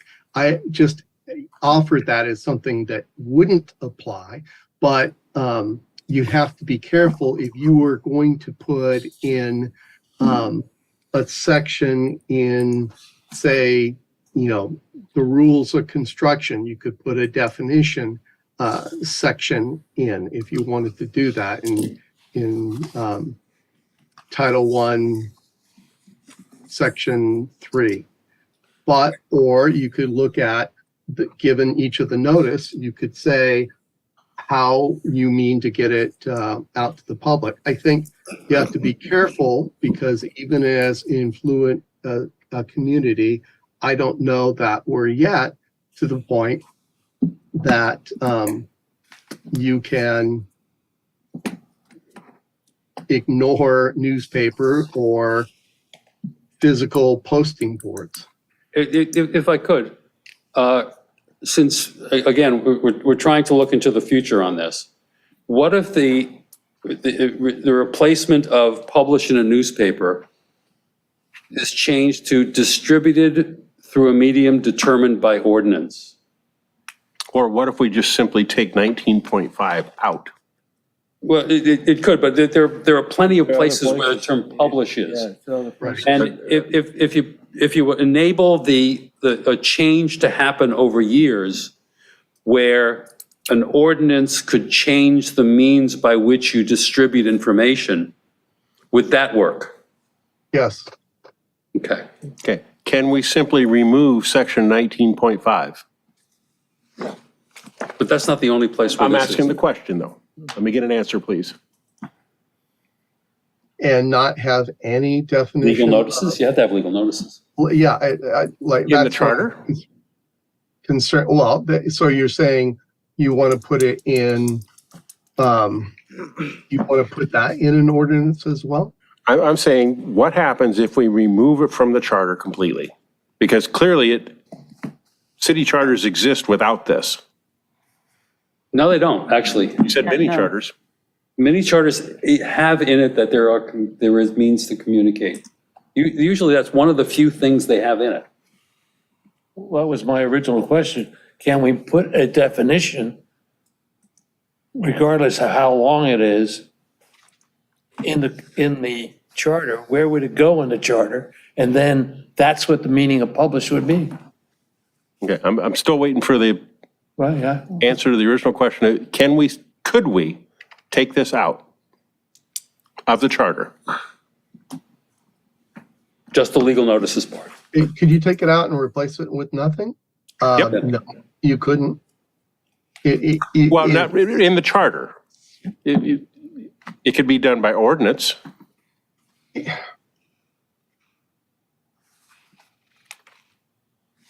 The requirement for legal notices is basic, right? Yep, and I also have to look at how do the other sections, how do the other sections, because publishing ordinances, could you have an ordinance that determines how you make an ordinance effective? That would be problematic, because then, a basic fundamental principle of government is that the public knows what laws the legislative body is passing and which may be enforced against them if they don't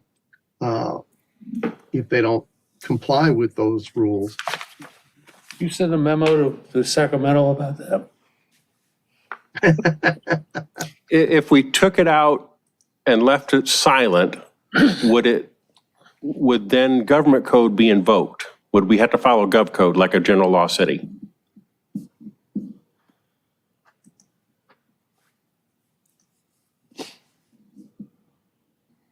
Would you take out publish in every section?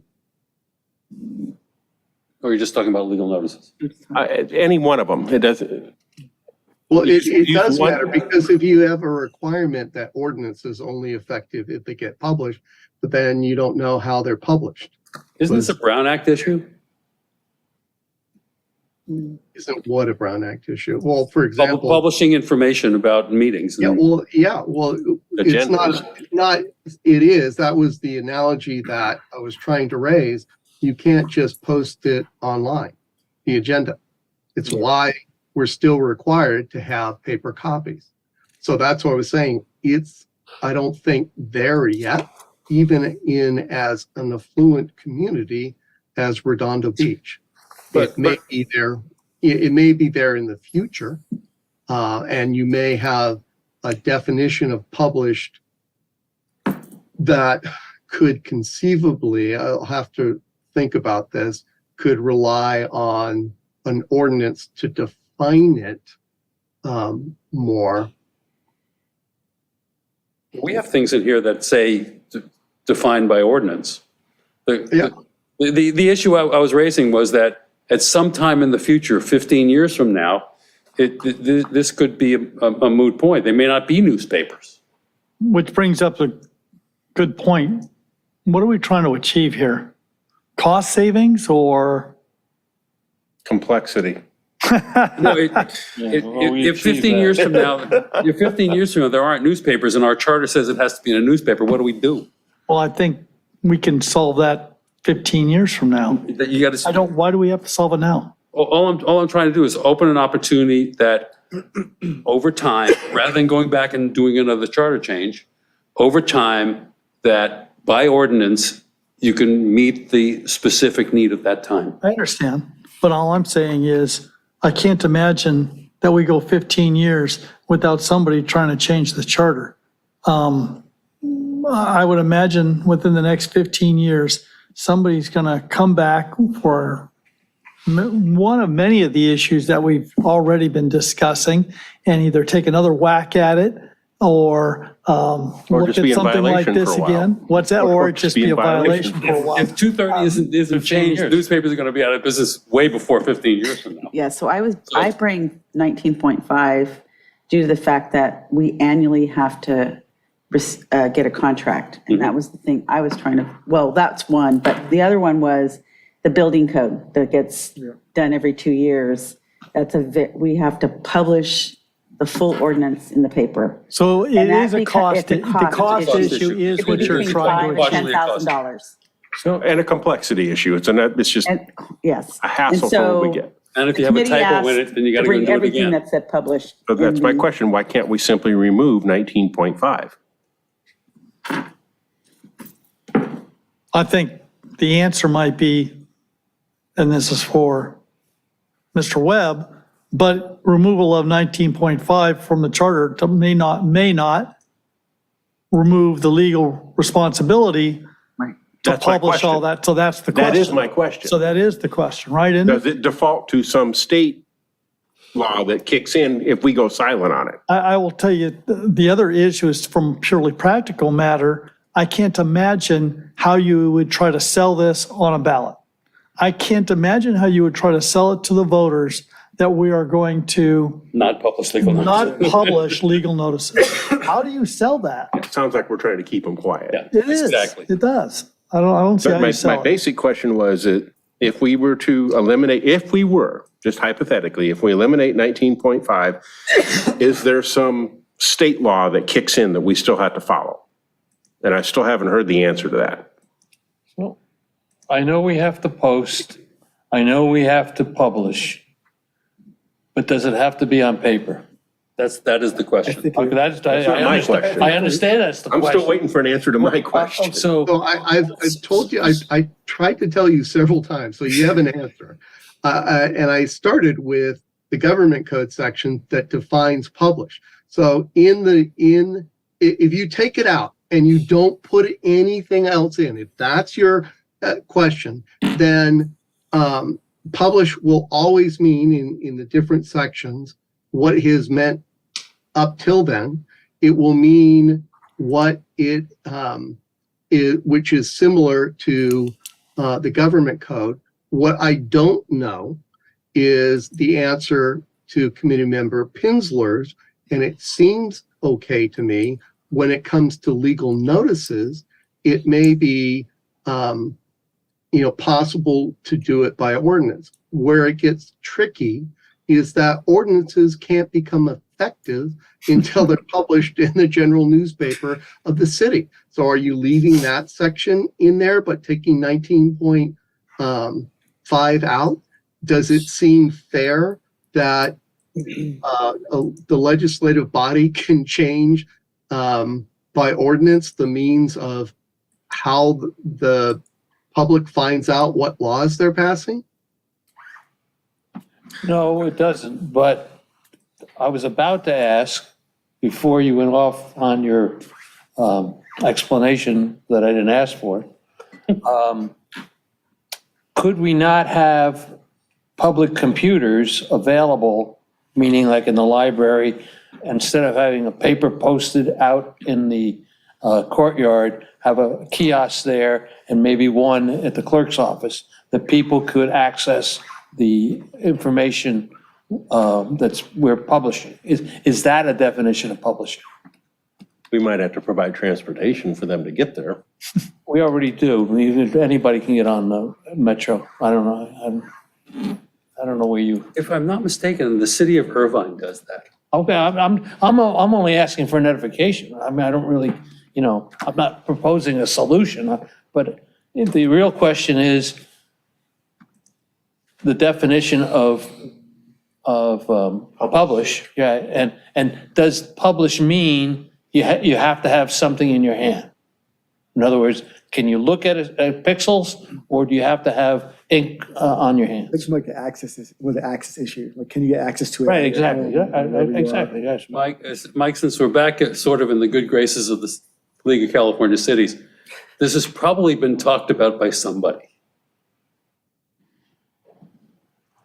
Can the city attorney's division help? They can, I'll check, but the problem is, so I'm not certain what the question you're asking is. I think. Because I started with what publish means in state code. No, which is I similar to understand how that. it's been defined. Do you want to find out, has anyone ignored state code by defining it in their charter or an ordinance? So what is the specific question? My question is there a way to make it so that over time, by ordinance, the process of getting this information out to the public can be changed without having to do it by charter? And it would be by ordinance.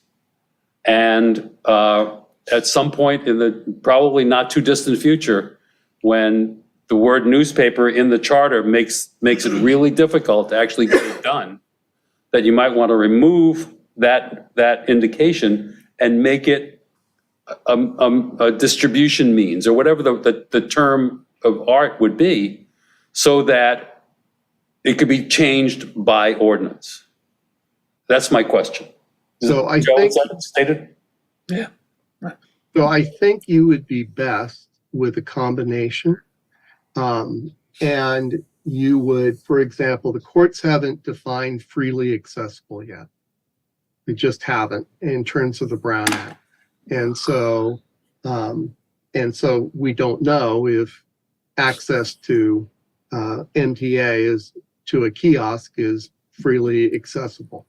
But if you defined it, a general catch-all in the charter as the information is freely accessible, and you may choose different words, to the public, and then you could define the freely accessible in an ordinance, I think that would probably be okay. I am having some concern, not about, having some concern about a loop where a bad city council wants to get as little notice as possible. And they define freely accessible in a way that is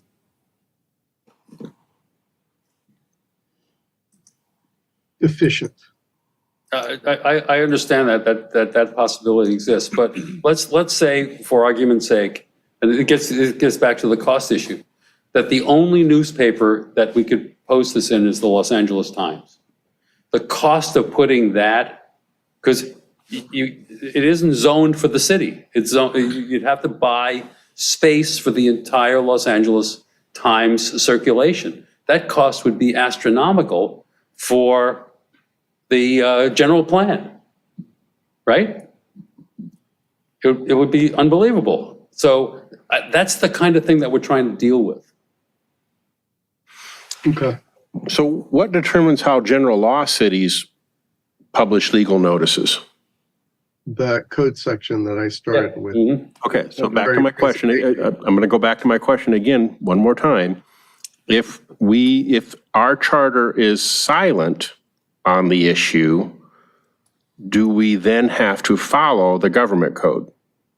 And I'm going to answer your question one more time. If you were starting with a blank slate and you had no definition, then you would probably interpret it the same meaning as is in place for a general law city. But you're not starting from a blank slate. And if you went with committee member Pinsler's idea, I don't know why you're shaking your head. It's not answering my question. I don't know why it's so difficult. How come he can see you, you can see him, and we can't see you? It's probably good, the amount of eye rolling that I'm doing. Not necessarily. So the answer is not necessarily. It doesn't, absolutely, it does not necessarily, in these circumstances, default to the state code. However, we've always interpreted it in our charter, interpreting our charter similar to how state code is. And the question is, do you replace it with something else? Your question is, you're not replacing in the charter. So then I go to, if you were silent, you just took it out, didn't define it any other way, I'd have to interpret it as it's defined in state code, because it's always been the way it's been interpreted in the charter. Right. But if you replaced it with something else, either in the charter or in an ordinance, that would potentially trump state code, because it's a matter of, as long as it's deemed a matter of Local local concern. control. Yeah. Let me ask it a different way then. If it had never been in our charter, would we have to follow the state code? In the absence of anything else, you would look at it. You absolutely would look at it. So if Look at it or have to follow it? what else would you follow? You have to follow. But you didn't say follow, you said we would look at it. Would What we else? have to follow the state law if it were never in the charter? But we're not talking about something that's. Let me get an answer, please. If Not an if, it's just a yes or no. is there anything at all in our ordinances? No. He's talking about a tabula rasa. Then you would follow it, because there's no other logical way Okay.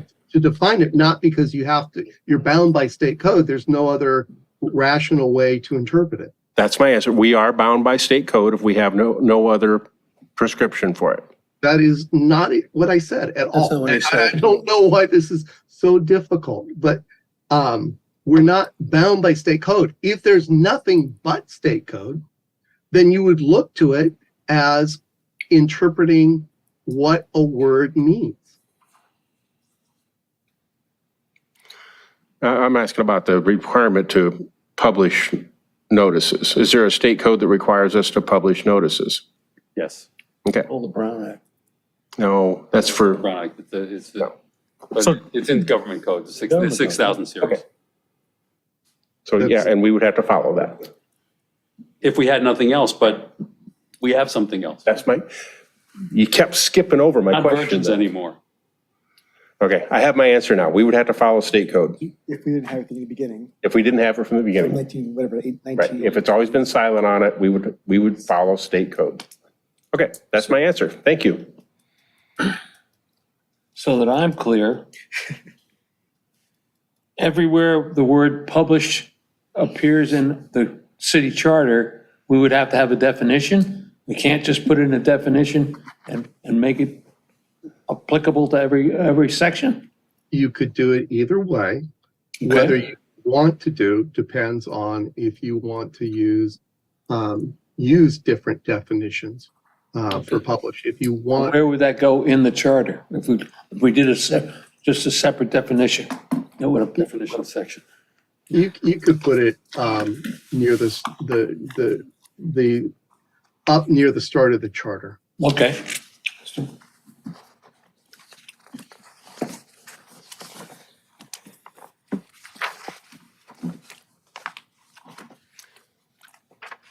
Madam Clerk, you're pretty quiet over on this. This is really for, your, I know, I just wanted one thing done. He Ended up wants to exploding. save money. Yeah, I'm just trying to save money, that's all. But I also was looking for the future, Yeah, I mean, it's going to change, yeah, and it won't be that long. yeah, I agree. I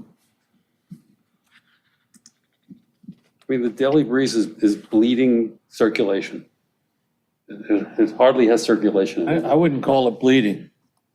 What's that? Yeah, I think they bled out. Yeah, It's more a website. Although the state already has I won't call it a fix for that, but there's a provision in their publications requirements that if there's no local paper that meets the requirements, you can use a county. They cover the idea that your local area doesn't have a local paper that meets the requirements for publications. they? State of California. State of California. But the problem is that as you get to larger and Oh, larger yeah, the circulation cost, yep. papers, the cost goes up. Yeah, Los And that's what we're Angeles- trying to deal with. Right, because Los Angeles Times is going to be expensive. They're very expensive. I think this is something we need to advocate for, California League of Cities and whatnot, for amendments to California's laws.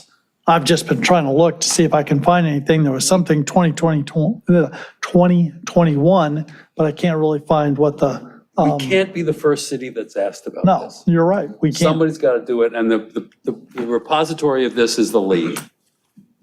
And since we're now paying the dues back to the league, you can go to the league. Okay, what are we looking for to move forward with this? So I'll talk to the general counsel, Sherry Chapman, and see if she has anything.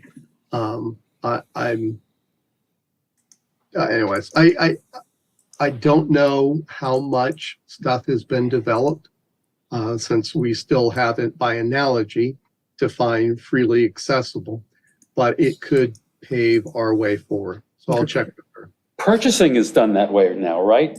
Online mostly? Well, Yeah, I mean, bids, in some cities, I know, they do almost, I'm not sure if it's exclusively, but I think it is, online bidding. we're going that direction because we just purchased a. And we software. have in the charter that you need to publish in newspapers. We'll probably still do that since it's still, But Yeah. I'm saying that if there's the opportunity to not do that, you can save money. Well, the idea is to cast a wider net. And, we're clearly not doing that with a newspaper. No, I mean, today it's probably better as fish wrap than I mean the two anything else. people who actually read those notices. No, they don't. right now we publish with. Even if they're interested, they don't go there because those in the know probably go right to the city. And they're in mouse type. So Back. Okay. that's So what I said. when you continue this, do you agree 27.5 shouldn't be on the list? Okay.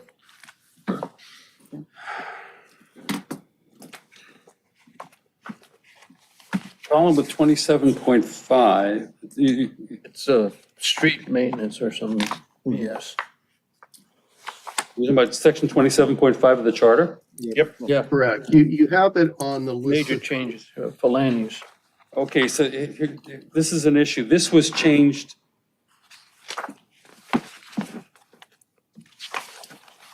Oh, it would have to be a vote of the people anyway. Because, you can only change this by Changing 16. Well, vote of all, the people. all of this can only be, Yeah, that's right. Yeah, all of it's got to be changed by the vote of the people. but I don't know why this is on the list, is what I'm saying. So trying to get to committee member Duiziak's position of question of whether we just define it once or we define it separately and differently, or we define it, freely accessible and then leave it up to an ordinance to define, all of which are fine. In 27.5, unless I'm missing it, the only time they use publish is when they're talking about something that's not published by us. Yeah, so the city clerk just simply did a word search for the word publish and brought up all occasions of it. That's why it's there, and we can take it off. That's simple enough. Are the other ones, which of the other ones should they remain on or not remain on? My only thought about having a single definition goes to the fact that if we make a change, then we got to publish all of this on a ballot. And that would be a little cumbersome. I agree, and in general, I like one definition, but I don't know if what's acceptable for publishing an ordinance is different from what is acceptable for a public work contract or the city I budget. couldn't agree more. I couldn't agree more with you, but I'm saying if you want to create voter fatigue or disinterest or apathy, this is the way to do it. But the stuff we put on regarding contracting, that was pretty dense stuff. And it passed. So, and How many pages was it? I don't remember, but it was a bunch of stuff. And I think more important was the fact that the ballot statements were in favor. And there were no ballot statements against, if I remember correctly. So trust us, as this is only ministerial, and we'll get back to you. maybe, Yeah, okay. there may be people who oppose it, but it could very well be the publishers of the newspapers oppose it. But that's That's happened before. yeah, it has. Yeah, I've been there. We were there. Yes, we Yes, we were there. Yes, we were. Anyway, but we're just trying to look out to the future. That's the issue. I'm kind of concentrating on the present.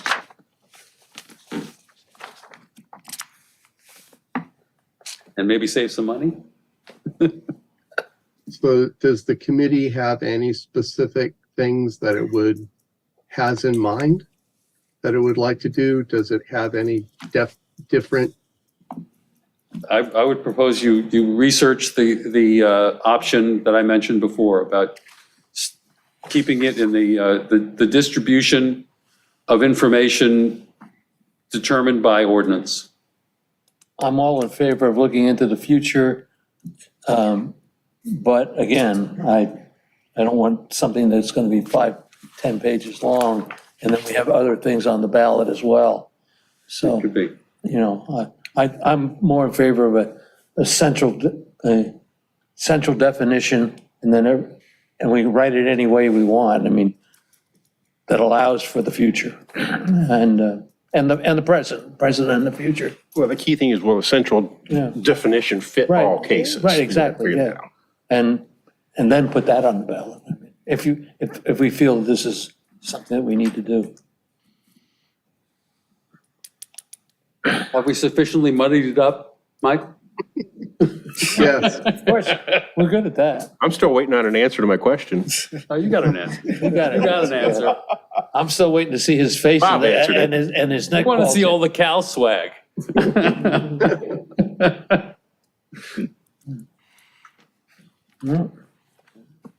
So everybody ran out of steam. I'll give. Do you have I'll give the enough to- answer. I'll communicate with Sherry Chapman. I've spoken with her a bunch on other stuff since we rejoined the league, and I'll see if she can point me in the right direction or the right committee or, or what. One thing I learned when I was on the league board is that there is nothing that you can think about that somebody else hasn't thought of. Makes sense. See, I've had a different experience. What I've had is the things that have come up. What I get a lot is trying to find what the answer is. And, oh, that's never been tried before. We want that answer. All right. That's a novel question of law.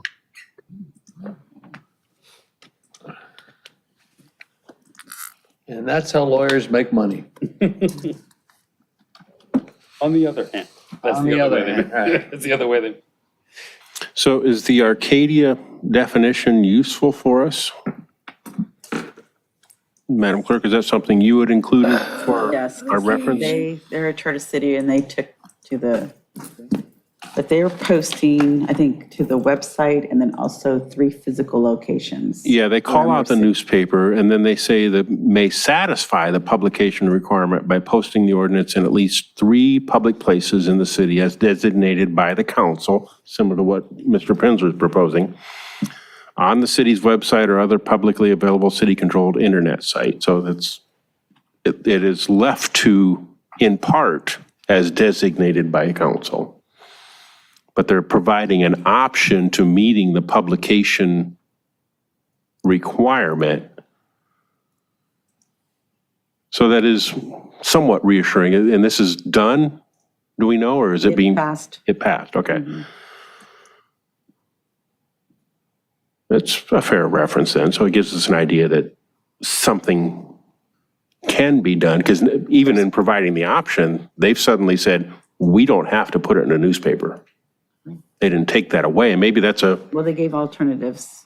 right. And maybe that's a good way to go about it. If we come to a central definition, leave newspaper in there or general circulation or whatever the wording might be, and add to that an option similar to what we've done with the city clerk education or eligibility requirements. So Beat that to death, which one? the city clerk education. I know, but that's why it's a good reference, because we've already beat that one to death, and that's what we came to. We came up with simple language and options. So something to consider is if we are able to put together a centralized definition that could apply in all sections.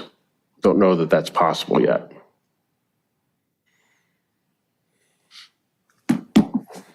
Were there any others that you had provided, Madam If you're Clerk? gonna have to put in a definition, I mean, it's gonna have to be, I would say, more than one or two sentences. So you might as well have at it, Put an option on there that gives us Yeah, right. really what we're looking for, to do it electronically Yeah, or because- simpler. Exactly. Yeah, and not the $10,000 option. Right. No. Okay. They're the only ones that we got so far. We haven't. Any public comment at 11:51 PM? Okay, let's see. None and no Zoom. Let me just double check. And no e-comments Okay. for the record. So, Mr. Spencer, do you think there was some sufficient definition of what you were? I think Mike got it. He's going to talk to the League of Cities and see what's come of it. When did we get back in the good graces or give our money to the? We rejoined. When did this happen? A month ago, I think, a month ago. Three or four meetings ago? Really? I must have been sleeping. I missed that meeting. Oh. Is there a motion to continue this item to the next next scheduled meeting? Yeah. So moved. Second. All in favor? Aye. Do we have the government code that we were referring to before? For this? Yeah. 6004 through, it goes on quite a ways. It goes on to 6,000. 6004? Yeah, start with 6004. Okay, thanks. Actually started 6,000, it sort of gives it, Okay. 6,000 through 6,021, I think. I found states that have made modifications to their noticing requirements, like Washington and Wisconsin, but I can't find anything for California. We're behind the curve on this. Governor Newsom, global warming's more important. I don't know. I don't want to go there. It's interesting that they defined, and the answer may be, it may depend on what you're publishing and whether it's a municipal affair or not. So even Arcadia left in, you had to do the general newspaper if it was a matter of state, not a matter of local control. Good point. Okay. Item has been moved on. Continue to the next meeting. Items for discussion prior to action, we have none. Member items and referrals to staff. We've included those with our individual items. We've taken off future agenda items. If there wasn't any, this is it. What's on here? Yeah, well, we may need to put it back on the futures, for example, if we had to bring school board back. So we've taken that off now. So we'll do that next time if needed. Placed on the agenda, we need it. With that, for adjournment, next regular meeting will be held at 7 PM on November 30th, 2023 at these chambers. Is there a motion to adjourn? Sure. Motion to adjourn. Second. Motion is second. All in favor? Aye. Aye. Meeting is adjourned 11:54 PM. Thank you, everyone. That horse